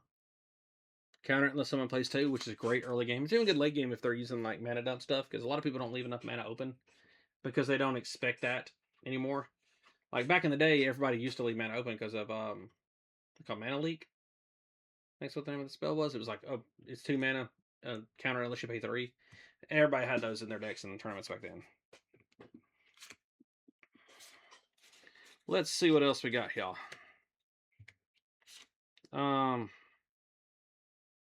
Museum token. Oh, that's not bad at all then. Because I'm just trying to see what all this stuff right here is, just to like, because I'm opening it with everybody else because I'm gonna have to open it anyway. So I figured I was gonna open it on stream just to see what all I got because I didn't even pick out any of these cards. I just grabbed like bulk stuff.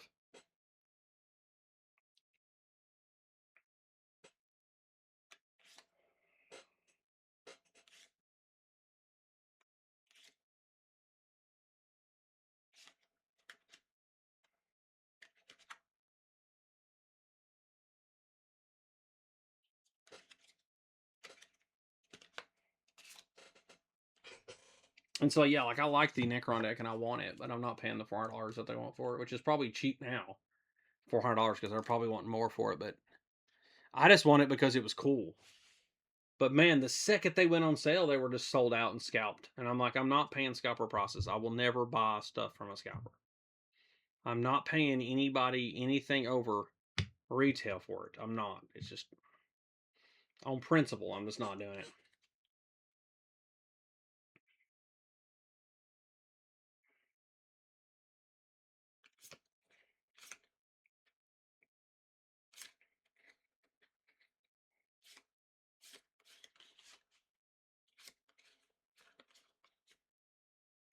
Like, holy, like, look at this. Like, this is a really good card for Artifact. Like, that is an amazing card.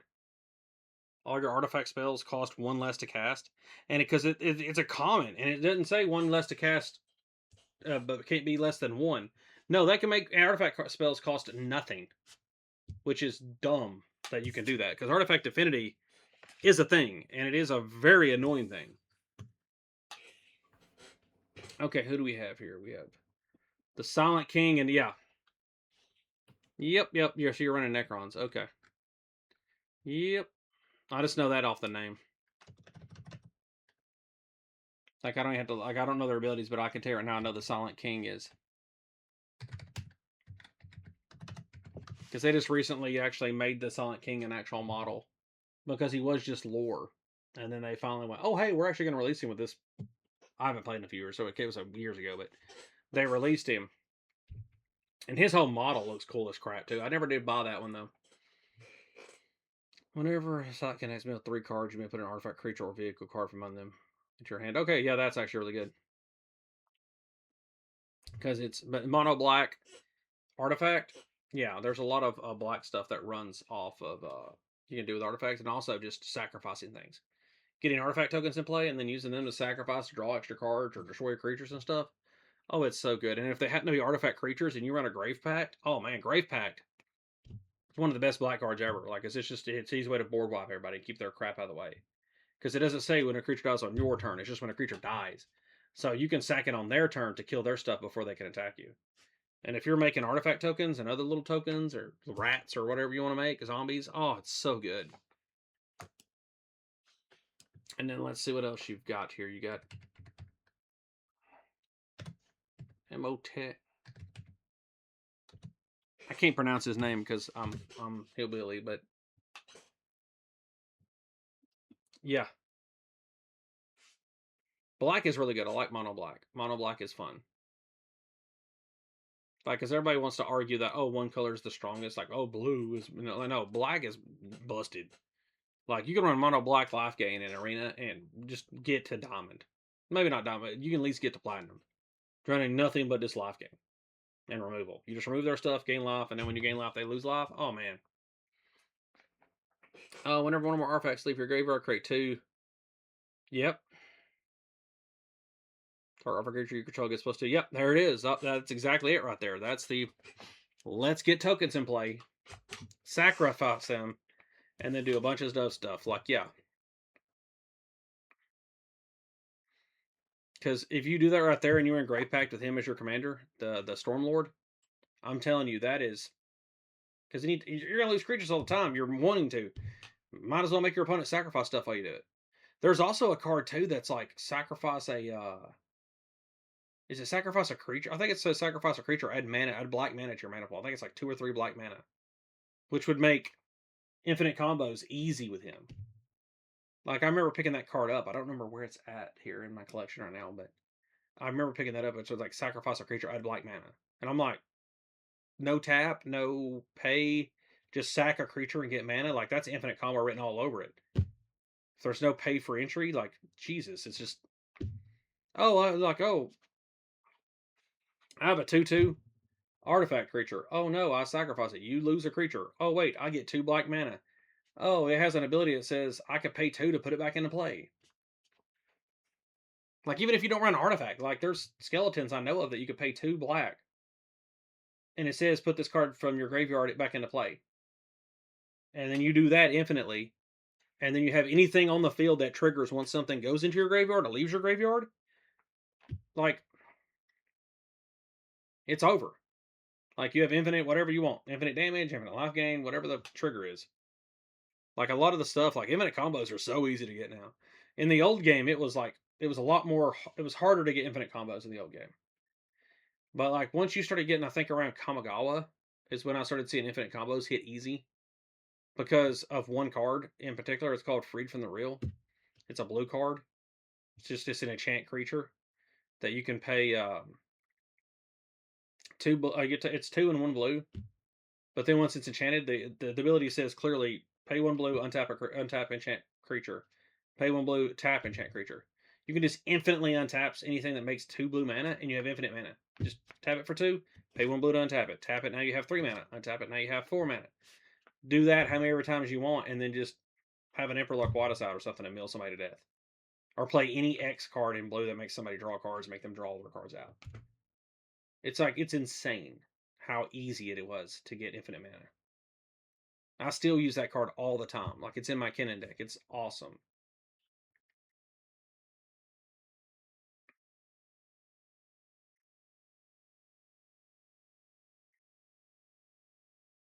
Yeah.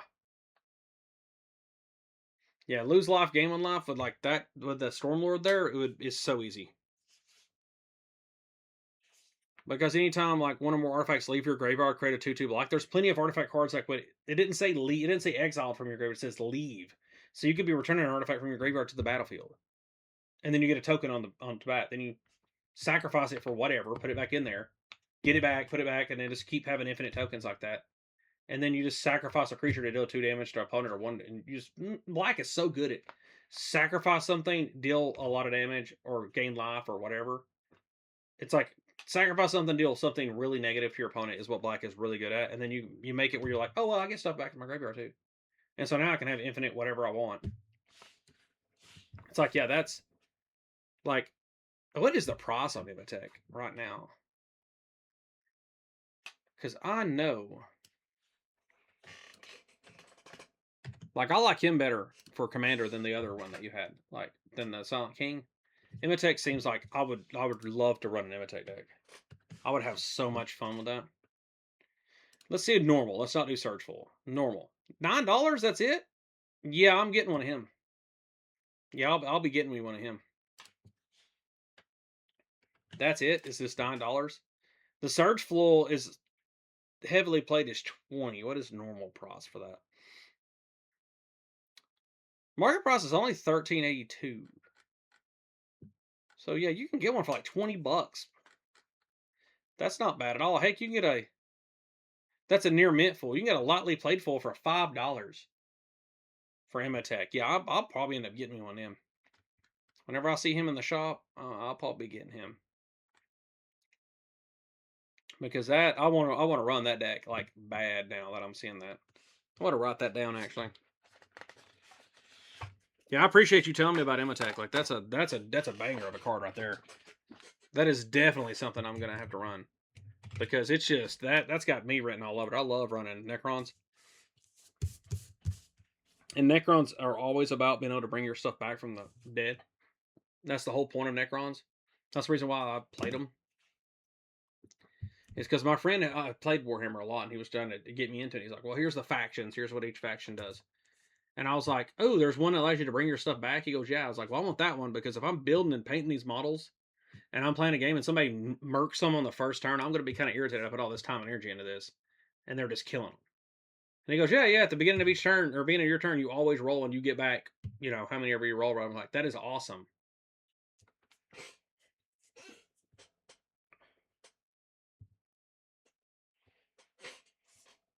Yeah, yeah, you're more turtle. You just chill. You put your wall up, and then you just go ping, ping, ping, ping for life loss. Yeah, that's what Black is really good at. Because I don't like you shouldn't like there's some Black that actually does attack a lot, but for the most part, you shouldn't have to worry about it. Like with a deck like that, no. With this card as your main piece, no. If you can get him out, no. I'd have that deck set up where if you got him out, that would be game. You know what I mean? Like there wouldn't be no next turn. Like once I got him out, I'd have already have my combo pieces set up to where it's like, oh, infinite. I have infinite tokens, man. Like, because there are so many Black cards that do stuff with like that. Like, oh, put it back in play from the graveyard. Well, now he's not an artifact. That's the problem with the card I have. It's like there's a skeleton that does that. That you can bounce him back for 2. I think it's 2 mana. Like if he dies, you can just put him back on the field. And so I'm thinking there's an artifact card though that turns all of your other things into artifacts. Like everything that isn't in play is an artifact, and then boom, there's your combo. And he's a skeleton. He's a zombie, I think. No, he's a skeleton. He is a zombie. He's a skeleton, and that would work so well with that. And there's also artifact cards too. That there's one that's like when this creature dies, take another artifact from your graveyard, put it in your hand. Mer Retriever, I think is his name, which will work out with that too, because you could put it in your graveyard, grab something out of your graveyard, put it back, which means you get to trigger off the 2/2. Then, if you could find a way to copy the Mer Retriever, you could just do that infinitely. Or you could just use any of the 9,000 and return something from your graveyard to your hand. Cards that are Black. I think there's one that's like sacrifice a creature, return something to your hand, I think. And so, and if you use this card right here, by the way, in that deck, which I would highly recommend that. This artifact spells cost 1 less to cast. Like My Retriever is now 1 mana. If you have something else in there that does the same thing, now your Mer Retriever costs nothing. So you just keep putting it back in your hand. You sacrifice the artifact. Hopefully, I think there's a card that allows you to sacrifice a creature, return another target creature from your graveyard to your hand, and so you just do that infinitely because now your Mer Retriever costs nothing if you have this and something else in play, and so you can just go bop bop bop bop bop bop, and then you just keep. Then if you happen to have anything in play that says, "Oh hey, you take 1 damage whenever I play something," it's over. Yeah, dude, like that. The art of black art. Like, there's a lot of colors that don't work well with artifact, but black and blue are your main artifact. Red's good too, but there's not so much white artifact. I mean, I think that some of the newer sets, I think they started doing white artifact. Green artifact would be an odd thing to try to do because it's mostly anti-artifact. But I like running red artifact just because you get a lot of tokens and you can run in a Tog. Especially with the new things that came out, like with the new space. What was the name of that set? Edge of Eternities set. There's that weapons manufacturer card that allows you to, anytime you put an artifact in play, a non-token artifact in play, you get a token that it's a ammunitions token that whenever it goes to the graveyard, you deal 2 damage to any target. I mean, you put that in there with an Atog or anything else, you just sacrifice that token to give the Atog +2/+2, and you deal 2 damage to whatever you want. So you can just blow their creatures out, hit them, do whatever. So you get a bunch of tokens in play, attack with the Atog, use any of the red cards to give something trample, super juice that thing up to like a 10 or 20. And then whenever all the artifacts you sacrifice to get there, which were all these being munition token things, they're taking like 20 damage there. So you can just wipe people. It's so good. But yeah, black works real good because you get those tokens in play and then you use your other cards that say sacrifice as a kicker or as an additional cost to wipe somebody's stuff or to gain life or destroy life. Because there was this spirit I loved using in a rat deck. Or it wasn't even a rat deck, it was more of a sacrifice deck. But all the creatures in the deck had 2 power less. And the whole point was at the end of the turn, this spirit returned all of them to the battlefield. So I would, at the end of the turn, I would sacrifice almost everything on my board, make you lose life, I gain life, you discard cards, all this crazy crap. Then everything comes back, and then I do it again at the end of your turn. Like once the board state got set, it was over. But yeah, I love this kind of like Magic. I can talk about Magic all day. Like I love Magic. I've been playing it since like 1998 or 99, somewhere around there. It was the first card game I actually learned how to play. Like I think I knew how to play Pokemon back then. But we weren't playing it right, I don't think, but we tried playing Pokemon back then. And then my sister brought home, I have an older sister, and she brought home Magic one day from school. Like, oh, these kids at school are playing this game called Magic the Gathering. And I was like, oh, this is cool. And then me and my dad was looking at it like, this is really cool. But we didn't know how to play. And my sister wasn't exactly great at explaining things like that. So what we ended up doing, went up to a local game store and was like, hey, can you teach us how to play? And they're like, yeah, well, this new set just came out. It's called Portal. And it's a very simplistic version of this game to teach people how to get them into the game and teach them how to play. And so we bought a starter thing that had like 2 little mini decks in it and like the tokens and stuff. And so we learned how to play. Like they showed us how to play at the store, and then me and Dad went home and played some more. And then my sister came home, we played with her, and like ever since then, I've been hooked on Magic the Gathering. Like I've loved it, and I'm trying to build the entire Portal set right now. Like I've got like 90 something% of it, but some of the cards are like really expensive, like the real good ones. But I believe I've got a Wrath of the God and Armageddon. I've got both of those big hitters.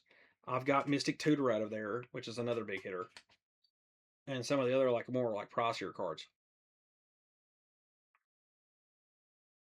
You can steal all player, lost half life, and I earn all the. Yeah. Oh, there's a card you definitely have to have then if you like that. What's he called? Hang on, I gotta load up Arena because there's a game. I know I don't know the name of the card off. Well, I can just probably type it in. It's MTG. When a player, hang on, wait. When you deal damage, gain life. Yes, there is a black card that does that. That is like so busted. Where is it? There it is. It's called the Bloodthirsty Conqueror. Hang on, I'm gonna share my. If I can do this right, I think I know how to do this. Like we're gonna give this a shot. Yeah. Will you actually share right? Yes, you will. Holy crap, I got that worked right. All right. Anyway, this card right here is what you need. If it ain't, it is, yeah, here. This is the card you need for your deck. It's called Bloodthirsty Conqueror. For 5 mana, it gets Flying, Death Touch, which no one cares about that crap.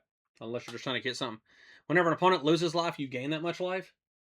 Is so good because it combos with cards like this. Whenever whenever you gain life and an opponent loses life, that's an infinite damage combo. Those 2 cards. Like if you have 2 of those on the field, that's it. That's game. Because if you do damage to anything, they gain a life, which causes well, I'm sorry. You gain a life, they lose a life, which causes you to gain another life, which causes them to lose another life, and that just cycles forever. Yeah, it's busted. There's also a lot of other cards that work really well too. There's like a bat that's real cheap. It's like a common, and it can be cast with like black or white mana, I think. And it does the same thing as this rare, this Enduring Tenacity. It's like whenever you gain life, each opponent loses life. Like there's so many cards that work well with this. Like you can get any of these cards and run any of these, and all these work really well with that combo. Or Sangenis Bond's the most common one. Like that thing is awesome. It's an uncommon now, but that used to be a rare, by the way. Like when it first came out, that was a really rare card and a really good card to use. The fact that it's just an uncommon now just shows how crazy the board, like the power creep, is in this game. Um, but yeah, there's so many.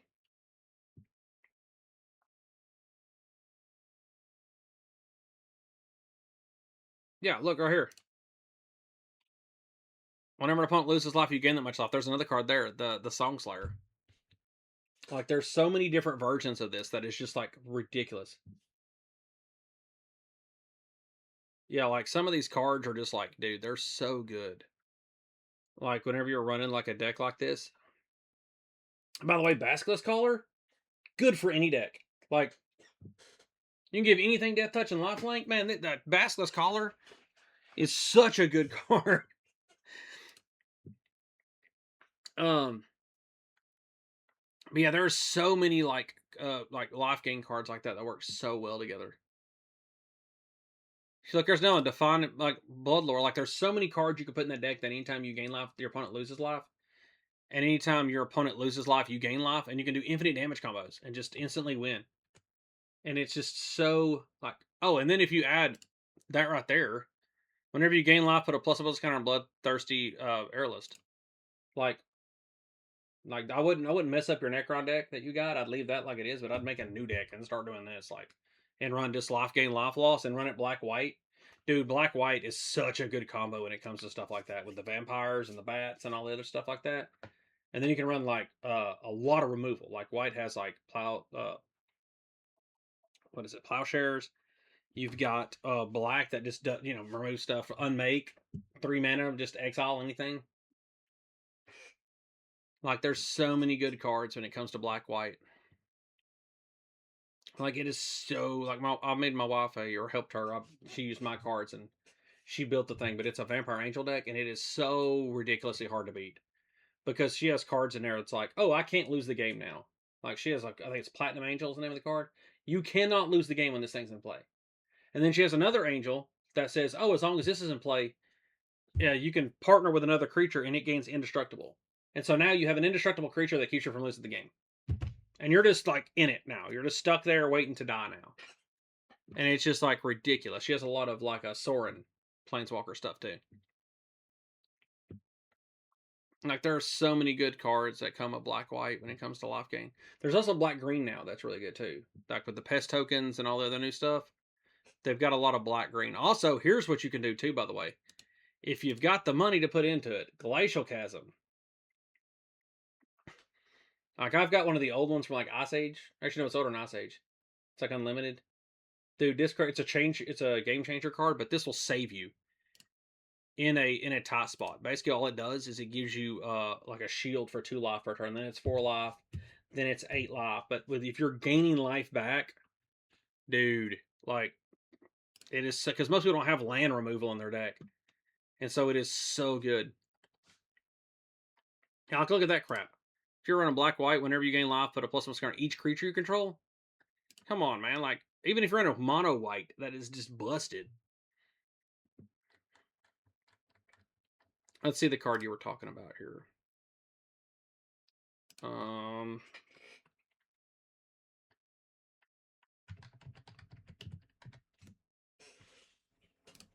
So what Death Mark is.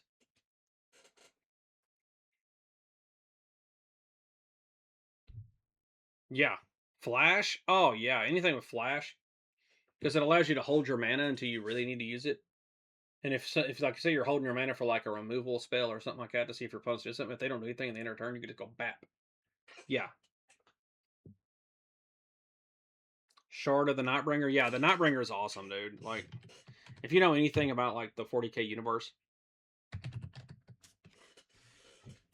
dude, I'm telling you, if you know anything about the 40k universe, the Nightbringer was a menace back whenever he first was released, because he ignored any invulnerable saves. There was nothing that could prevent his damage from hitting you, which is ridiculous because there are certain armies that were built around just like, oh, it's hard to hit me. No. Like, if you have the Nightbringer, like, he would be moving around the board and everything on your enemy side would just try to stay away from it. That's all they could do is just try to run from it. Like, I think I've played, of all the games I've played, I think I've only seen it ever dive one time on the board. And that's when a Tau player unloaded everything they had into it for like 3 turns. He lost the game by a lot. But he just wanted to kill that thing. That was his only job, was trying to kill that thing. It was just, it's so overpowered. Yeah, that's, oh, the ability on that thing is ridiculous. Yes, that's exactly what the Nightbringer does. Yeah. It's a menace inside this game too. Because like it had magic abilities that weren't magic abilities, so it didn't count as soccer abilities, so they couldn't like counter it with other anti-soccer things. It was its own thing. Because he's essentially, the Shard of the Nightbringer is basically, if you look at the lore, they're gods. Like, they're the ones that, they're the Satan. They're the ones that condemn the Necrons basically by tricking them, and they put them inside those mechanical bodies. But then eventually they overthrew the Satan and destroyed it, but you can't actually destroy them 100% because they're gods. So what they did is they busted them into pieces and put their shards inside of things. And so what you're looking at is really just a mechanical body with a shard of a god in it. And it runs through the field just ripping through everything. Like, because they were deceived by the other Satan, which was called the Great Deceiver, is what they named him. They had the Nightbringer and the Great Deceiver. And like, dude, it's like, I know a lot about the Necrons just because I played the Necrons. They're really cool. Like, lore wise, I love them because that's like how the Warhammer universe started. It's like before mankind was ever even thought of, is when the Necrons run around. It's when the old ones is what they called them. This is the old ones' great enemy that they made the orcs and the elves to fight, or the Eldar. Like, they created the Eldar to fight the Necrons because the Necrons were just destroying them. Because they had the power of the Satan on their side. That's what they sold their souls for, was to fight the old ones. Hex Mark. Oh. Yeah, Hex Mark Destroyer. Oh yeah, I've actually got that model. Hang on. Where is that thing? Where did I put him? Or did I ever get him built? Did I ever get him built? Because I know I've got him. Where did I put him? That's not him. Where is he? I know I built him. Where is that Hexmark Destroyer at? There he is. I see him. Okay.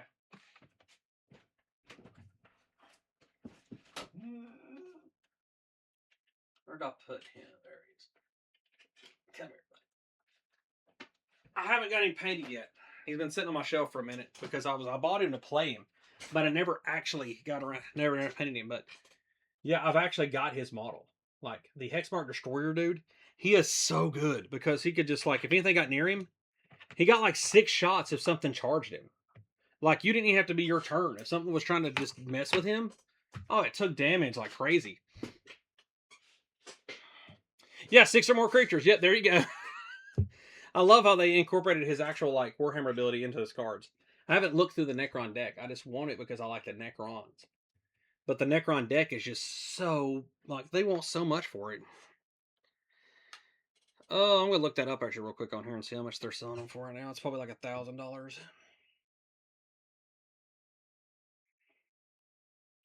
Yeah, it can't be blocked except by 6 or more creatures. Yeah, it's because he's got like 6 guns.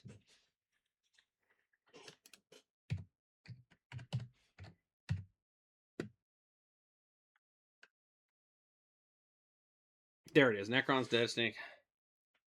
$400 for a deck of cards, man. That is insane. It's gone up $50 in the last like 3 months. Mm.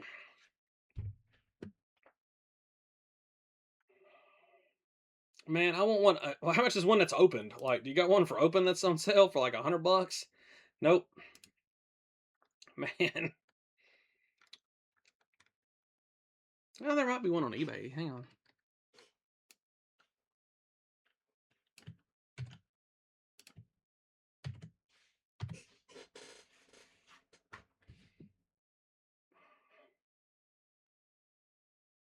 Let's see shopping.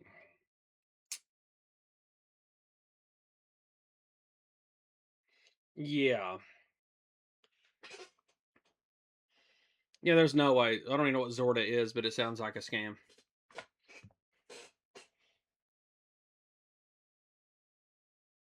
Oh, Restoration Orb, of course. Like, man, I love the whole concept of this because I love everything about the Necrons. And now that they basically took everything out of their codex and made a deck out of it, and that is awesome that they stuck that close to the lore. But it's just it irritates me that that the price point is absurd. Like, I wish they'd reprint this and like make it cheaper when they reprint it. Like, just reprint it. Come on, there it is. But yeah, it just irritates me that they want that much for it. I thought I clicked Resurrection Orb. What the? Or is that the name of the deck? Nope.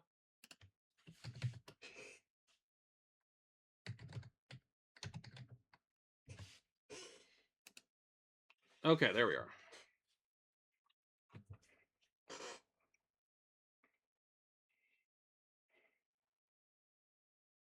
Oh, that is really good. Like, dude, I want that deck so bad. I really do. Like that. It's like the main deck I want. Like that and that cat dog deck. Like I want that one too.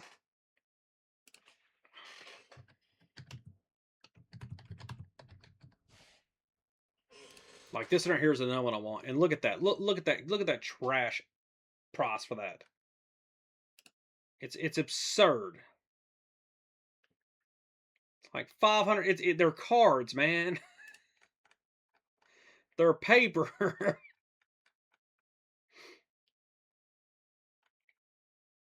Like I know I've spent a lot of money on cards and stuff, and I'll buy like booster boxes and stuff. But I am not doing that. Like I've only bought one collector's box, I think. Have I only Yeah, I've only ever bought one collector's box, and that was during the Edge of Eternities. And I sold a lot of stuff to buy it. I didn't just go out and buy the thing. Like I sold a bunch of other cards that I had.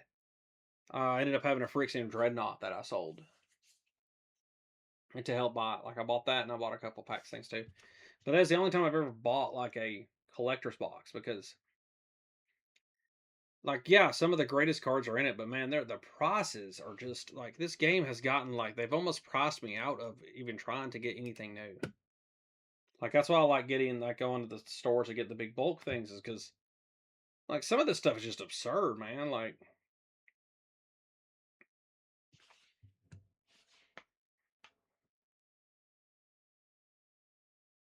yeah, like if you throw that the orb on your commander, you can get him back. If you throw it on just any good key combo piece. But yeah, like some of this stuff, dude, is just. Let me see where that's at. There it is. Boop. And then we can put that back. Okay. Yeah, some of this stuff is just like, wait, they've almost priced their fans out of the game. They've gotten so greedy, and it's because Wizards of the Coast got bought out by Hasbro. That's when all the secret layer stuff started happening. That's when all the Universes Beyond stuff started happening. Now there are some good things that came out of Universes Beyond, which was the Necrons, like the 40k stuff is awesome.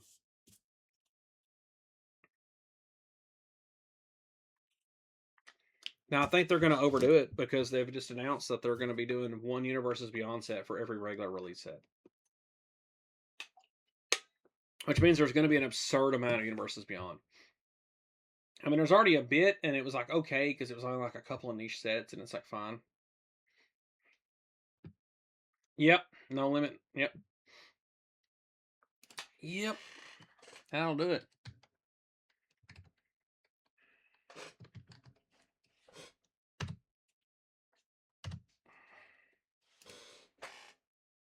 Oh yeah, the land. Yeah. I've got like those are nice. Yeah, and having no hand limit is good. And it doesn't come and play tapped, and it gives you a colorless mana. Like because a lot of times you'll get lands like that come and play tapped, and it's like okay, well it's like that's annoying. But yeah, I like running that card with hang on, I got a blue. Yeah, I got it right here. Let's see where. Come on, you're in here. I know you are. There you are. This is my Seymour deck. I've got like the Slytherin protector thing on it. But I've got a card in here that works really well with that card. Because what you're trying to do with that, and I really wish they'd have made this thing legendary. They didn't, and I wish they would have. I think they didn't on purpose, because it would have been a stupid deck, because you'd have been able to win so quickly. But that right there, I cannot pronounce that name, but basically what it does is you have no maximum hand size, and if you have 13 or more cards in your hand, you win the game. Or 13 cards exactly, you win the game. And you can pay 4 to draw a card. So, at the beginning of your upkeep, which is your untap, upkeep, then draw. So before you draw, if you have 13 cards in your hand, you win the game. And it's just so good. Like, especially in this deck, because it's the Kinna deck, so you have mana like crazy. A lot of times you can just play him and then just go, okay, well, I'm just going to sit back, and everybody's already worried about Kinnan, and they didn't think that you had something else in the back. That's like, oh, I win the game. And they're like, wait, excuse me? It's like, yeah, I win the game. Because that's what I love about like running decks and stuff, is a lot of times I'll have multiple ways to win. Soul Innervation. Let me look here real quick.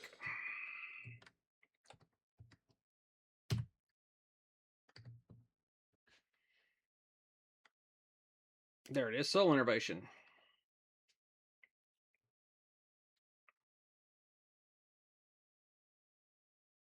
Oh yeah, man, that deck is good like that. That works out real well for that artifact. For your Imatech. Dude, that works real well for that.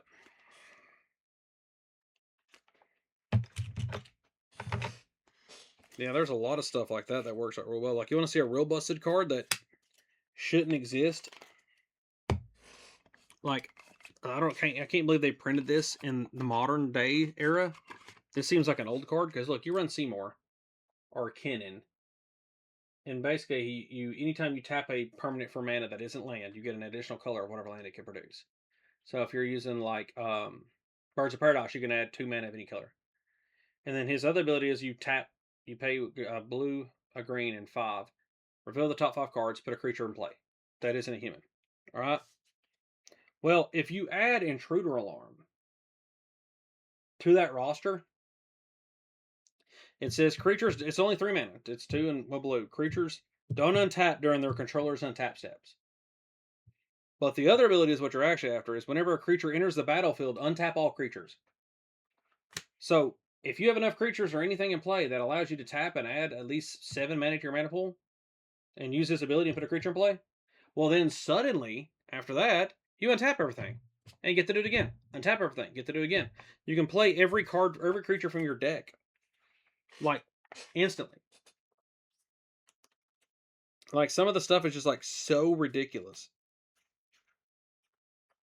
And, like, some of the stuff, too, like, dude, if you're running artifacts, there is some stuff in here that you desperately have to run with artifacts. They're so good. Like, look, I got one of these old G Soul Rings. Like, that's just from what I collected. I didn't buy that outright or nothing. That's just something I've had for my collection. Oh, Living Death. That sounds familiar. I know that card. Oh yeah, yeah, yeah. That's an old card.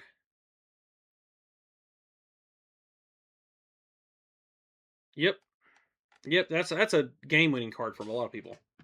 Like Living Death. That like a lot of people mill themselves. Like they use mill just to like get all their stuff into their graveyard. Play that card, bam, instantly get everything back, and that's how they win the game.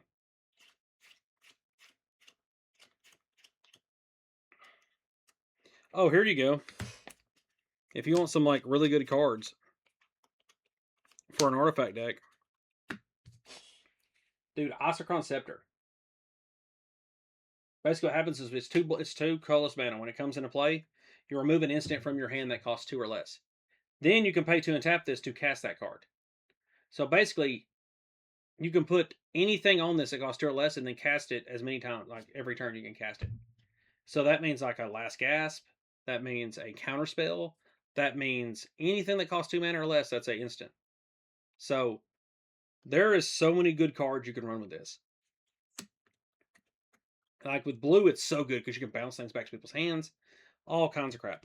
And this right here will save you in a pinch. It's called the Stasis Coffin. It's 3 to put it in play. Pay 2 and tap. Exile this coffin. You gain protection from everything until your next turn, so you can't die. No matter what your opponent tries to do, they can't. You can't be touched. It's just as good as the One Ring, which that's actually the one from the collector set. Which that's indestructible, which means you can't even kill this thing. When you cast it, you gain protection from everything to your next turn, and then you lose 1 life for each burden counter on it. You can tap it to add a burden counter and draw a card, or draw a card for each burden counter. So it's really good because you can draw cards.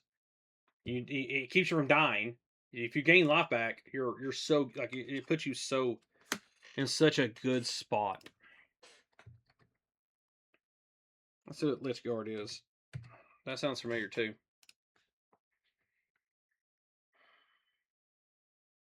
Yep, there's another like yeah, especially legendaries. Yeah, because most people's like legendaries are their main core pieces.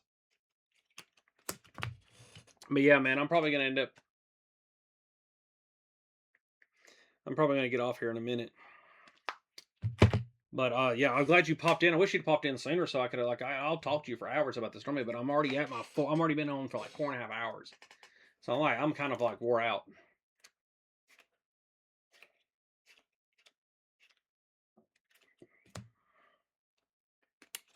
Old school Tempest Lotus Petal.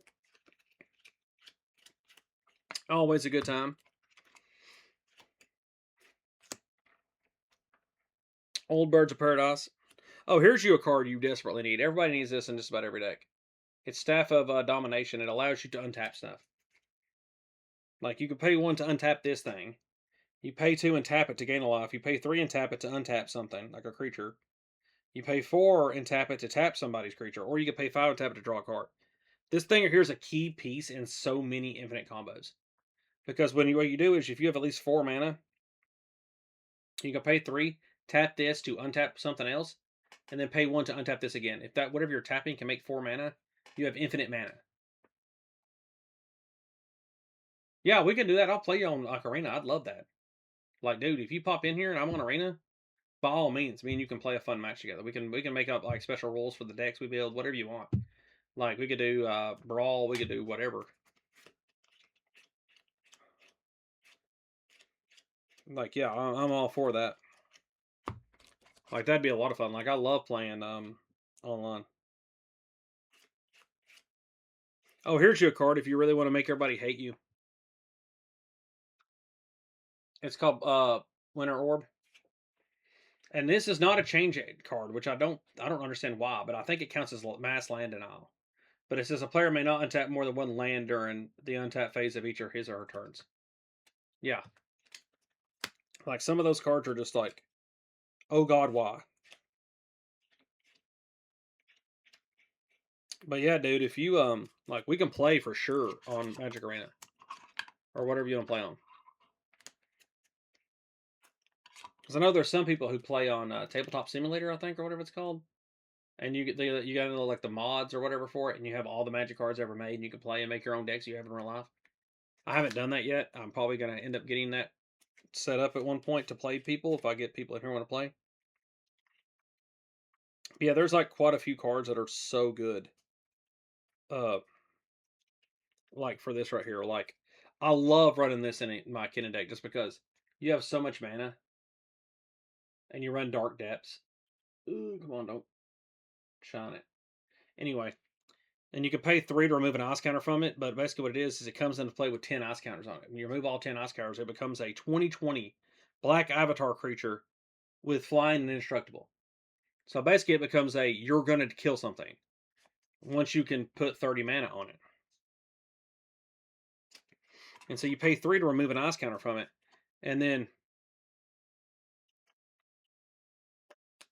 okay, that's fine. We can do that too if you don't. I mean, Magic Arena's free if you want to play on that. Yeah, because I don't spend money on it either.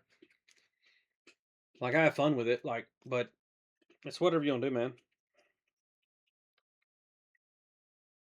Yeah, this right here is like my favorite way to kill people with this deck. I just get infinite mana, and I pop my full Emperor Loquatus, and then I just mill everybody out like instantly because it doesn't matter what color the mana is because his ability is it's just 3. So if you have infinite blue mana, infinite green mana, it don't matter. You have infinite mana, period. It's game. Once you get him out. Like this is my this deck right here is the one I put a lot of time, effort, and energy into, and it's about winning. The other ones are just more about having fun. I mean, they're made about winning, but they're also about having fun while winning. This one is just about like infinite mana die. And I had it as a 4 at one point. Like I had like 10 game changers in here, but it didn't get to see a lot of play because a lot of people don't play 4. Like the bracket, like they get like a lot of people don't like playing 4s. So I'm like, oh, everybody I know plays 3, so I'm gonna make this a 3. And so I knocked it back down. And I don't think I might need to take Winter Orb out. I don't know if it counts as mass land denial or not because no one's ever straight out said it has. So if it is, I might have to take it out and replace it with a different card. But other than that, I think it's a 3.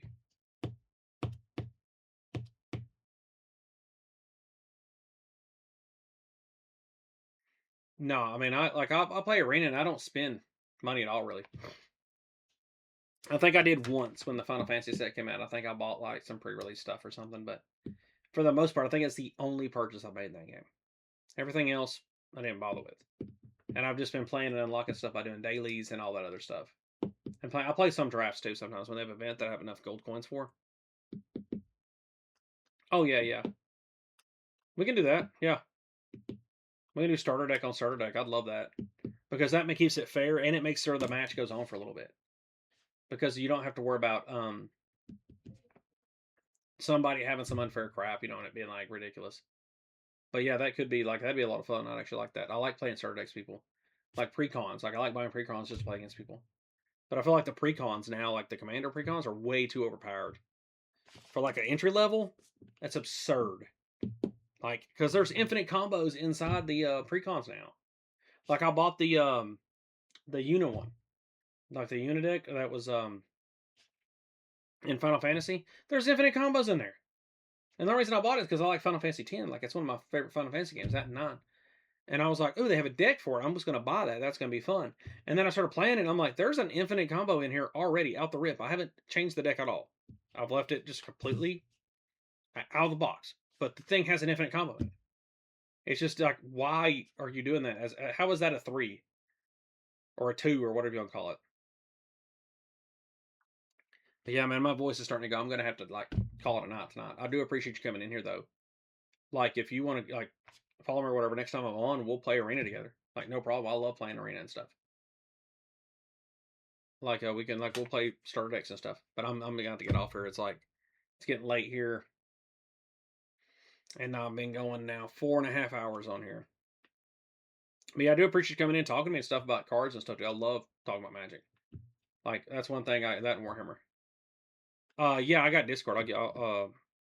Let's see here. Let me pull it up real quick.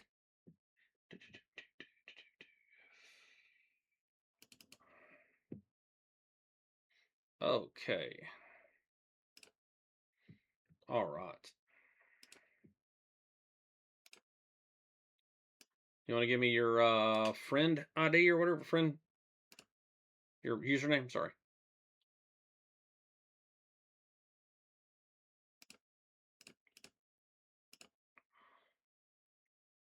Because I've added a couple people on here.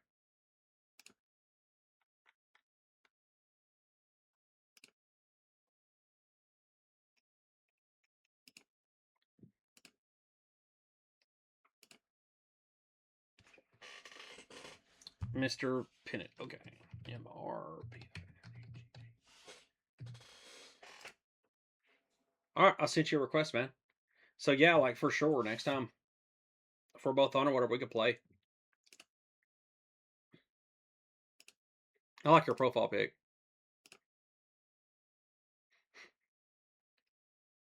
Got that pineapple drip.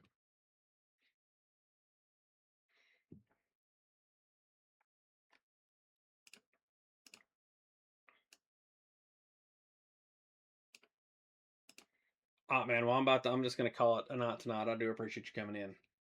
Thank you for adding me and stuff. We'll play and uh see who's better at this. You probably end up killing me, but we'll see. All right.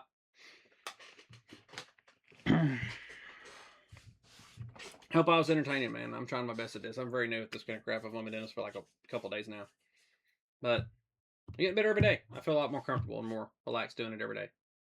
Like the more I get in here, I'll start talking about things I'm confident in, and I'm doing very well with it. But like, yeah, I can show off more stuff from my collections. I can show off. Oh, you're a streamer too? I mean, I can follow you if you want, man. If you want to send me a link or let me know your Oh, wait, I'm dumb. I'm sorry. I could just look up your. I can just click on to go actually to the Twitch stream and find you and do it like that. I'm dumb. Sorry. Very new to all this, especially when it comes to Twitch. So yeah, I could just right click you. Let's say I gotta click you. Go follow. Wham. There we go. Yeah.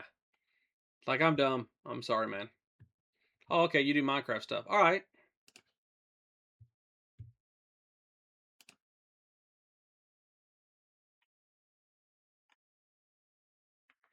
Yeah. Okay. Yeah, I see you. I haven't done any clips. Like I'm still working on trying to make sure I do that. Like I still haven't made like one clip yet. But I've got my VODs up right now, and I'm trying to put them on YouTube. I've got them saved on my PC, so I'll end up throwing them on there eventually anyway. But I'm probably just gonna make it unedited and stuff. I tried doing the editing thing, and it's just that's a mental load I really don't want to have to deal with. Yeah, sure. I'll message you if you're on, man. I'll hit you with a message, and we'll see, and we'll play something together sometime, maybe. All right. I'm gonna get off here, man. It's a nice meeting you and everything. I'll holler at you next time I'm online. Okay.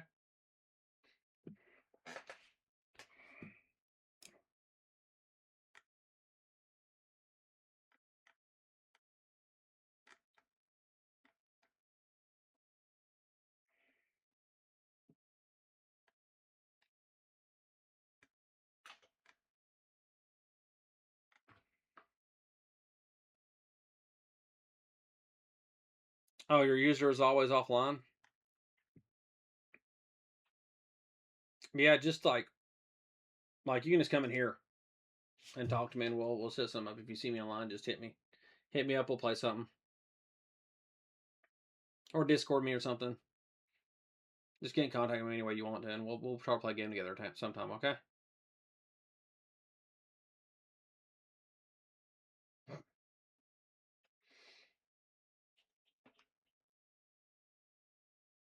Yeah.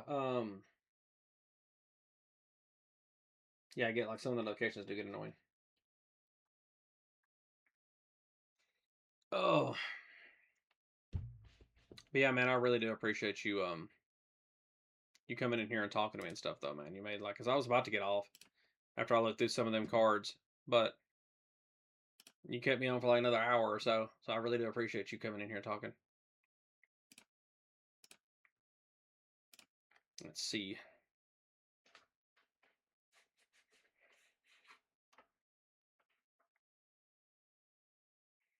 But yeah. Well, good night, man. Hope you have a good night. I'll be back on probably tomorrow. Like I've been trying to stream a little bit every day. Like sometimes I stream more, sometimes I'll stream like twice.